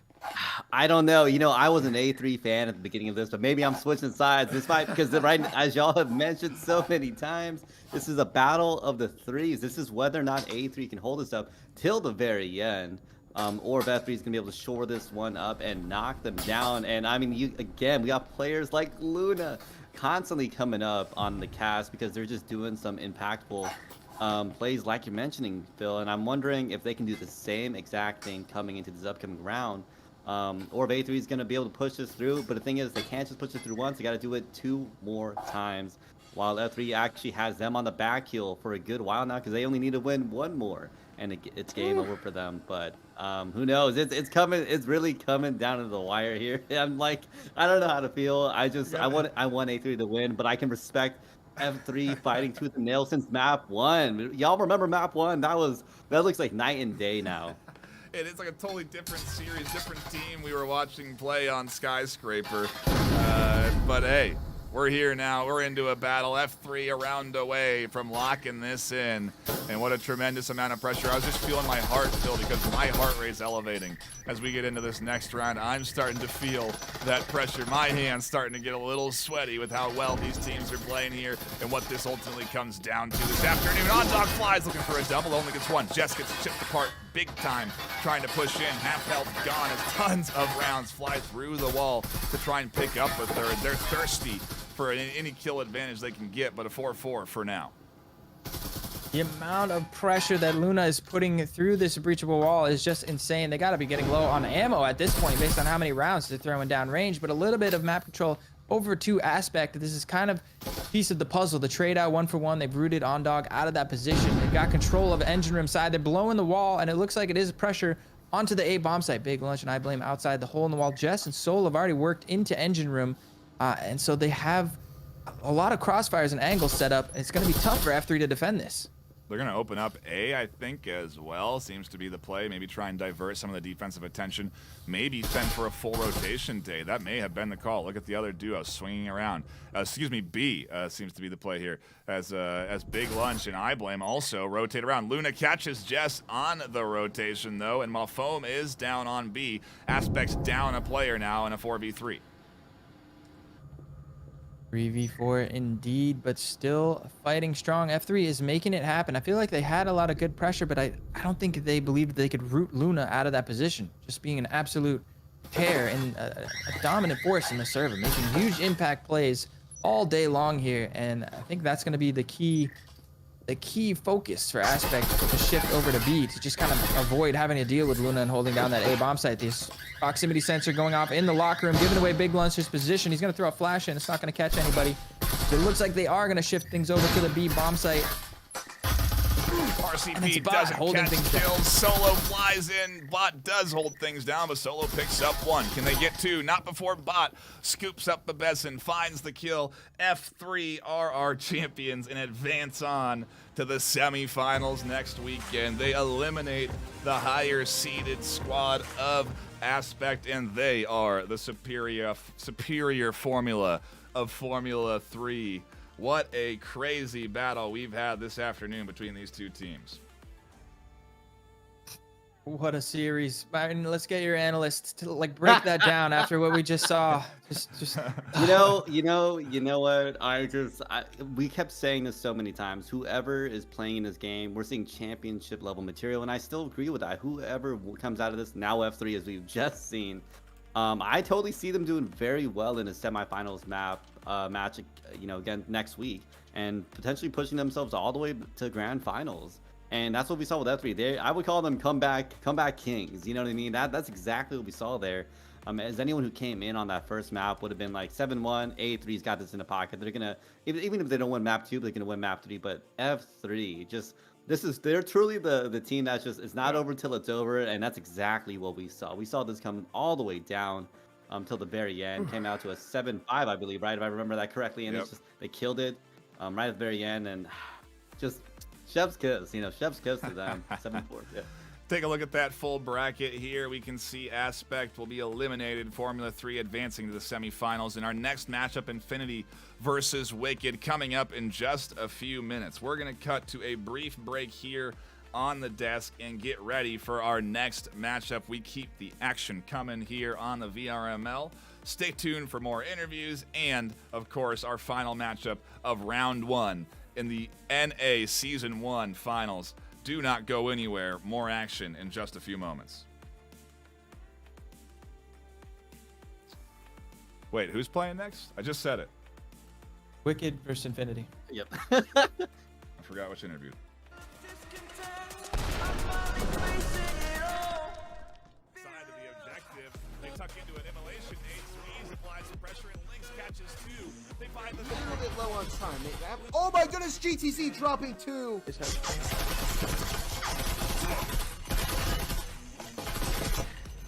Oh, swinging in to upper lounge. Here's It's Dolphin taking a 1. Oh my goodness, It's Dolphin dropping 3. The indicator, and in comes 1. Double kill comes through, and a nade drop from Ninja Tim.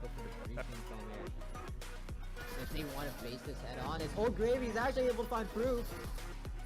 And Ninja Tim finds Juice as well, but Proxy tries to flame, but Old Gravy to shut it down. Interesting buy on round 2. Red pushing into lockers. Old Gravy finds 2.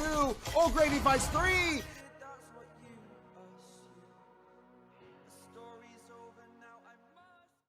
Welcome everybody to the Breachers VRML YouTube channel. My name is Nightfire with 2 E's. I am here with 2 members from the Infinity Squad. It's Dolphin and Ninja Tim. Dolphin, Ninja, thank you for jumping in on this interview with us this afternoon. And first off, congratulations on qualifying into that round robin stage and being one of the top 7 teams. Thank you. Thank you. My first. That's good positioning because Aspect, we're trying to cut off that rotation. It's now just a 1v1, and Ash crunches it up. Caught out very easily if they're not careful. They'll open it up in a nice swing from Ash. Yeah, well, looking to push in there. We see a flash shots in, but Sleepy Penguin opens up the round by dropping 2. Very nice double kill from Sleepy, who looks to find possibly a 3rd. Luna contesting that server room doorway. Ash taking out Reeves. Spark taking out Ash as Sleepy drops a 3rd, a 4th. Hallway. Ash finding some shots on Sparky, but Wizard Gecko will ultimately take out Sparky there. Nessie dropping 2. Instead, stop stacking outside. Here they go. They move in, but Boozerk finding 2, finding 3. Very, very nice triple kill from Boozerk, who looks to find a 4th, and does. Boozerk dropping an ace.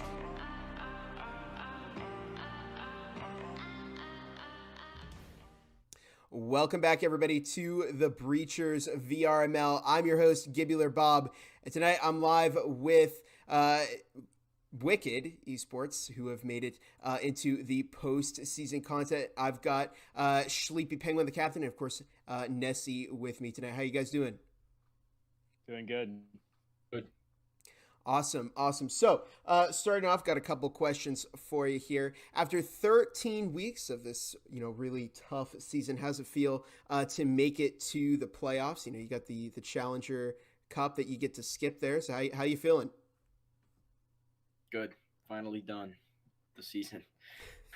Yeah, finally over. Feel like we're where we belong. So. Awesome, awesome. Did you expect to be a top 7 team when you first started? Yeah, definitely. With how we performed in the BCL season, I'd say that we were really confident with how we'd end. Yeah, because you guys made it to the finals there against Eternity, yeah? We did. So we're pretty happy with 4th or wherever we landed up there. So. Did you have a difficult part to your season? I know. Talking, we said the matchup against Vanguard was pretty tough there. Yeah, that was stressful, but definitely at the end of the season with how inconsistent the rankings were. It's like you were a different ranking every hour, and you were trying to find out what match you'd have to win, when you'd have to win it, if you'd have to challenge that week to try to finish top 7 so you didn't have to play the Challengers Cup. Yeah, so big team calculations there. And of course, when we're getting to the postseason, we got some big matchups coming along. What's your plans on tackling that? Doing some new stuff for sure, because we've had like the same strats for like an entire season, and everyone knows what we're gonna do. So we have 3 weeks between now and close qualifiers, so we can get some good practice in and get comfortable with some new stuff. Yeah, absolutely. Yeah, I think also we're focusing a lot on our mental. Like I said, the top 8 teams are all full of absolute shooters, and anybody can win. And I think what's going to take home some podium prizes is going to be a good mental and being able to bounce back after a few bad rounds or a bad map or so. And yeah, absolutely. So it's all about getting the practice in, keeping the mental up. Anybody you're worried about in this postseason? You got some pretty tough top teams there. I wouldn't say we're worried necessarily, because that's the wrong mindset. But there's definitely like teams that could beat us. I don't think that any team in the playoffs that we will play will be an easy match. I don't think any of them will be easy, but I definitely think we can win all of them if we are all locked in at the same time. Yeah, definitely. Yeah, I agree. Every match is going to be tough. If there was one that we would be worried about, it would obviously be Acer. They're a really, really strong team, and we can go back and forth in scrims with them. So we know we can beat them, and we're going to go in confident if we make it there. So, yeah. Awesome. And of course, if you do win the prize, $9,000 cash and hardware, what would you get with it? Rust PC. I need that. I need them low tier graphics with 60 frames. I'd probably invest in the Quest 3. That way I can kind of pawn my headset off on a friend or something, get him in the scene. So awesome. Really, really good thing to do. Rust PC, also pretty important investment there. You gotta have the best performance in order to get Rust. So appreciate you guys stopping by and giving me the interview here. I know you got a scrim in a couple of minutes, so appreciate you taking some time here. But that is going to do it for us here at the VRML. And of course, big thanks to Wicked for the interview here, and we'll catch you all next time. Bye, guys. Stacking outside. Here they go. They move in, but Booster finding 2, finding 3.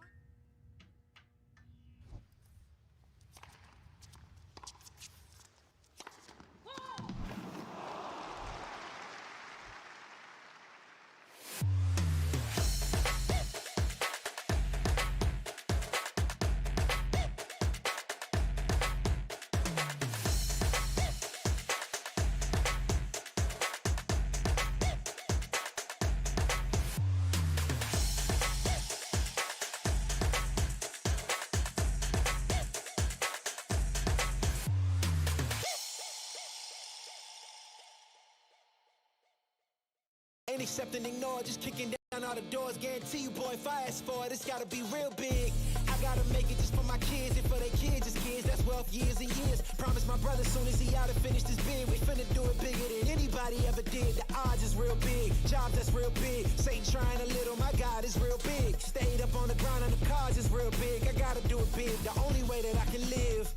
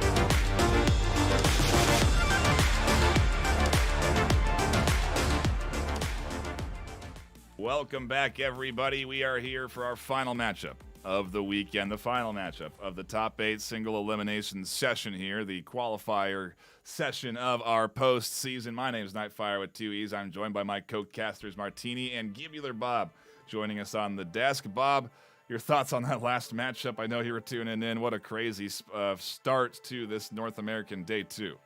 It was. And can you believe the upset that we had there? I mean, we see Aspect leaving the championship earlier than I think everybody was expecting, but what a game by Formula 3, bringing it back. You know, they're gonna go up against the winner of this matchup, and that will be a great matchup as well. So I'm excited for this one, and wow, that was fun to watch. Yeah, it really was a great kickoff to things, and we're in for another one, Martini. Infinity versus Wicked this afternoon, a huge matchup that we've been looking forward to basically all day today, really. This is one that we have. I mean, I don't know how you deliver to what we just watched with F3 winning, but hey, it's still going to be a good one. You know what? If Wicked comes out of this and wins it, I mean, that'll just... I think what the last game showed is that even though you're the technical underdog, doesn't mean you're out of the game. Doesn't mean you can't win it. Doesn't mean you can't push through and go to semifinals. Maybe even going all the way to grand finals. And that's what I'm expecting to see, the same thing here right now between Infinity and Wicked.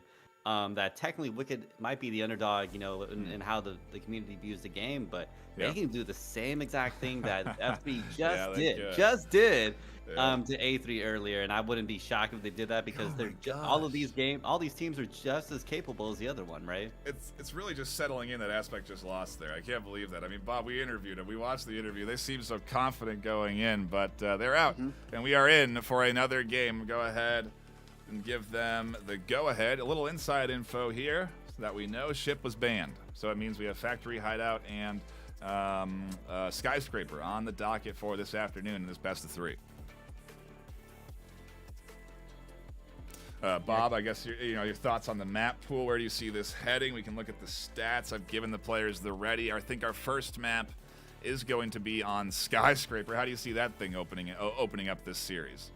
Yeah, so Skyscraper is an interesting choice. We see Wicked are going to be starting off on the offense, and we're going to have Infinity on defense. Lineup for Infinity: Evil, Jester, GTZ. They started the game.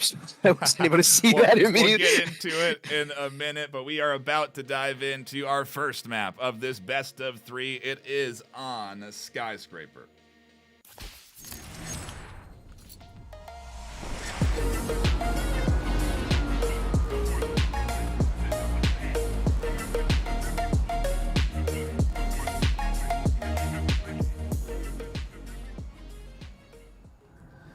It's Skyscraper to open things up here, Bob, and we are diving into round 1 with Wicked on the attack and Infinity on defense. Yeah, so again, taking a look at the roster lineup here, we got Evil, Jester, GTZ, Old Gravy, Lynx, GTV, and Ninja Tim. Over on Wicked, Berserk, Ash, Sleepy Penguin, Lumi, and Wizard Gecko. Both some pretty optimal starting rosters for these teams. You can definitely see they came to play here. We have a couple Spectrals and a Taurus coming from both sides, actually. GTZ choosing to run that, and Lumi also running that Taurus. Site's going to be downstairs, offices, and the B2 lounge. So it should be very, very interesting to see what we start off with in this round. Oh, speaking of starting off, I need to reset the scores from that amazing first best of 3 we've had today and get ready for another one as the scouting work comes in here from Wicked. The drone work on this top floor all the way down. They're going to try and suss out where this defense has set up because, like we've been saying on Skyscraper, Martini, there's a lot of different angles that you can roam around into to find some picks. Yeah, I mean, we were talking earlier that this tends to be a defensive-oriented map. We saw a little bit of differences in that previous matchup, but I wouldn't be expecting to see the same thing here. You know, Wicked definitely on the disadvantage right now. We always say map disadvantage, right? Who knows? Yeah. We can always see something else happen against Infinity right now. And I think Infinity definitely, again, people expect them to come out of this. I even voted for them to win this out. So Wicked has to come here, show what they know and how they can attack this map. Otherwise, this might be going away with Infinity, especially coming into this first half against them on the defending side. Yeah, it is a lot for Wicked to go up against, but it could all start with a nice early pistol round. And Old Gravy here is tucked in. The memer of the VRML, ready to maybe meme on Berserk, but gets memed on. Berserk catches the first kill. Down goes Gravy, and an opening for Wicked on their offensive set. Berserk finds 2. Beautiful episode from Berserk, getting a couple picks off. Ash also getting a follow-up pick. They're knocking them down left and right in that A site, but they got the attack going on right now, leaving just Evil Jester left. Really nice bit of utility. EMP planted on the side there, and Jester alone, deep in the smoke, ready to push out and challenge the duo that holds this down. So many potential dangerous angles that they're going to have to push into. They can't see through walls like we can. They don't know where Wicked is set up, although that's a nice little headshot that'll take down lots of HP onto Lumi. Allows them to advance farther and farther, deeper and deeper into Sleepy Penguin's web as they get bitten, and down they'll go. Round 1 into the hands of Wicked. A good start on, I mean, that's the perfect start. They get their pistol set in the pocket give. They are ready to go for now a full buy if they want to, round 2. Oh, 100%. And I mean, you know, I think Wicked is a team that, like Martini said, was the kind of the underdog going into this. They've only had one game casted towards the later half of the season, but this is a team that's been practicing, rebuilding their roster. So, I mean, they've got a really, really good lineup, and this is an important round to win here, right? Because you're on the offense and you're winning the pistol round of your half. So they get to buy some of these round 2 Vezins, which gives them a lot of power heading into this round. And on a map that's so defense-sided like Skyscraper, it's important to get as many rounds as you can in on the offense to make your defensive half easier. So it was a great round from Wicked. Berserk finding a couple very early important picks there. We did see a very nice breach onto offices by Wicked, and ultimately it gave them that momentum that they needed to win that round overall. Yeah, and we do apologize for the initial tech issues. Bob's coming in crystal clear now in their analysis. They were on their headset mic when they started. I should have picked that up when I did audio checks, but wasn't paying attention. So a shout out to Pennypacker, I think, who's enjoying the action with headphones on maybe, but who knows. We do appreciate everyone tuning in. I think I said on their TV, so well, whatever. You'll have it now all set onto a good equal level and ready to get into our next round as Sleepy and Wizard vault into B site, take control of server room. No real threat or prevention of entry here from Infinity. I mean, we can see Infinity playing very far back on these sides right now, not playing aggressive. They're kind of just letting Wicked take over these rooms. I'm wondering if that's going to bite them in the butt. Anyway, shots already ringing out right now from Wicked's side. They have that advantage with that Vezin, but is it going to be enough for them? As we've seen so many times that just because Infinity is, for example, on the economic disadvantage side, doesn't mean they can't get these picks off, especially when you have players like Evil Jester in that back, kind of playing that roaming style, playing probably looks like they're playing a little bit longer, waiting for something to happen, and then pushing in and getting these attacks off. Yeah, it's into round number 2 we go as Berserk set up, begin their entry. Catch the first kill with the rifle over the top. Jester and the rest of this Infinity team are at a disadvantage at utility and rifle-wise, but that doesn't matter. They still catch kills. Ninja goes, picks up one. Jester scoops up another, but it's a 1-for-1 trade, making another bonus into the pocket for Ninja as the trio of Infinity shut down the entry from Wicked, and Ash is alone with a pistol in hand. That means rifles and utility are going to go to Infinity off of this round win. They'll shut down the defuse, and well, that is not what Wicked were hoping for on their round 2 after winning the pistol round. It is more in line with what we expect on this map, but Bob, well, we're all tied up, and maybe we're just going to go the whole distance here again for our next best of 3 this afternoon. Yeah, absolutely. I mean, we saw at the beginning that Infinity gave up a lot of real estate. They didn't have anybody over in the server room. But it seems to be like a calculated part of their plan because they had a beautiful, beautiful retake. I think Wicked maybe overextended a little bit by, playing a very aggressive angle. Infinity realized that, they pushed it, and they drove Wicked all the way back to the server room, and they were ultimately able to just kind of destroy that push and find that round. So this is good momentum for Infinity.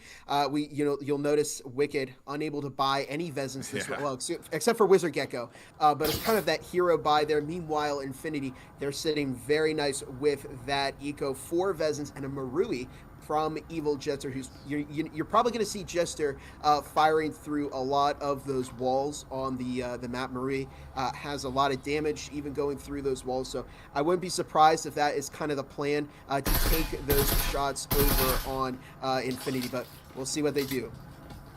Skyscraper here, map 1 of this best of 3. If you're just tuning in, we appreciate you all stopping by, hanging out, and enjoying the action. And if you've been here since the start, well, gosh, you might want to take a breather, because my heart rate was racing last series, and it's already starting to get going here as we're tied up 1-1, Martini getting back into the action.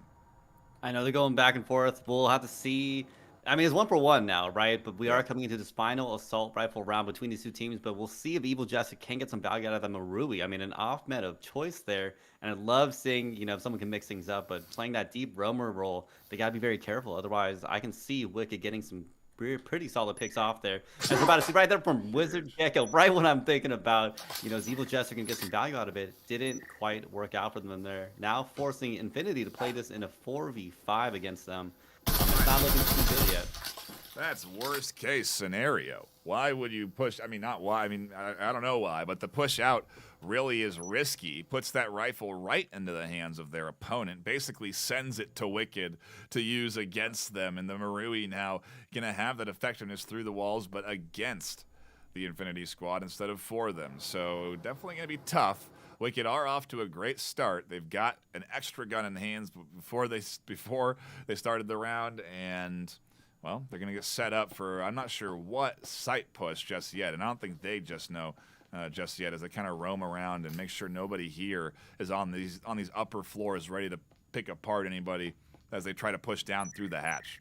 Yeah, they're playing very wide right now, but I think to your point, they might be picking and prodding, feeling out where should we attack. They know there's only 4 players left. I think they're making a guess that they're probably just going to play one roamer out, and we've been seeing that consistently from Infinity. They're not aggressive with their roaming gameplay, only having one roamer out deep. So once Wicked got that pick off, they know it's probably 4 players. Oh, beautiful frag coming out, knocking down Ninja Tim there, as Wicked trying to get that attack into that hallway there.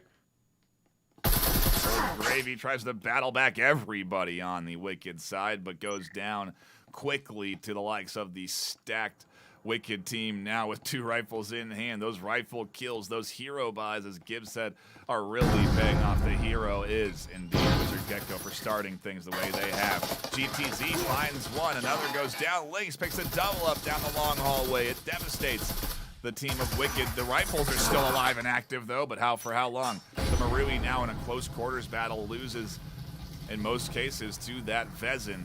We'll have to see if Berserk can connect with it in their hands, or if they're going to try and push out for a Vezin of their own. They're going to drop back to at least get the EMP, plant it while Lynx rotates in. Can they get there in time to wallbang through and deny the EMP plant? No, they can't. Berserk's going to tuck in and defend. Yeah, I think Lynx played a very smart gameplay there, knowing it's only 10 seconds left in the round. Sorry, I messed my words up pulling up, but that did allow Berserk to have some space to get some planting up, getting shot off anyways by Lynx. Probably going to finish this one up and get the defuse, or no, they're going, never mind, they are going for the defuse to finish up that current round right there. I mean, Lynx, just beautiful picks there down that hallway. Love to see the clutch plays today coming through for so many teams. Lynx locking in a big one on defense. Keeps things in order for Infinity on their defensive set, because frankly, Bob, it was about to get out of order if Wicked managed to take that round and go up 2-1.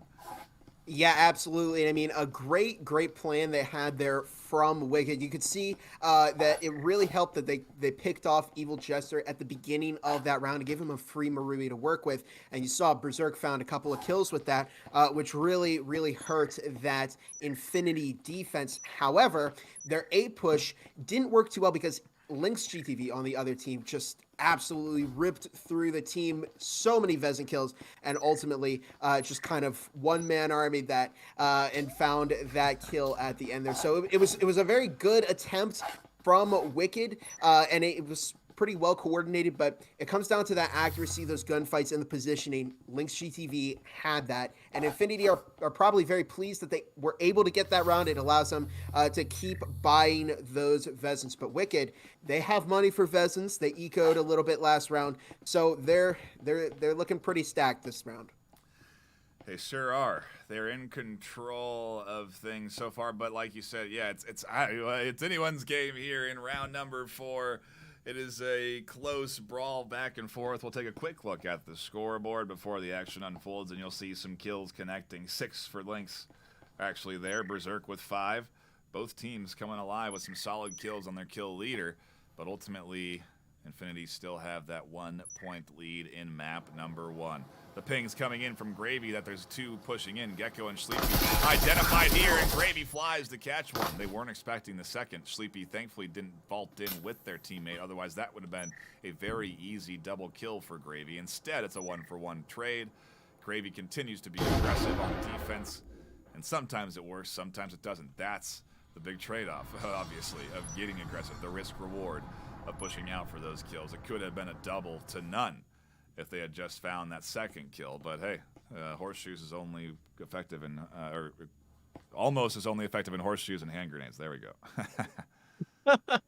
Yeah, we saw a pretty good gameplay there coming out from Old Gravy. Unfortunately, they were cut out there from Sleepy Penguin with that beautiful, beautiful little jump in there with that timed vault by their teammates. They got a little bit more value because I think Evil Jester played very similar, roaming gameplay as they did. I think they had a similar setup here where they played this floor already, but it didn't quite work out for Jester that time around, but it did at least give a trade for Old Gravy right now, but that's not quite the... Never mind, Lynx GTV getting a shot off in the back there.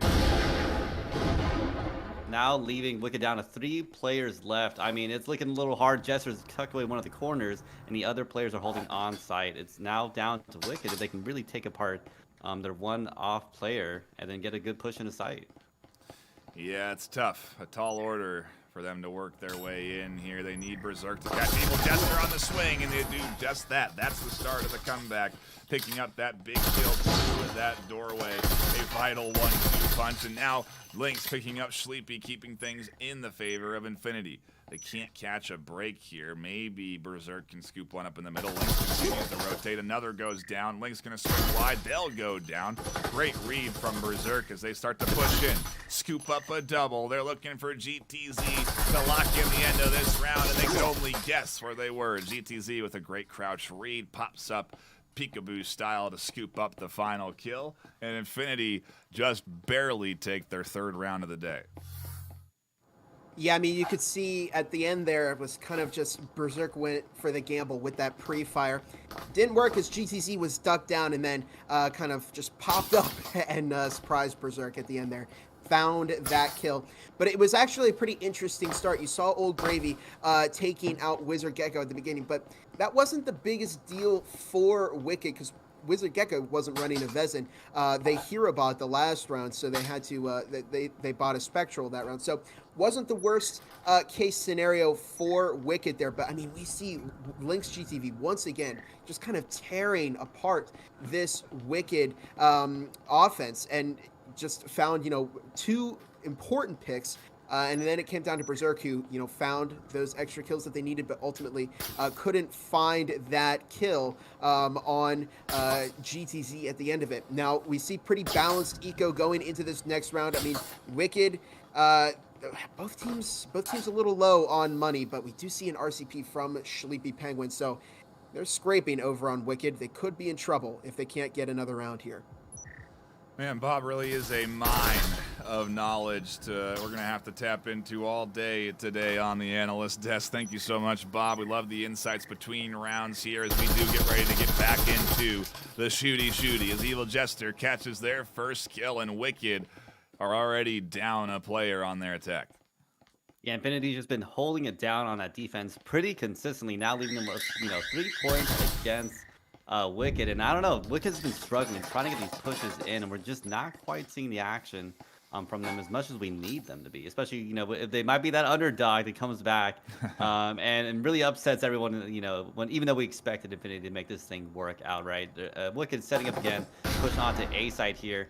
But, I mean, there's pressure from both sides. Never mind, that was just a frag. That was misplaced. But I think Infinity just waiting on site, trying to see what Wicked's going to do as they make this push on. But as we can see, those Infinity players are lined up in that back that are waiting for anything to happen from them. They look pretty. They look pretty ready for that attack from Wicked. Yeah, they're definitely set up around A site. They got static emitter. They can wall bang through the wall where you typically have to plant on.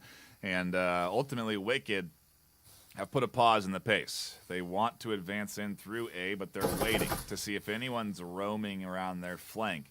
They could wait too long, or they could wait long enough. Depends on how you see things. As Evil Jester, I believe, is the one up on that top floor, potentially able to roam down the stairs and be a threat to the flank. So timing is everything. As the push comes in here, wall opens up, shots come through, immolation. Incendiary nade there thrown, and a nice smoke denies GTV vision of the push that comes through. It doesn't deny Link's vision, though, as they fly in. Door blocker here. They'll pop out around that, catch another Ash. Almost gets the refrag. They will get picked up by the rotation on the flank from Evil Jester. It took a little time, but it came through, and Infinity lock in a very clean round there, Bob. They look good on defense. Now they're in control of the pace, up 4-1. Oh, 100%. This is really interesting because Wicked are going for that conference, that Site A push, a lot more than I usually see. It's usually a push on management. You know, they use the hatch, they use the lower lounge to push in, but you're not seeing that with Wicked. They're attacking the other side of the site, and they have a pretty good setup, but they did lose Lumi very early in that round. So I think they were kind of stalling outside, trying to play for picks, waiting for some kind of a roam. Am I good? Okay. You're good. Yeah, you're fine. Keep going. Okay.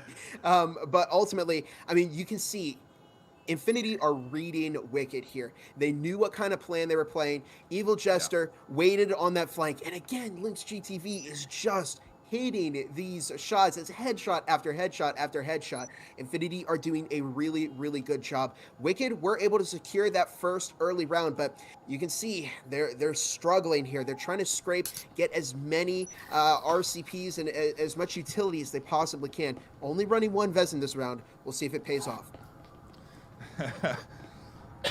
I see the comments on my jug, if you will. We got to stay hydrated. It's a lot of casting. I'm on hour number 7.5 of broadcasting today.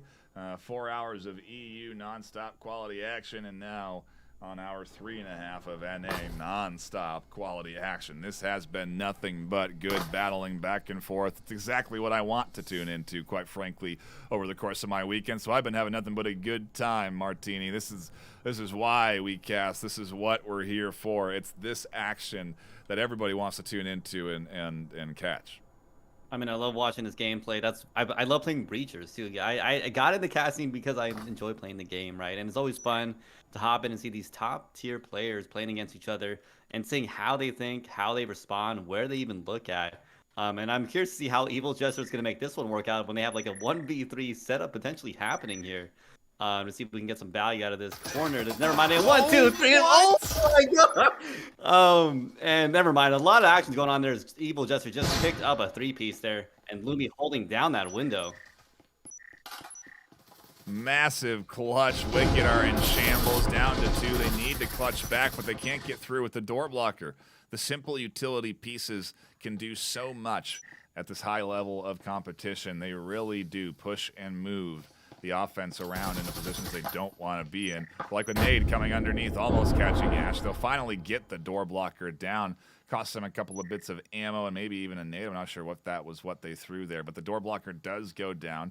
Ash throws on the active camo and is now going to challenge Gravy, who's about to peekaboo up here on the corner. No, their elbow peeks out around the corner instead, and Ash scoops up a kill. Yeah, Lumi coming in on the opposite end. Looks like it's going for a very wide attack here with Lumi and Ash. And I'm wondering who's going to work out for them, as it's still a 3v2. They have a numbers disadvantage right now against Infinity. So it's definitely not going to be an easy attack, especially a very wide one. But they're showcasing that, hey, they can get a couple picks in, even if they're down. They're able to make something happen here, especially after that beautiful 3-piece from Evil Jester way early in the round there. I did not expect to see that happen. But definitely exciting nonetheless when it did come out and came to fruition here. But I don't know. What do you think is going to happen between Lumi and Ash? Can they make something happen here? Well, the time's going to tell us that story soon. 15 seconds on the clock. They have to push into sight.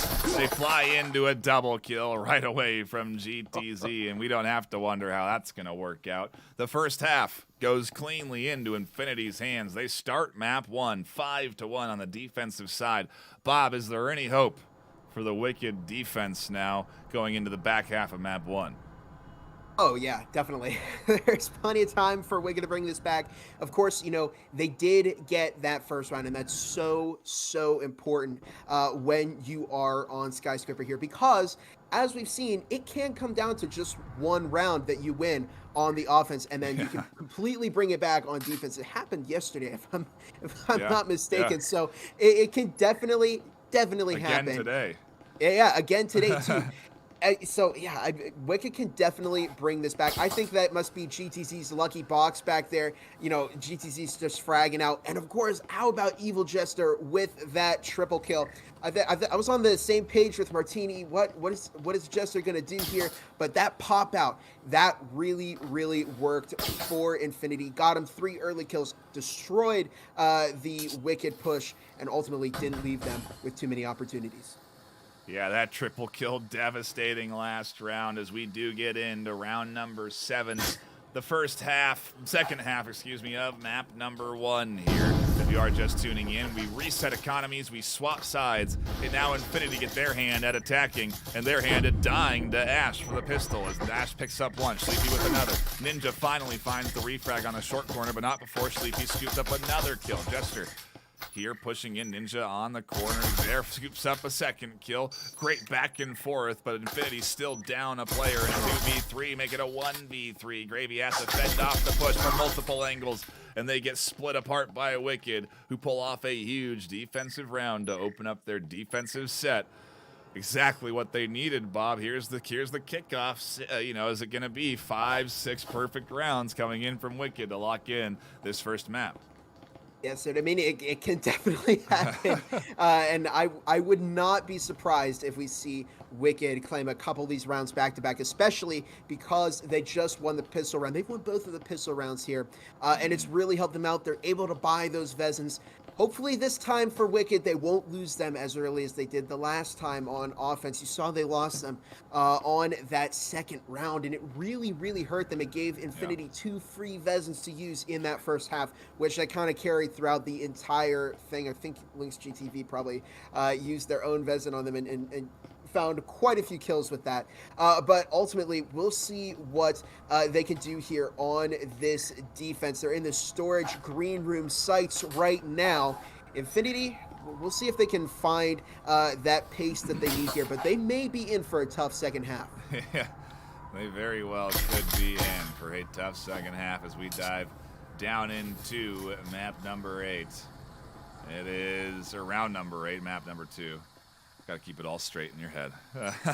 I'm on map 8, actually, so I was right. I'm past map 8 at this point. I got to be.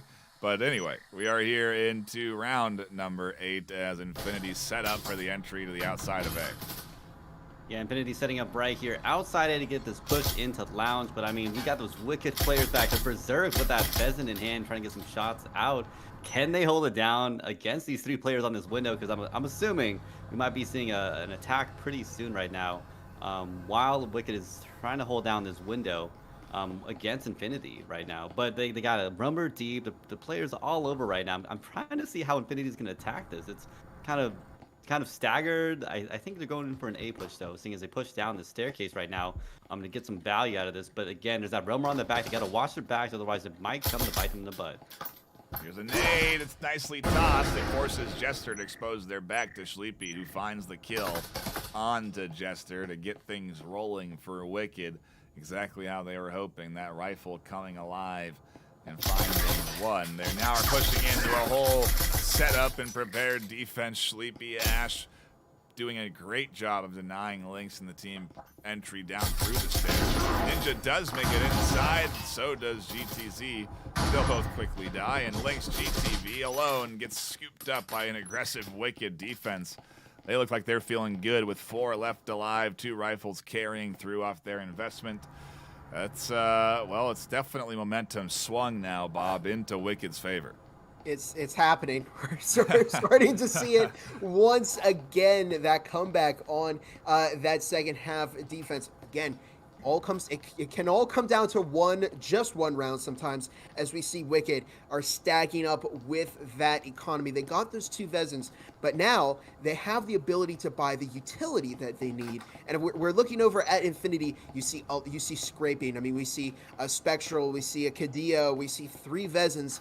And nobody has a whole lot of money there. Evil Jester, looks like Jester is going to be playing support for that team. They're able to buy a few little gadgets for themselves. And hopefully Infinity might be able to find a couple of those picks that they need in order to find some pace here on the second half. They're so close. One more win would put them onto match point. And then they'd actually need another one to win this map. But Wicked, they're trying their best to make sure that doesn't happen. Well, they're hanging in there, doing a great job battling back this Infinity team, and almost a full buy. Cadillo and 3 Vezins, like you said, not exactly what you need to go up against 5 Vezins and a server room push of all things, but still, it is better than just pistols, so maybe they can make some magic happen here. GTZ does open up that server room wall and put some shots over towards Sleep. He gets information for the team that there is one defending inside here. Wizard also on that great little head peek, vaulted up onto the table and is just able to peek into the inside of that vent. No vent push is coming though, as Evil Jester and Ash have a whole different bit of a fight on the other side of the map. I mean, right now, Infinity getting this push into Radio, but not quite working out. They're getting shot down left and right. And Wicked, I'm just shocked right now. It is so different than how they've been playing on the attacking side, as they've been holding down this defensive side against Infinity, especially this current round, holding them down in that corner, lobbing frags and left and right, and getting a lot of shots, and especially through these wall bangs. I mean, they're getting so much value out of these wall bangs. Looking at players like Ninjaton, they have to utilize the stems because of the amount of damage they're getting hit by. Such a big buy-in from Infinity this round that if they don't get a success here out of it, they're going to be in a tough spot next round, as GTZ does catch a headshot with the Cadillo as it's intended for, but will quickly go down to the trio of Wicked that's left alive, and a 4v5 now on the scoreboard. Wicked continuing to take control of Skyscraper here. We're going the distance, Bob, that's for sure, in my mind at least. Whether it's the full 12, who knows? But actually, it has to be if Wicked want to win. Then we will go 12 rounds in Map 1 if Wicked have anything to say about it. Yeah, at this point, no easy games. It's definitely not going to be easy for Infinity right now. I mean, look at their economy of Viper, RCP, Marui in the hands of Evil Jester. Looks like GTZ. Yeah, I see some Vezins, some rifles being tossed around here. It seems like they're trying to figure out what kind of push they want to set up. But I mean, we saw a big problem with their push the last time. Is just kind of fragmented, and of course, Ash with that incredible defense, opening things up immediately with a beautiful, beautiful frag into the podcast room, finding one, taking another out through the wall, finding a third through the smoke there. So it was just a beautiful defense from Ash to start things off for Wicked, and the rest of the players were able to get in there, clean up that remaining Infinity offense, and that hurt them. That really, really hurt them. If they win this round, it's going to be a tie. If they win, if they win another one, it's going to be a match point. We'll see where this goes. We will indeed. If it goes 6-6, we're guaranteed 3 maps this afternoon. So could be headed to that route as well. It would, of course, require this Infinity team to put something together on the attack. And, well, Martini, I don't think it's going to happen this round with the limited kit they're bringing in to push through. Although we have seen some very good eco rounds from teams that have netted them wins. I was about to say, we always say the economy disadvantage side, but we've seen a lot of beautiful gameplay from these teams today. I mean, some teams I think did better on their economically disadvantaged round than the rounds that they were even, right? So it's always interesting to see how the teams end up playing them. But Wicked has just been dominating on this defensive side. I'm just watching Infinity. I'm like, can they do something? What are they going to be able to do to switch this up? and try to get a win, right? At the bare minimum, they need one win. Otherwise, it might be losing this to Wicked. And Wicked has been on a huge hot streak right now. And I'm curious to see what can Infinity do right now. They're pushing through, potentially going on to B side right now. And I think Wicked probably not fully expecting it. They've been pretty quiet the whole round. So it's really on Infinity to see if they can use this element of surprise right now against Wicked and make things work out for them. Otherwise, this might be another round in the pocket for Wicked, as that has been as that's how it's been going for this current map.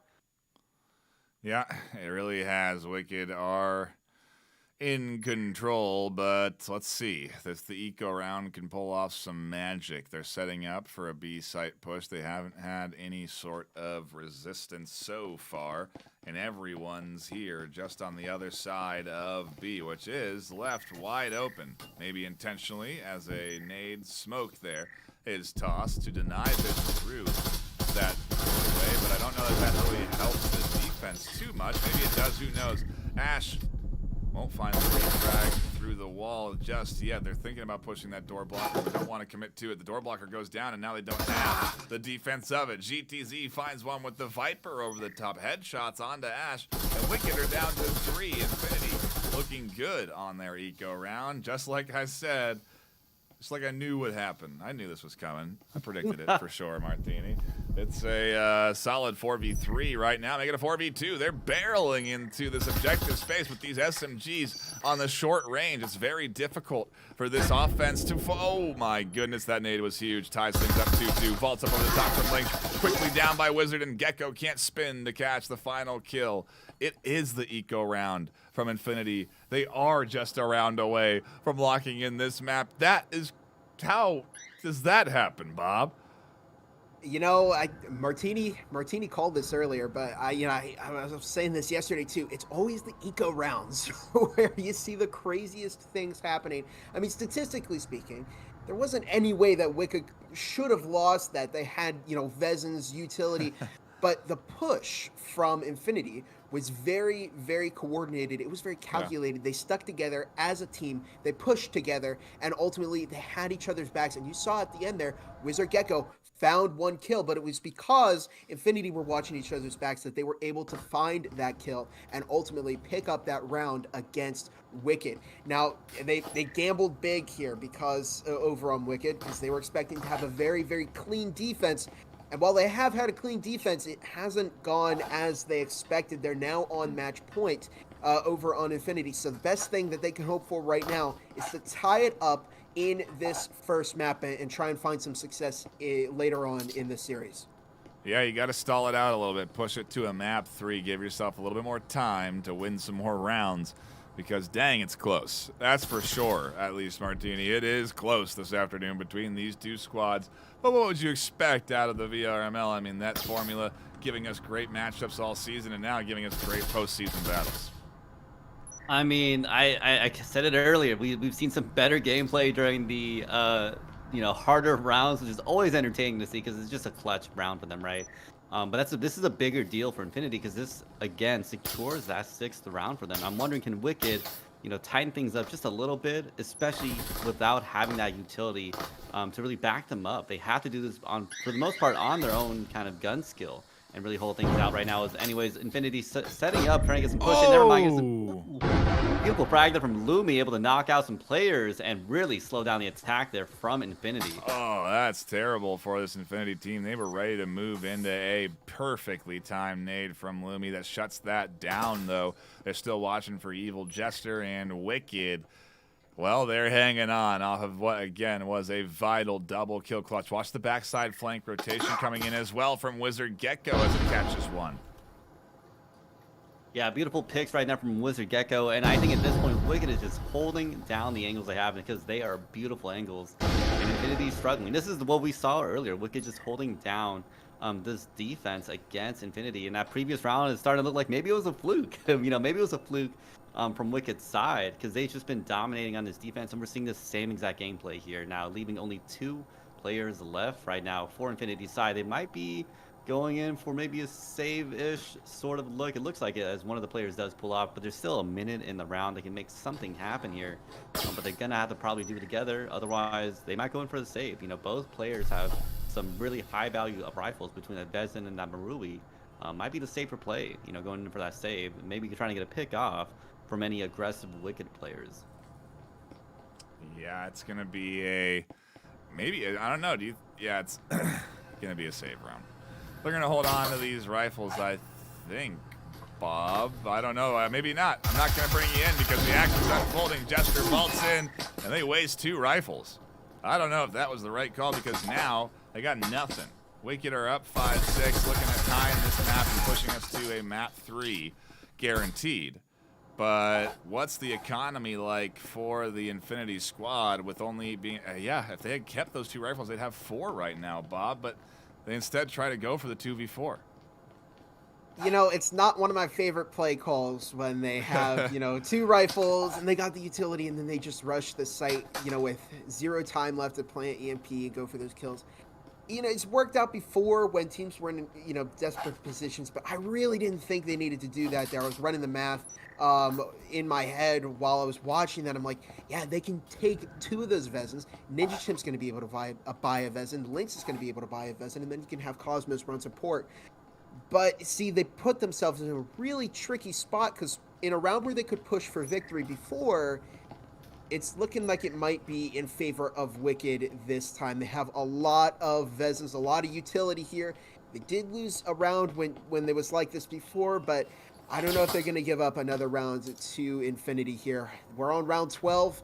There's only 1 chance left for Infinity to win and 1 chance for Wicked to tie. We'll see who walks away the winner. Oh boy, round 12, we're here, we made it. A nade comes in that catches Sleepy. What the toss? That bounced off the inside of the vent, went down over to Sleepy. Gecko goes down. Infinity have 2.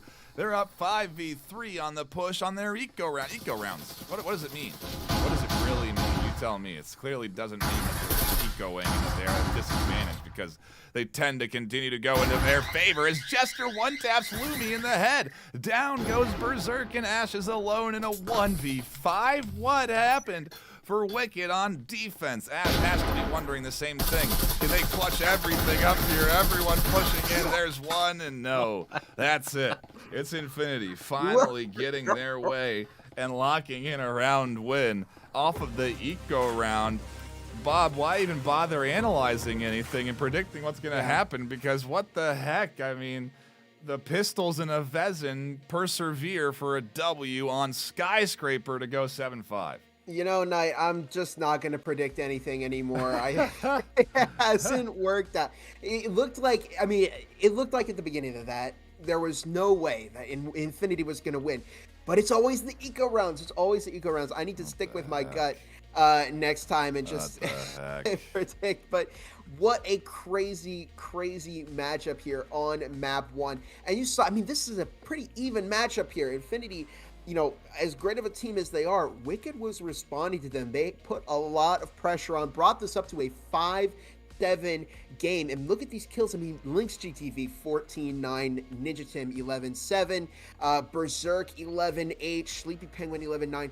Those 4 players where I think really stood out for their teams. And I think if I was going to name an MVP of this match, it would have to be Lynx GTV for some of those crazy headshots that Lynx was cranking out in this game. But also Lumi. I think Lumi had some amazing frag grenades. I don't know. We saw some, I think, back on round 9. There was a great one from Lumi. Yeah. We saw a double kill from Lumi with those frags. So Wicked have been responding to Infinity. Now, they did lose this first map, so we'll see. I mean, this could damage their mental game here. But there is still a lot of time left in this series, and it's all about not taking those losses too early. So you can, you know, if you go in with confidence, I think they can still pull ahead. It is map number 2 on deck for this matchup. These teams competing for what is 10,000 in cash-in hardware on the line. coming in from our sponsors supporting the VRML, and we really do appreciate that sponsor support. You've seen the ads running, but we want to be sure we're shouting them out during the stream too, so you all know about it. HyperX coming in and sponsoring the VRML with the North American prize pool for first, second, and third, but also with our casting team. You're seeing the glowing Quadcast S on Martini's cam right now on display. Show off that tap to mute functionality. We love to see it. It's awesome stuff. High-tech HyperX gear. They support the casting team and the North American side, so we really appreciate them. You can get a discount by using code HXVRML23 at checkout. We're also sponsored by Protube. Been showing it off all day with the Protube, a fantastic stock that helps stabilize your aim in any game in the VR genre. A great bit of external tool to use, and we do have a discount code called, which is I love VRML. You can use that at checkout and get a discount on purchase. We're also sponsored by Helga, the esports bot manager. It's a bot made by VRML players for VRML players, intended for captain use that helps scheduling matches with your team and other teams. It's a really cool tool. They're providing first and second place of each region with a lifetime subscription to the captain. That's really awesome. $15 a month for life with VRML. Who knows how long that's going to last, because X8, Veil, tons of new leagues coming. There's plenty of VRML to be playing, plenty of games to be scheduling. So do check out Helga, the esports manager. And then last but not least, VRCOVER coming in and supporting us with prizing to our third place team for NA and EU. And those covers, fantastic options that help increase any of the VR headsets that you're wearing. The comfort really does get enhanced. It looks like we're both getting subs for the teams right now, so that's what we're waiting on, is these subs to come in for both sides. And Bob, your thoughts, we haven't talked much about it, but your thoughts on subs with these teams, you know, how effective do you think they can be?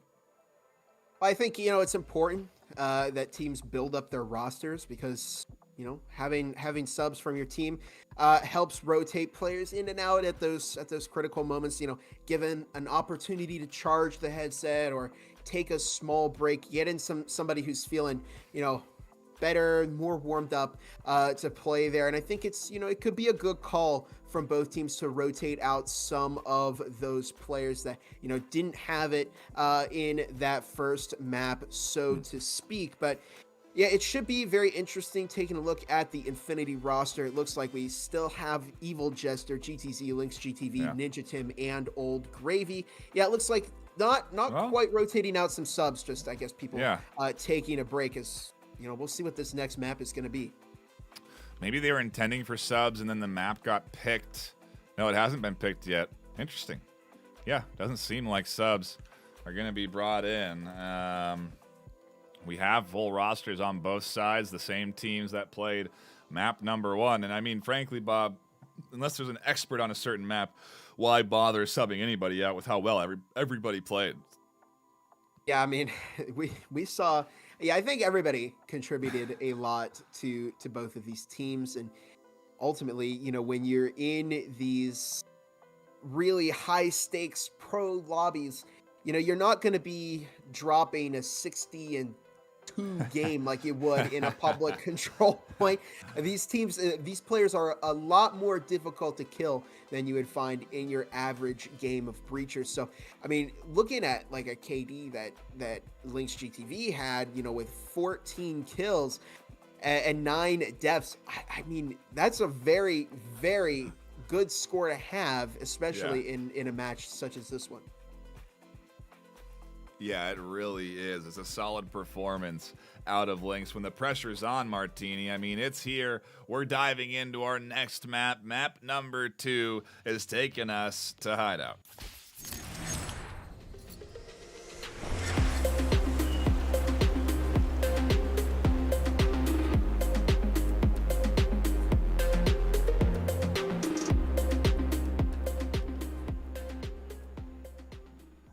I asked you a question, Martini, and then just transitioned into the action, but it's the players, okay? They decide when we go, and we are headed into round number 1 with Infinity on the attack and Wicked on the defense.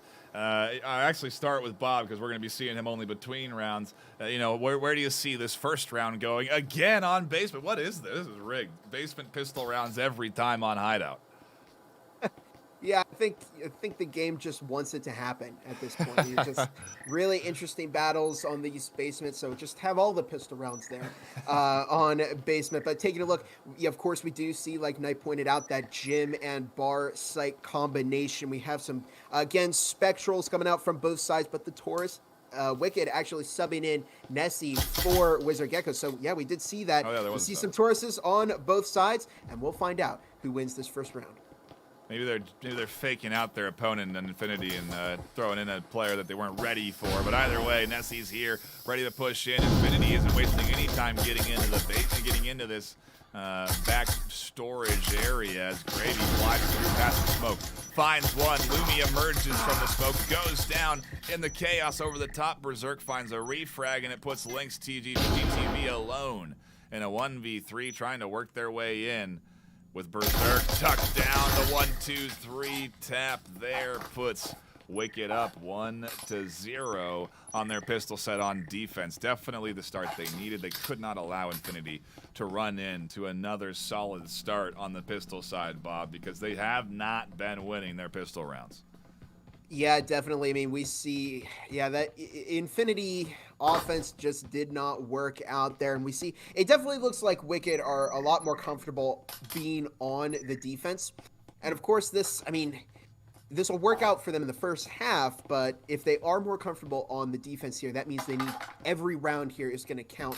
If they lose even one, they're drastically lowering their chances of taking this map as well. Map 1 went to Infinity. If it goes to Infinity again, well, you're going to see Wicked out of this series. So hopefully for Wicked, they can find that success that they need here in this map to stay in the series.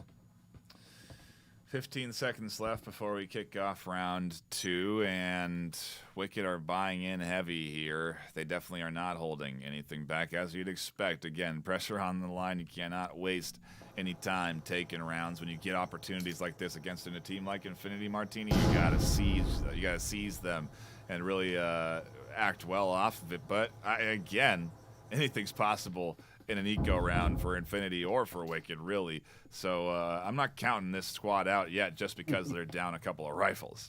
Oh, definitely, for sure. I mean, we saw Infinity, the previous map, nonetheless, pull off several rounds where they won on that economy disadvantage. So Wicked trying to put themselves in a better advantage here against them, but they got to do something about it because they can't slack up on this. Otherwise, Infinity is going to get those kills. We've seen them happen, do it several times over and do it pretty well. Anyways, they are getting that attack on A with a beautiful wall bang, though, from Berserk there, knocking out Old Gravy. Really good start right now from Wicked against Infinity, which is surprising. We've seen Hideout tend to favor the attacking side, but what Bob had mentioned, Wicked's definitely doing a lot more numbers on that defending side for sure. Ooh, Evil Jester challenged Berserk in the window on the other side. We were about to get over to their perspective, but they'll go down before we can. And it's up to the trio working their way over towards A. Not looking good for Infinity on their second round on the attack here, but it's kind of what we anticipated based on the loadouts. So not exactly unexpected for, I think, both teams, but can Infinity put any damage onto the side of Wicked is the question, because right now everyone on Wicked full health, rosy cheeks, and ready to defend the push in, which almost gets shut down there by GTZ. Yeah, right now we're seeing that one roamer on the back from Sleepy Ping, and I wonder if they can get some value out of this. While Infinity is a little bit distracted, they make this attack right now on the A side, and they are just being held down right now, not able to get really any push in. Sleepy Ping getting a beautiful shot. Oh!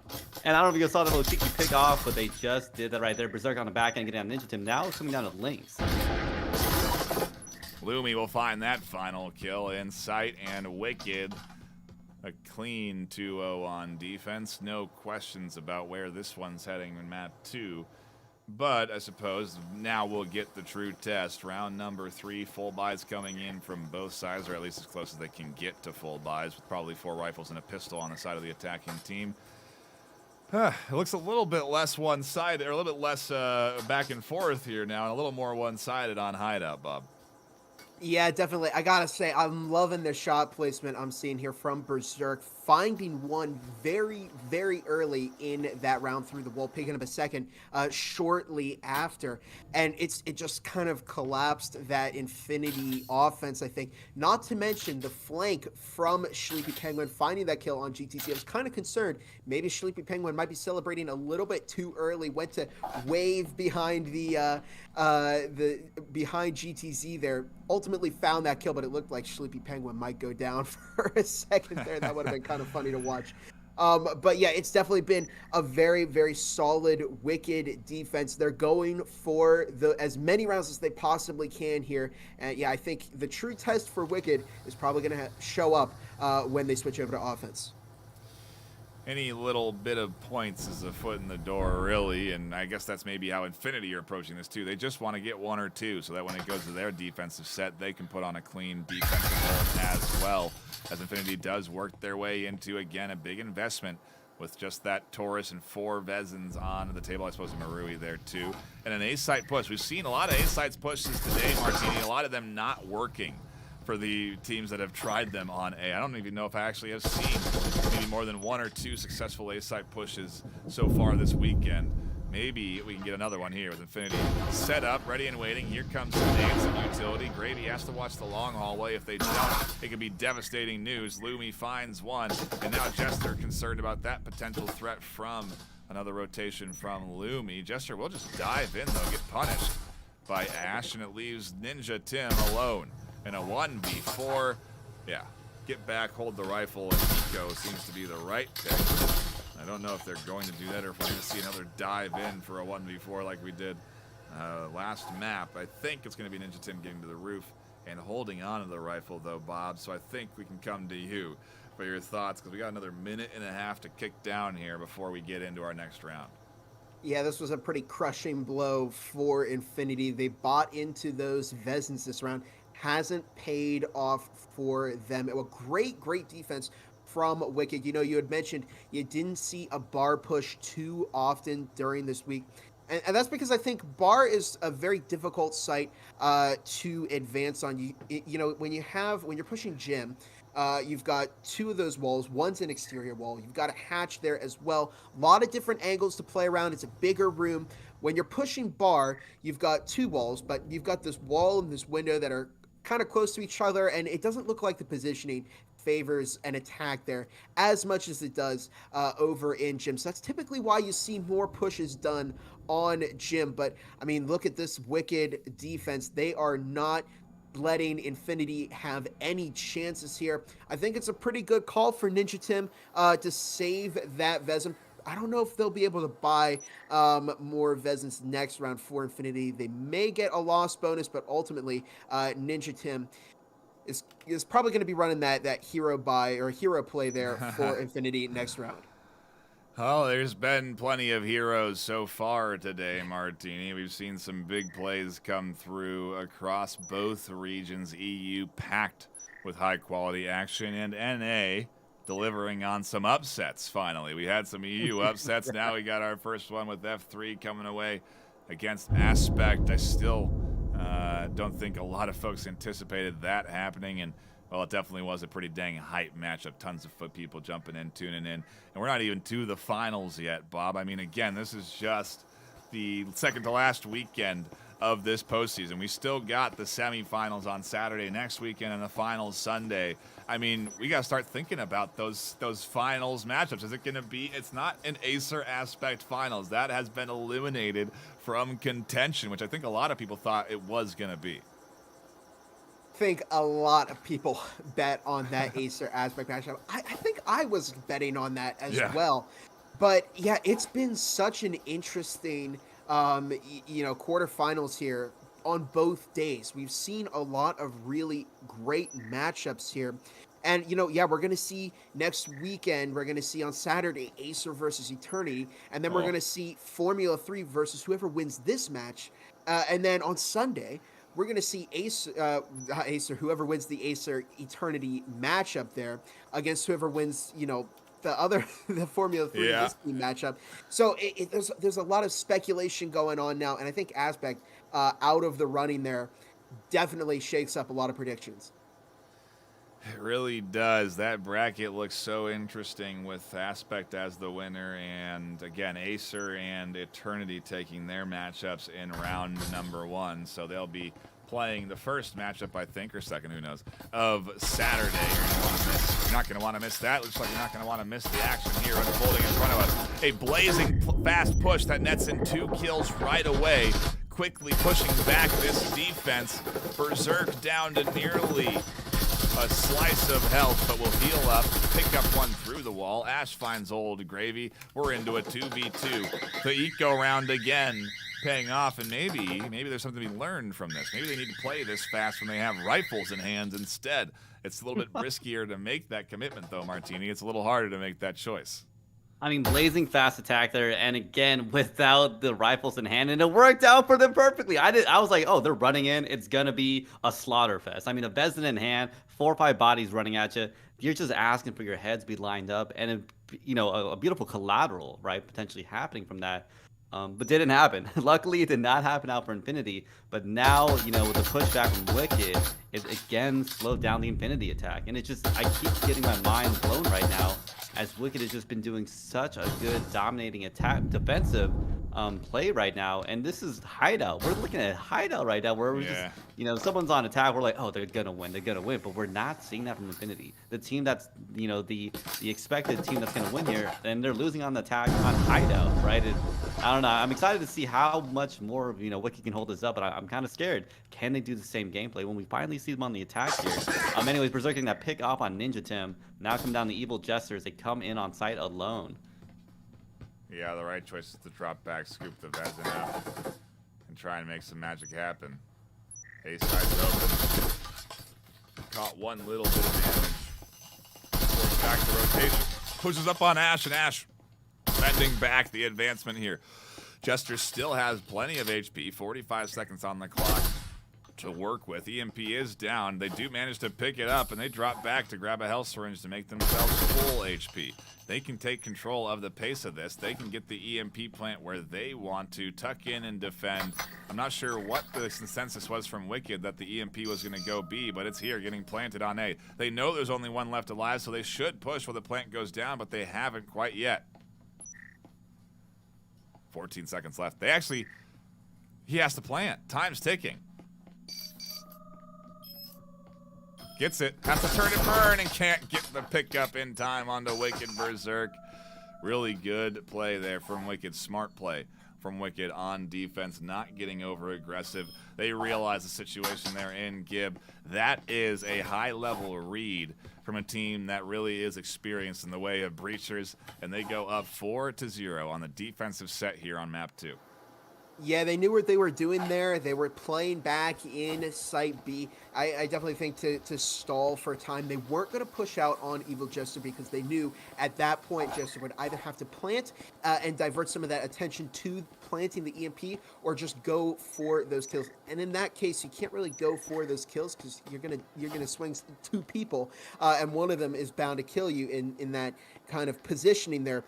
So Jester made the call, go for the plant. Probably what I would have done in that situation too, but ultimately got double swung by Wicked, and it just didn't work out there. But what a beautiful start to that round it was for Infinity. We saw Lynx GTV making a great entry there, finding one with a frag, picking up a second. They got 3 Wicked players out incredibly early, but really I think Berserk and Ash have been the cornerstones of this Wicked defense, especially Berserk, finding those kills needed for Wicked to stay in this round, and ultimately really, really brought that round back for Wicked.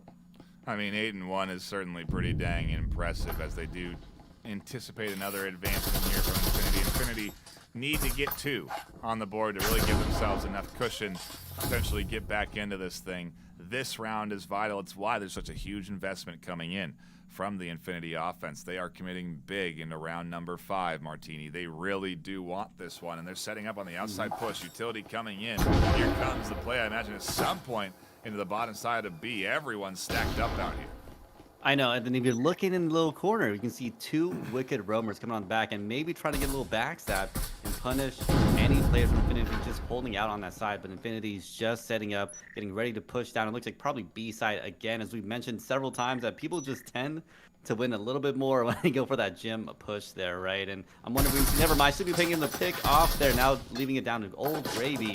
Unfortunately, never mind, a beautiful wall bang there from Berserk on Old Gravy. Those two roamers now putting a lot of value in for the Wicked side. I don't think the Infinity players were expecting 1 or 2 roamers to be on that back end there, as they definitely got caught out. And again, I just keep saying, never mind, there's a lot of shots going on right on site now as they try to come in.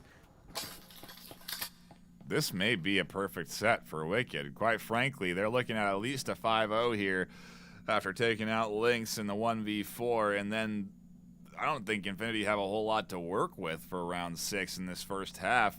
Wicked could just be sprinting to a map 3 at this pace, and well, frankly, it makes me wonder if Infinity got lucky on Skyscraper in terms of keeping it as close as they did, but I don't know. Both of these teams very skilled, and in a game like Breachers, you really can snowball maps and rounds pretty strongly if you have the right economy management and find the right kills. So it's an audio transmitter that gives away Lynx's position, but yeah, it's still anyone's game. Even if they go 6-0, it could still be tied map 2, and we head to a map 3. At this stage, it does seem like map 3 is pretty assured, but we've seen the 4-2 get picked apart already. Berserk's here, making it a 5-0 and extending their lead that much further, Bob. It looks good for the Wicked defense right now on the start of this first half of map 2.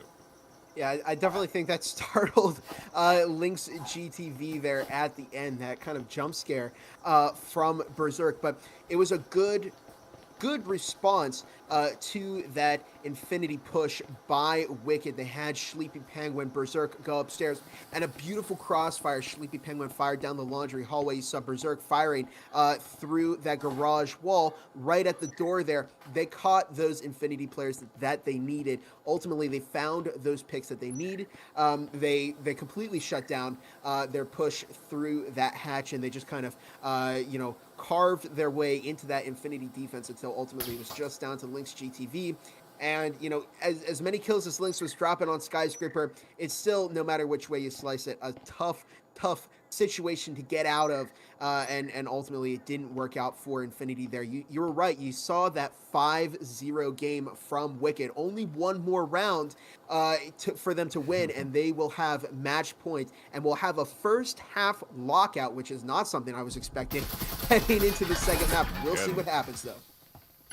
Really thought we were going to get that back and forth. We still could when we swap sides and reset economies. They're still around to potentially be earned here by Infinity. Just because they're ecoing doesn't mean they can't win. Frankly, the eco isn't even that bad. It's a Viper and 4 rifles, so they're still pretty close to a full buy at this stage. They've got some utility with health surrenders on the deck, and Ash here fending back nicely so far. The fully kitted defense pushing back the Garage play. Back and forth, though, does take us to a 3v2. Garage still to play as Sleepy holds things down.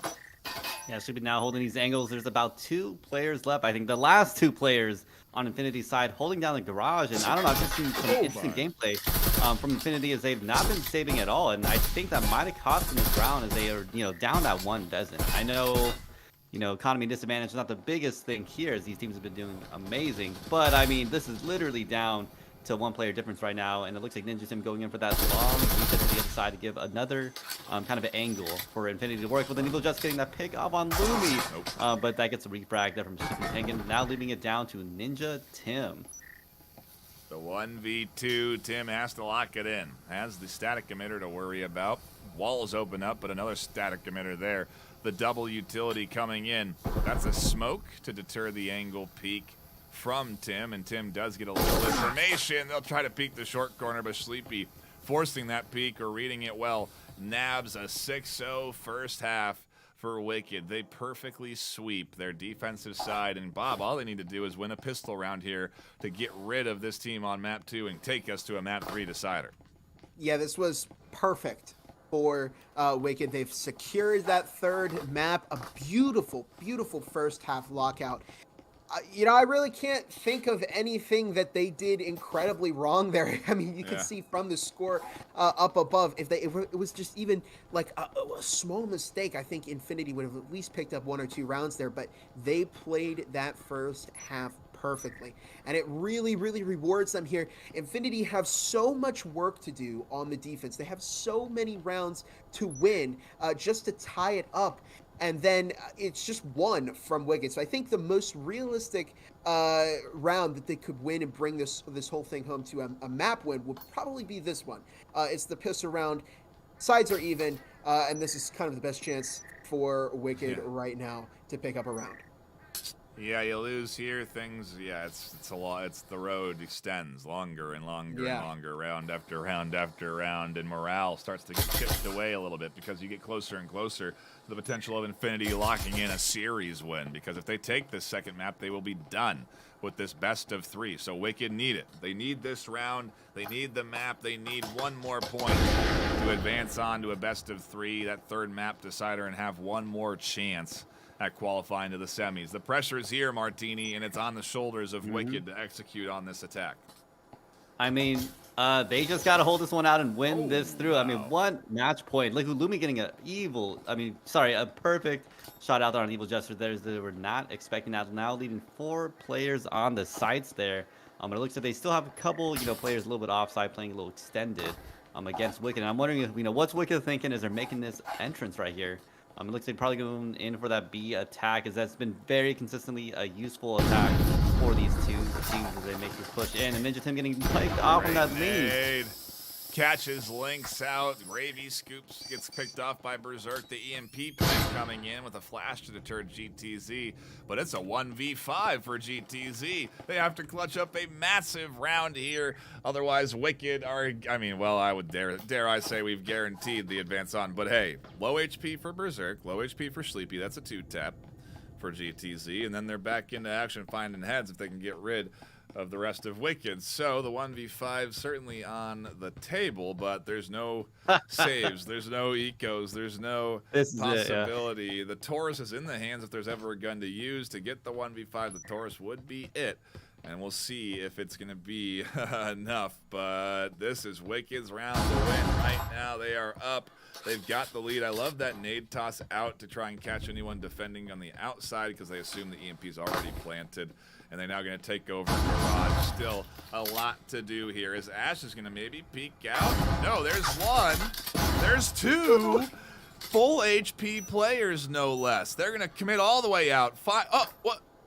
Time ticks down. And, well, the comeback was starting there for GTZ, but the EMP is planted. It's Wicked taking the map. We're headed to a map 3 decider, Bob. I don't know what got into the juice of Wicked between last round and this round, but that looked like a very different team on Hideout. I was going to say, can you believe that this is the score of map 2 after what we saw on Skyscraper? It looked so close on Skyscraper, but here Wicked came to play here on Hideout, and I'm very curious to see what happens on this third map. We could potentially see a winner of the series here. And right now, it looks like it's even both ways. It could be Infinity, it could be Wicked. But after that performance, that was just incredible from Wicked. They played a perfect game of Hideout over there. GTZ, it looked like you were about to eat your words there for a moment. Nightfire with GTZ finding 2. I think if GTZ had a bit more time, 30 we could have seen 30 seconds. 30 seconds, it could have been very, very different. But, in that situation, even if you get, all the kills, you still got to defuse the EMP and make sure you have enough time. And in that case, Wicked played it perfectly. They left themselves with plenty of time to put the pressure on GTZ, and it led them to a win there on that too. What a fight that we've tuned into here this afternoon, and what a fight that everyone at home has tuned into this afternoon. We appreciate you all stopping by, hanging out, and enjoying the action. Please do hit that subscribe button if you can, if you are able to. Hit that thumbs up button. We've had a ton of likes on this stream already, which I love to see. Let's keep that going, getting more people involved in the Breachers, getting more people into the VRML. That's what we try and do with all these different leagues and cross-promoting them, getting people to play across different games. You don't need to focus one game. You can be a VRML team across multiple leagues. It's something that happens quite often. And with X8, Vale, Onward, Breachers, Pavlov, name it, Tennis Esports, we have a ton of leagues, a ton of games to play and enjoy. It's really just your preference. Where do you want to go? What do you want to play? Breachers, at the moment, is the hot topic because, man, it plays great. It's a great game, and the support from the team at Triangle Factory has always been solid. So we're always happy to jump into games and cast them and enjoy the action between teams in the game of Breachers. And I mean, honestly, the reason it's all so smooth is because of Triangle Factory. They just put out good, clean games, and that's the fact at this stage. I don't know about you guys, but Hyper Dash, you can tell both of those games are good just from the menus alone. I mean, I talked about it before, Go like ahead, Filibust. Oh, sorry. I talked about it before, like Filibust. Like this game, regardless of the amount of features people might want in certain games, it's just a clean game. You hop in, it just feels good. Like, and it's like addicting too. Like the fun levels are just always there. There's always action. There's not too much lull. And that's some stuff I've seen in like other FPS, specifically like VR FPS games, where sometimes there's a little bit too much time in between some of the action, but that doesn't quite happen here. I mean, the most amount of time you'll really see before some kind of action happens is maybe 30 seconds or a minute, but that's not, that'll fly right by, and we see that all the time, right? Sometimes it comes down to time because your time is just flying by, and that's what we just saw right now, right? So yeah. Yeah, we're waiting on Sleepy to get batteries. That's the report from the field, as people say. It's waiting on Sleepy to get those batteries. Bob, we've lost your camera. Hopefully we get to see you come back. I'm not sure what happened. Is Bob here? Bob, are you still here with us? Oh, we lost Bob. Oh no. Oh no. Maybe I'll ping him real quick. Knight, I got you. Okay. Can you hear me? Wait. Can you hear me? There he is. Bob's reappeared. Just doing it. Massive lag spike. Can you repeat that question? I didn't get it. I don't even remember what it was. We're so deep into waiting for this. I don't even know what I just asked you, Bob. But I was gonna comment on your what you were saying about Triangle Factory and Breachers. It's a really polished game. I was looking for a game that I could just sink hundreds of hours into. I was looking for one for years, and I just couldn't find it. I bought this game on a fluke. I was gonna get something else, and it had just released. I'm like, wow, this looks kind of interesting, and I got it. It's just been an incredible game. First game I ever casted, and we're about to get into another exciting match for this league. You're real natural, Bob. Just like these teams are naturals at the game of Breachers, they are going to be jumping into map number 3, which is going to take us to Factory.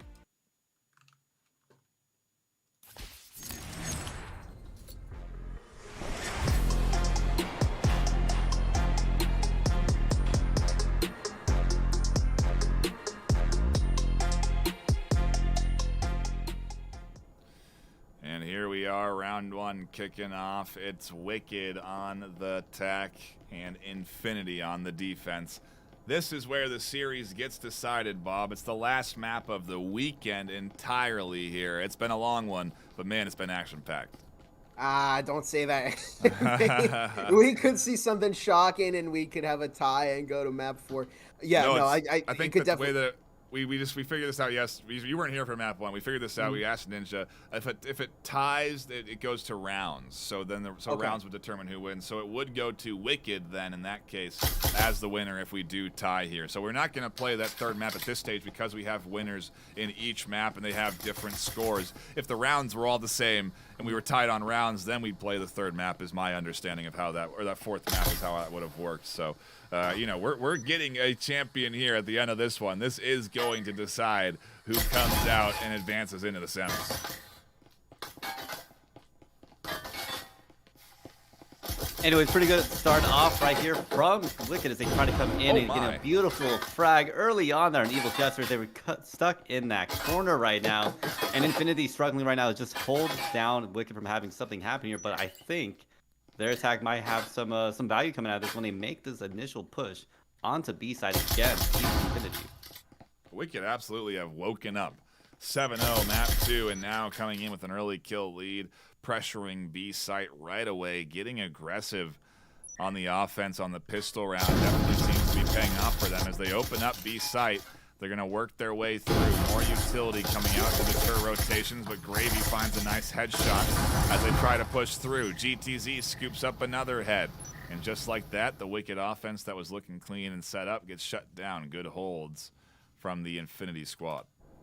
For sure, but we have to look at that, not just the economy, but also I guess you can call it health economy. I mean, just looking at players like Link and Old Gravy. Never mind, Old Gravy gets a pick off on Sleepy Penguin there. And the one player with 12 health to their name, as I was just talking about that, health economy here. But even though it's disadvantaged right now for Infinity, their defense is looking really strong right now. And I don't know, I first thought Wicked was going to come in and just keep this rolling with that momentum, but I'm not seeing that quite yet as they pushed back. A beautiful push back from Infinity, by the way. Oh my, another one for GTZ. How many headshots are they going to find with that Taurus? How many more people are we going to see join the Taurus Bible Discord? How many more worshipers are there going to be? Because, well, it's only going to go more from here. I think I saw the other day in a matchup where Bob was hosting. He didn't catch it on his cam, but I did in my recording. There was a shrine to a Taurus where they were bowing down and worshiping the Taurus before the round, trying to give it the right juice. Maybe Nessie gave their Taurus the right juice. No, they didn't check hard enough on the Lynx's corner. Lynx pops out, finds the kill, and 3 left alive for Infinity on their defensive set. It is Factory, which I feel like Bob lends itself more to the defense than offense, but still, if there's ever a map where we're going to have a good back and forth, it is going to be Factory, I think. Absolutely, yeah. We were talking with Hertaj yesterday. He was saying, yeah, it definitely lends itself more to defense, but it also does kind of depend on the sites that you're on. In this case, I think both of these teams are playing a lot better on defense. And what we saw in the previous matchup is that Infinity played on they played on offense for 6 of the 7 rounds in that map. And Wicked were playing on the defense. So they had a lot more time to build up that momentum on a side that they were better on. So it could be very, very different. It ultimately looks like these matchups are coming down to how well a team plays on defense. And if you can get maybe a round or 2 on offense. So we'll see if Wicked can find that momentum that they need. First round went to Infinity. They have 2 of those round 2 Vezins. It could be dangerous here for Wicked. Yep, seeing some really interesting, I think, economy choices right now from Wicked's side. I think it's 1, 2, 3 Jespers in hand, which I've seen a lot of, I think, economy choices today as a lot more teams have been very conservative about some of the plays they're making on that second round. Most teams I tend to see, they just go in on those Spectrals again, right? Because they know it's pistol round, they want to hold it through.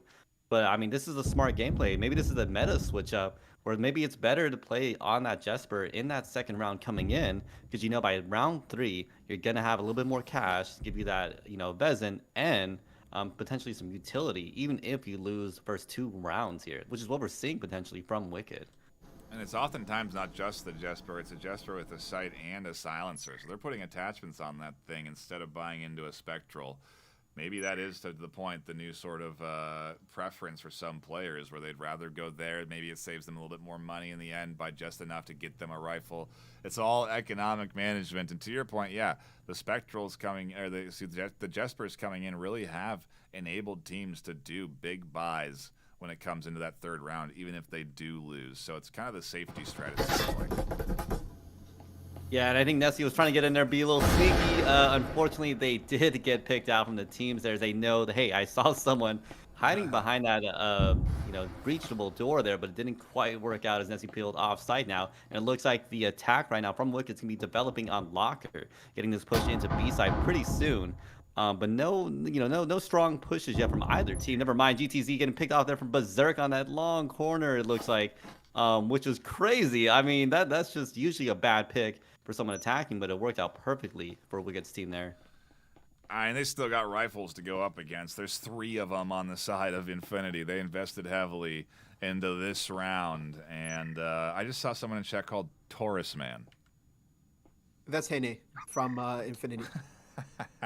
Well, nonetheless, okay, well, hey, a Taurus fan then, I would presume. But he's one of the authors of the Taurus Bible. Oh my goodness.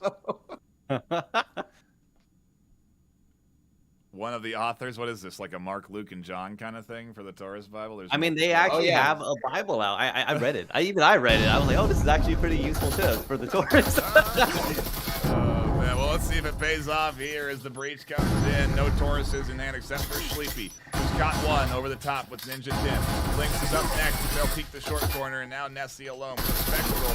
Can't find all the kills they need, not against those rifles. A clean second round for Wicked. It's kind of what you expect with those rifles in hand. We don't expect the eco rounds to go the way of the team ecoing, but sometimes they happen that way, Bob. It happens from time to time. Not there, though, and now we go to the full buy. Yeah, so that was interesting. I call that the super eco. When you buy the this is just something I completely made up, but you buy the Jesper and you put you absolutely nothing, but it enables you to buy, you know, Vezin and a little bit of utility when you get over to those Vezin rounds. I mean, you can see Wicked were able to purchase. They got some breaching foam, they've got some heals, and they were able to buy a frag. So it really comes down to those numbers. You know, you often see some players buying like a Taurus or a Spectral, while some of those others are really, really ecoing for that Jesper. And it's kind of that numbers game. You're working to get those Vezins and that extra little push that you need for that offense. That's what Wicked was going for, and we'll see if it pays off in this round. Yes, we will. Into it we go. Wicked looking to get something on the board. They need anything at this stage. A and B, both on the bottom basement floor. We go back to where we started with the pistols. This time rifles in the hands of everyone. I mean, we saw them have an attack here earlier. It started developing very well, but it just kind of falls apart. And we keep seeing that right now with Wicked, where their attacks do get set up. They start having something happen here, but it just falls apart with that Infinity defense. It's just tearing it down one by one. And Ninja Tim getting a beautiful trip mine there on Sleepy Penguin, as they were not expecting that, giving them a really good entrance. How does that trip mine still kill people? I've seen like 4 deaths so far this weekend on that trip mine. Nobody watching and learning. You got the top players need to evolve their strategies. But I think it's like all the shots going on in that room. You just kind of lose focus, and you just run it. You're just running, and bam, you're gone. GTZ is gone with Lumi finding that nade toss through the smoke. Nice job there. As Wicked are tied up 4-4. Heavy presence here over B. Lumi tries to go through, but times things wrong. Lynx will scoop up that frag smoke. And it's a trio left for Wicked against the trio left for Infinity. Yeah, this looks like it's going to be a tough corner. They couldn't push through the corner before. They look like they're going in for it again. And I'm not sure Wicked has it up for the never mind. They got to pick off on Evil Justice there. And Lynx was able to get that refrag there. Now leading a 2-2. Lynx getting another pick off again. Unfortunately, comes down to Ash. And never mind. Oh my God! Catches the headshot through the smoke. Absolute chaos. Uh-oh. Ash, don't die. Oh my gosh. Almost died to that static emitter and lost the rifle, Bob, but they're through, and it's the first round into the pocket of Wicked. I was hearing like a daze almost from what just happened at the end of that round. That was an incredible clutch there by Ash to give Wicked their first round. And again, like we were saying, it's all about how well you play that defense here.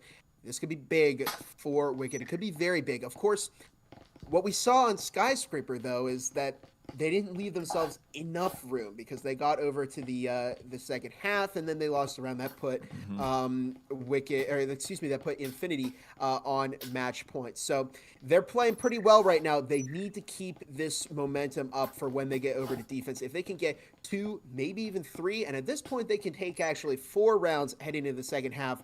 If we get to that point, this could be very, very big for Wicked, but we'll see what happens.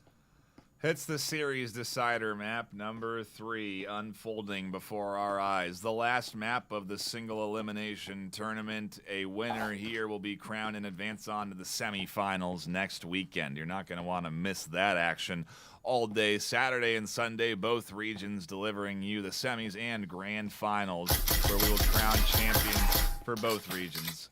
Cannot wait for that weekend. Looking forward to doing some interviews too leading up to it. Garage Field on the YouTube, but for now, we get ready to get back into it for round number 4. Wicked set up on the attack outside of A. Yeah, well, he's getting set up on his little blue hallway, trying to get a push into A. You know, they tried going in for B last time, didn't quite work out for them. I think they're going in for usually the better play, which is going to be going into that A site. And usually people going for that hash play. That hash play is just so deadly once these teams finally get him set up and push into A site there. But Wicked finally get some shots off, but those wall bangs are deadly right now as 2 players being knocked down very low through that wall right now from A site. Yeah, they have health syringes available, so they should recharge those health pools before they make their way in, but it is still a fully healthy team on the attack against everyone full HP on Infinity minus a couple of bits of HP. So just timing and waiting, minute 30 left on the clock. They gotta move soon. Yeah, they're coming down to the wire pretty soon, and I mean, Infinity, again, their defense has just been holding it down. Old Gravy getting stopped, and Lynx on the follow-up there, but Ash doesn't get that refrag, but it doesn't matter. It's Old Gravy getting another, never mind, they got refragged themselves. It is literally moving too fast right now between these 2 teams, as Berserk gets another one. Beautiful headshot there after picking up the kill through the wall. We get into a 2-2. HP favors that of the Infinity squad, but this could be Wicked tying it up on the attack. This second point, like we were saying, could be vital for this Wicked squad. And pillaging the resources, they will lose 1. No nice refrag there, though. Jester completely committing to the retreat. Gets caught out with their back to their opponent, and now Nessie's in a 1v1 with the clock ticking down. 45 seconds left. Ninja Tim holding things down inside sight nicely, ready and waiting for that approach from their opponent, but so far Nessie is taking things slow. They can't go too slow, though. 30 seconds left. Now they're pushing into sight. Ninja still staying tucked in. Are they going to get the plant through? Ninja may let the plant come in. No, they waited beautifully. Spring out to catch the kill. And Infinity put 3 on the board. That would have been, I think, Bob, very bad news for that Infinity squad if Wicked had gone 2-2 there on that round. We saw Ninja Tim celebrating there. Yeah, it was definitely a round to celebrate for Infinity because it came very, very close, as you pointed out. Yeah, if it went to Wicked, it could have really, really changed this game. Probably put Wicked, on the, I guess, the attack, on Diva. It's kind of weird, but it would have given them a very, very big advantage for the rest of this game. But didn't work out that way. The best they can do right now is tie it up heading into the second half, which still would be very advantageous for Wicked. Looking a little bit dangerous, though. They're back on the ecos. Interestingly enough, we see a Canut coming from Nessie, which it can work. I call it the 50-50 gun for a reason. But, yeah, we could definitely see that happen. I think Evil Jester, with a beautiful flank there, found the kill on Berserk and ultimately broke apart that Wicked offense. We'll see if they can bring it back, though. Kind of a substantial investment here, Martini, into a meme weapon, but not really a meme weapon. Sleepy uses it quite well when they push in for attacks. So, Wicked here over the top, gets pot out. Gravy goes down for Sleepy. Nessie pushing in with that shotgun in hand. I mean, Pennypacker is what I was thinking, not Sleepy. Pennypacker using that shotgun quite often to good success. Maybe Nessie can replicate it. Not at range, though, as GTZ tosses a nade, pops the head, looks for the triple, advances down through the smoke and nearly catches it. Sleepy will go down to a incredibly confident Infinity defense with 4 alive. There is no hope for the Wicked team there on that round. And going into our last round of the first half, maybe they'll be able to buy enough here, Bob, to put up a threat. But, man, Infinity looks good here on the defensive set. I mean, with how fast some of these rounds are going, Martini's not even getting much of an opportunity I'm like, to talk. They've been going by so fast. But yeah, I mean, look at GTZ in that round. Caught Ash with the frag, picked up another kill with the torch, just absolutely ripped apart that Wicked offense. Now it's big, this is big for Wicked because previous round was an eco. We all knew that they were eco in there.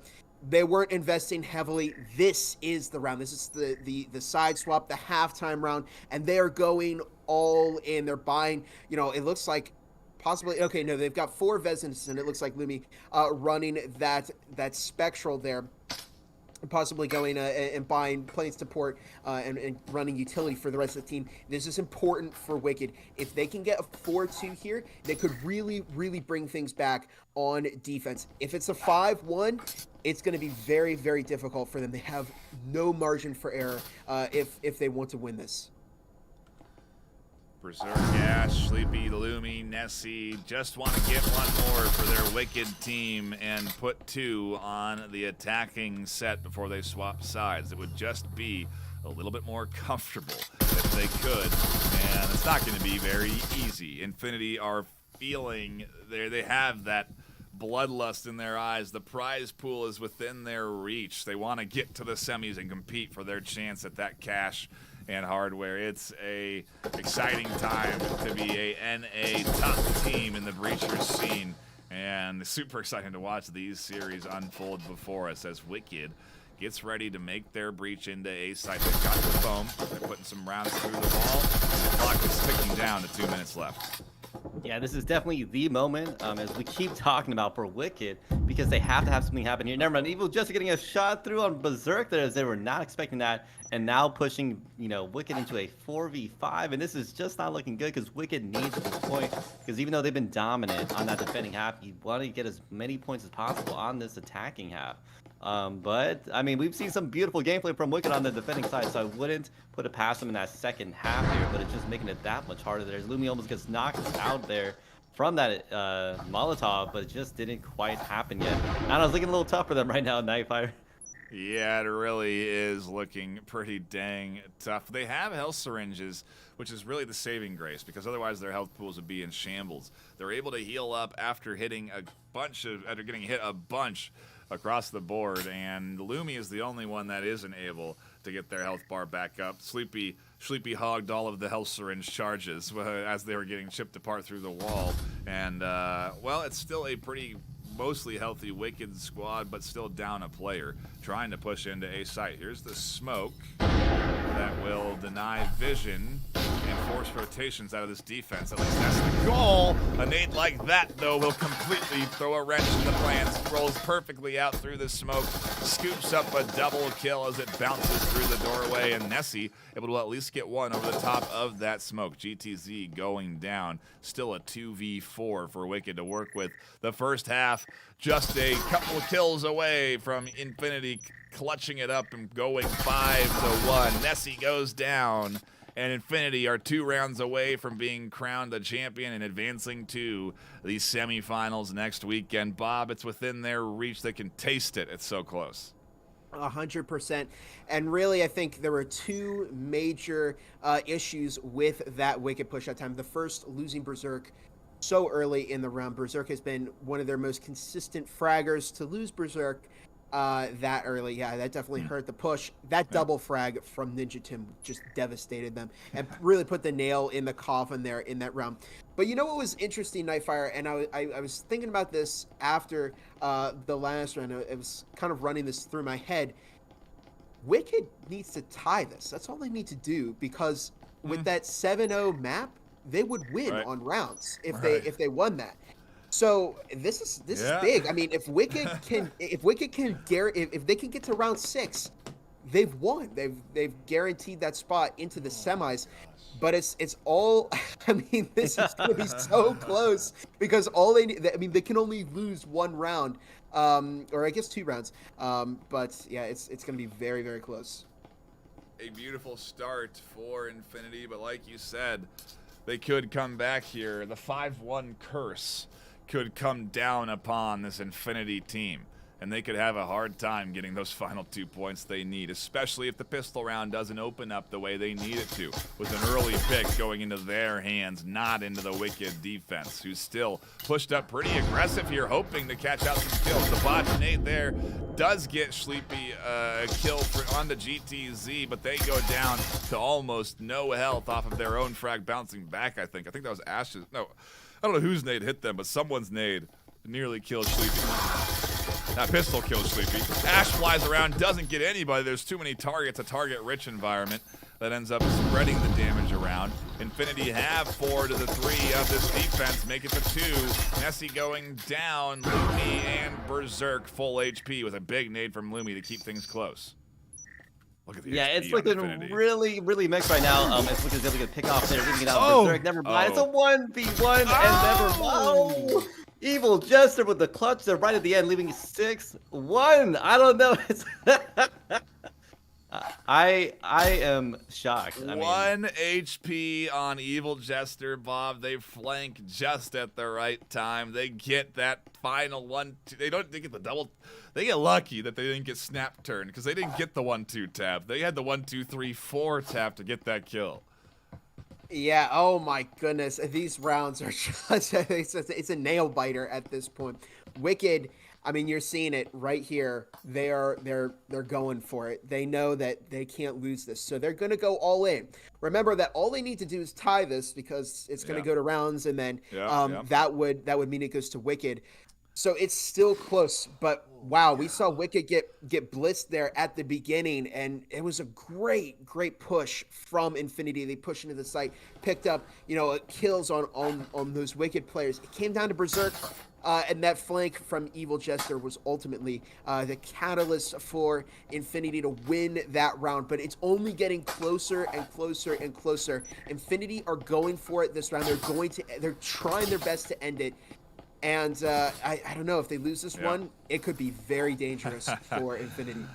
You can't let that Wicked team get in the door, especially on defense. Right now, attacking is easy when you have a rifle advantage, which they do.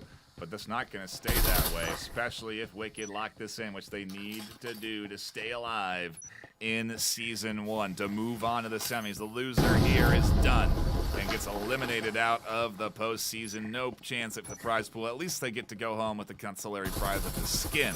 But that's all they'll be going home with. So neither of these teams wants that. They want that cash. They want the hardware. And they're challenging out for this push onto the backside of A. Everyone from Infinity here, loud and proud, blasting rounds downrange. Infinity's playing very aggressive, going blitz again because it worked out so well for them in the previous round. But things are going back and forth right now. Shots are being blitzed. Oh my goodness! And it's now down Berserk getting another pick off on GTZ in the back, and now leaving it down to Ninja. Tim, how many people died? It was like 10 seconds, 15 seconds. Yeah, it really was. I lost track. SMGs of all things coming out on top. I know. But I don't know. Would you think they should go in for a save round here, or should Ninja Tim just punch it? It's 1v2. It's not an impossibility. And on top of that's match point. If Ninja Tim loses this one, even with that Bezin in hand, it's gonna give them at a severe economy disadvantage right now for this upcoming round. For the Infinity side. You really risk giving a rifle to your opponent. That's the real danger, is that you don't have, they only got, oh no, they picked up another. So they got 2, they can't carry it 3, so it's not that bad. Yeah, I don't know. You're up 6-1. Man, this next round's going to be rough if Ninja doesn't find these kills. To Bob's point, it could really be Wicked. Imagine tying this up, sit 1 round away. I mean, it would be the nightmare of Infinity. And Ninja wants to shut that nightmare down now by just locking in this double kill. Yeah, it's just not looking good, but not an impossibility right now. Never mind. Ninja Tim turns in the worst possible moment, giving Nessie that easy shot out on them. And this might be exactly what Wicked needs, for this momentum switch up, as we've seen them come back on this defensive side before. We got the masses joining us again for another incredibly hype map 3, Bob, because anything can happen. And so far it has. Wicked, fully kitted, completely reset off of that round when we're into the back half of this map. There's nowhere else to go. Guys, what is going on with this game right now? It's absolutely crazy. I'm looking at, you know, we're seeing eco rounds where we've got Omens and Tauruses against a team of nearly full Vezins, and somehow we're seeing the eco rounds are beating. It's a sign that, you know, maybe people have been underestimating the Taurus, the SMG. We lose Bob for a moment. He'll be back in a second. Don't you worry. At least hopefully. Well, there he is. He's back. It's certainly a man. What? I don't know how it happens, Bob, but it's a testament to how good the SMG is for real. Yeah, I know. And I was saying, I'm like saying save, but Ninja went for it. Ultimately, it didn't work out. Here they go with the full send. Berserk catches one right away. They're flying into objective site. Sleepy scooping up another. Not letting any kills drop so far on the Wicked side. Instead, shutting down Infinity, making this eco round a quick one. Ninja will find one. Rifle in hand finds two. Rifle in hand doesn't find Ash or the third. And Wicked have 3 alive. Carrying on to the next round. I mean, what was that, a 30-second round? Done and dusted. Infinity now have economy, so now's the time for them to slow things up. Bob, I mean, was that intentional? Just fly in and get it over with? It seemed like it, but this is every round you give Wicked is more money in their pocket and is closer to them, you know, beating them on a tie. And this is just getting absolutely crazy at this point. They full sent it, but you know, we saw Berserk one tapping at the very beginning of that round, and then the push into lockers just didn't work out at all for Infinity. They're starting to slip up here, and Wicked is taking advantage of that at every point they can. And this one is, this particular site is often difficult for the offense to attack. So we'll see if Infinity can find that success. But I mean, this is just a great match to watch here. It really, I mean, put this in a whole 4-hour, 5-hour block in your favorites and keep watching it back and forth, because man, map series 1 was stellar with F3 upsetting, and now here we have Wicked climbing their way back into this series. Infinity going in with rifles in hand, gonna try and just get this final point, but you'll notice they're not going as fast, Martini, taking a little bit more time on their push here with the rifles in their hands. They've been doing a lot of full sends to very, very mixed kind of sessions. I think it works in that, you know, pistol round at the beginning because you're not going to get one-tapped. But this is different. You got Vezins, fully kitted Vezins for the other team. They're going to get those one-taps off, and that's what we're seeing consistently. Wicked is just this defense, man. It did so well in the previous game, and it's doing pretty well on this game. I don't know. I'm kind of looking forward to see if they can tie this up with a 6 against Infinity being this second upset tonight, potentially, from this Wicked defense. If this Wicked defense can just lock in and hold it down to the 6 points, it's gonna, I don't know, it's gonna be a crazy night. It's gonna be a crazy night for sure. It'll be absolutely insane as Infinity here setting up for the A side push. Nades and utility coming in. What a good read from Ash to throw the incendiary in time as that foam opens things up. Down they come from Ninja. Nessie finds 1 or 2. Lumi there scoops up another. And we're trading back and forth. Infinity have 2 left. Ninja makes it a 2v2. Old Gravy holding down the flank from the stairs. It's not going to come. Ninja and Gravy have control of A. Instead, they got to worry about the upper floor being the threat, as Sleepy and Berserk are on the 2nd floor, not even down here on objectives floor. This is definitely going to be kind of a weird mix-up where the defending team is actually defending off-site now because they have the eyes on the EMP. But the attacking team definitely, here's the thing, all the sites are open. Look at that, there's no one on site, but they can't get it because the EMP is locked down right now from Wicked's side. And I'm wondering to see, can locked down? Berserk's not really watching it. He was off of it for a while there. It could have been scooped up, but it hasn't been yet. Yeah, I think Infinity is just trying to figure out how can they attack this site? How can they attack this area, this hallway that you normally don't have to attack, but they have to. Otherwise, they will lose, getting that EMP potentially. I mean, do you eco here, Bob? I mean, really, truly, another situation for an eco. I don't want to have you jump in just yet because there's 30 seconds left, but think about that because frankly it could spell the difference in success in the later rounds, which they need. And Sleepy finds one. Gravy swung in, went right down the hatch, tried to grab EMP, but didn't do that, and I just misread it. Gets the EMP, able to rotate around. 6 seconds. They gotta plant it now. Oh no, it's game. It's no. I think it's game. Isn't it 5 seconds to plant? Oh. Wow, it's the round into the hands of Wicked. At least they'll eco, and you can see Wicked trying to save themselves with the rifles surviving, and they do. Gib, this is really happening. Wicked are really pushing for a 6-6 right now. 4-6 here. What's the economy like for Gib for this team? I mean, what a stellar finale to the weekend. Yeah, it's getting closer. 2 rounds left before Wicked tie this up. The chances are getting narrower and narrower for Infinity. They're starting to eco a little bit, so hey, maybe we'll see we'll see Infinity claim around here now that they're on the eco. But yeah, you know, you were questioning, is it right to save in that moment? I actually think no. I think perhaps they might have wanted to go for it. I think there's a time to be, you know, to save, and then you have to be sure that you're not being too stingy, because at that point, you know, I think it was a 2v2. They might have gone. They might have succeeded had they gone for it, but ultimately they lost Ninja Tim there, and Old Gravy was the only one left, and that move was something out of an action movie, but didn't work out for Infinity in that case. But maybe it'll work out for them this time. We're here into round number 11.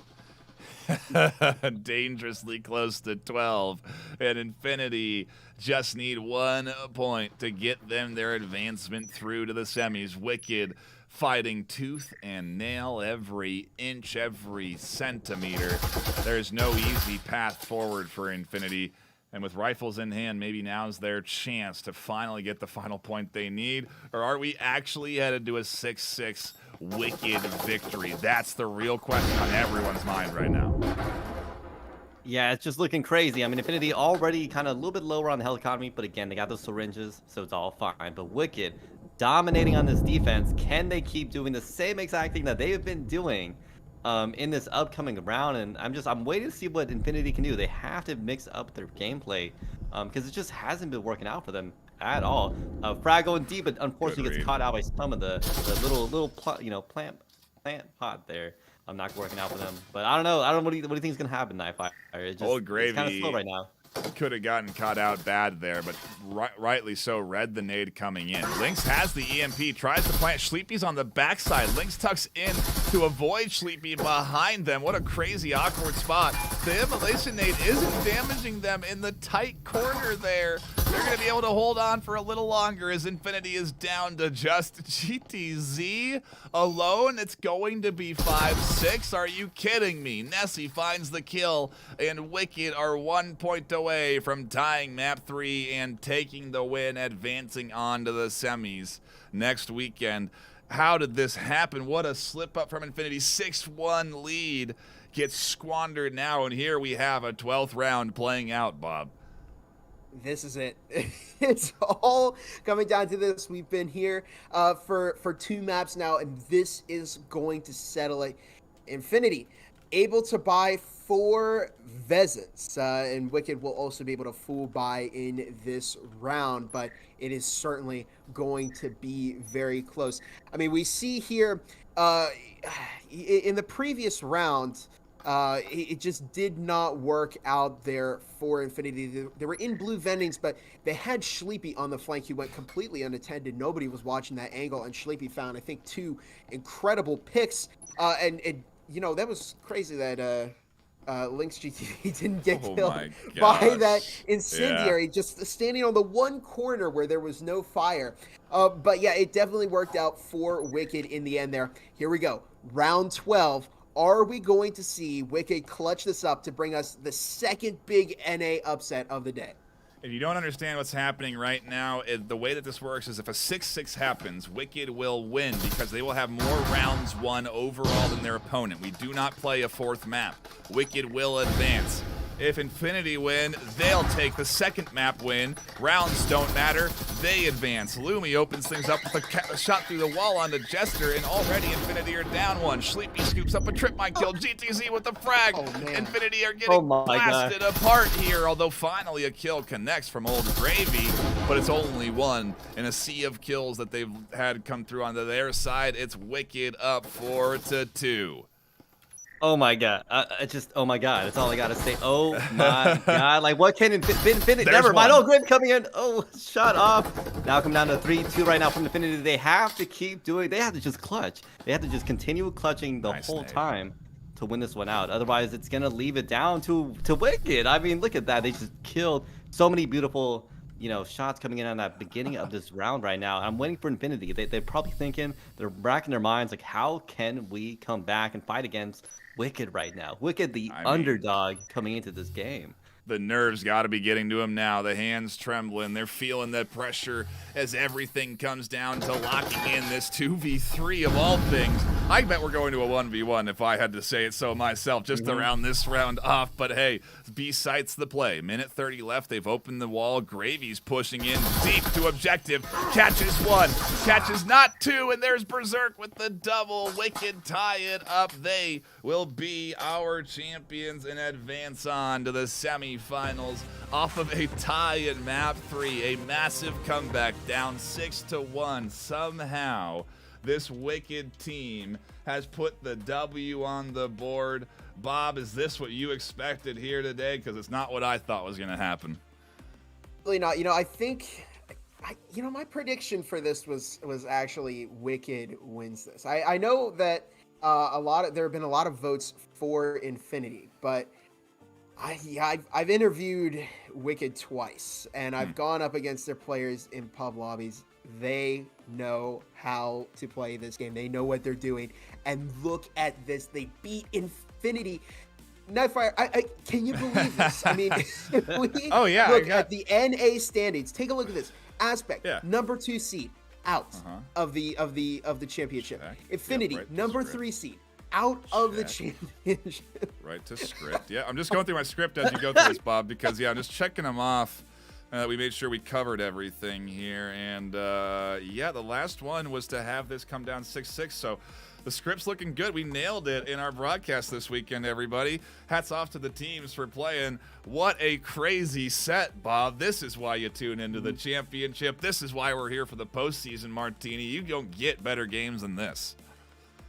I mean, this is literally out of a script, like coming down to an underdog, clutches up at the very end with the craziest comeback on that map 3. And we kept saying this, right?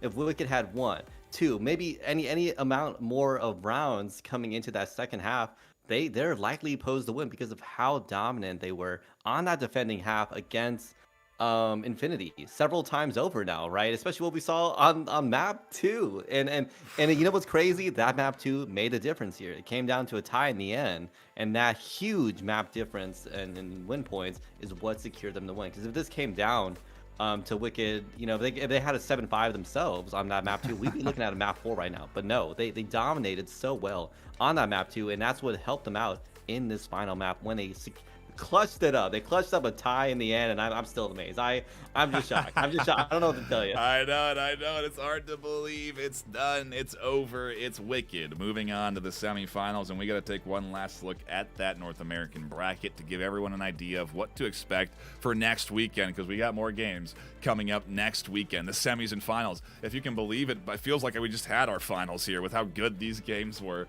But it's going to be Acer and Eternity duking it out. That's one you're not going to want to miss. And then Formula 3 versus Wicked. I mean, come on. The NA side is fantastically set up for a great weekend. So is EU.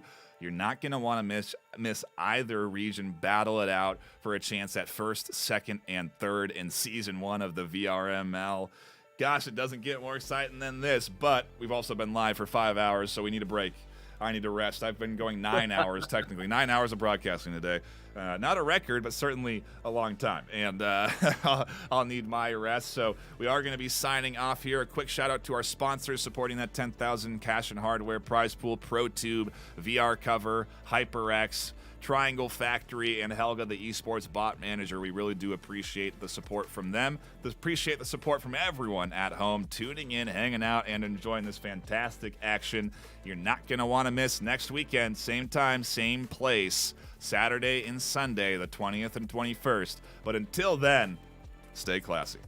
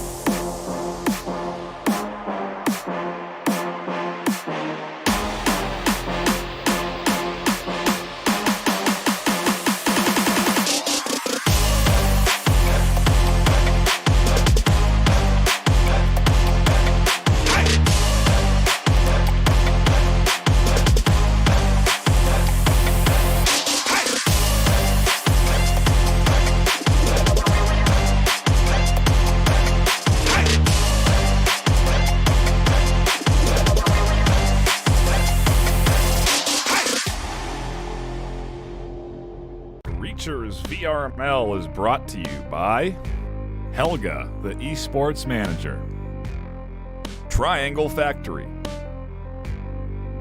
HyperX, Protube VR, VRCOVER. Thanks for watching VRML.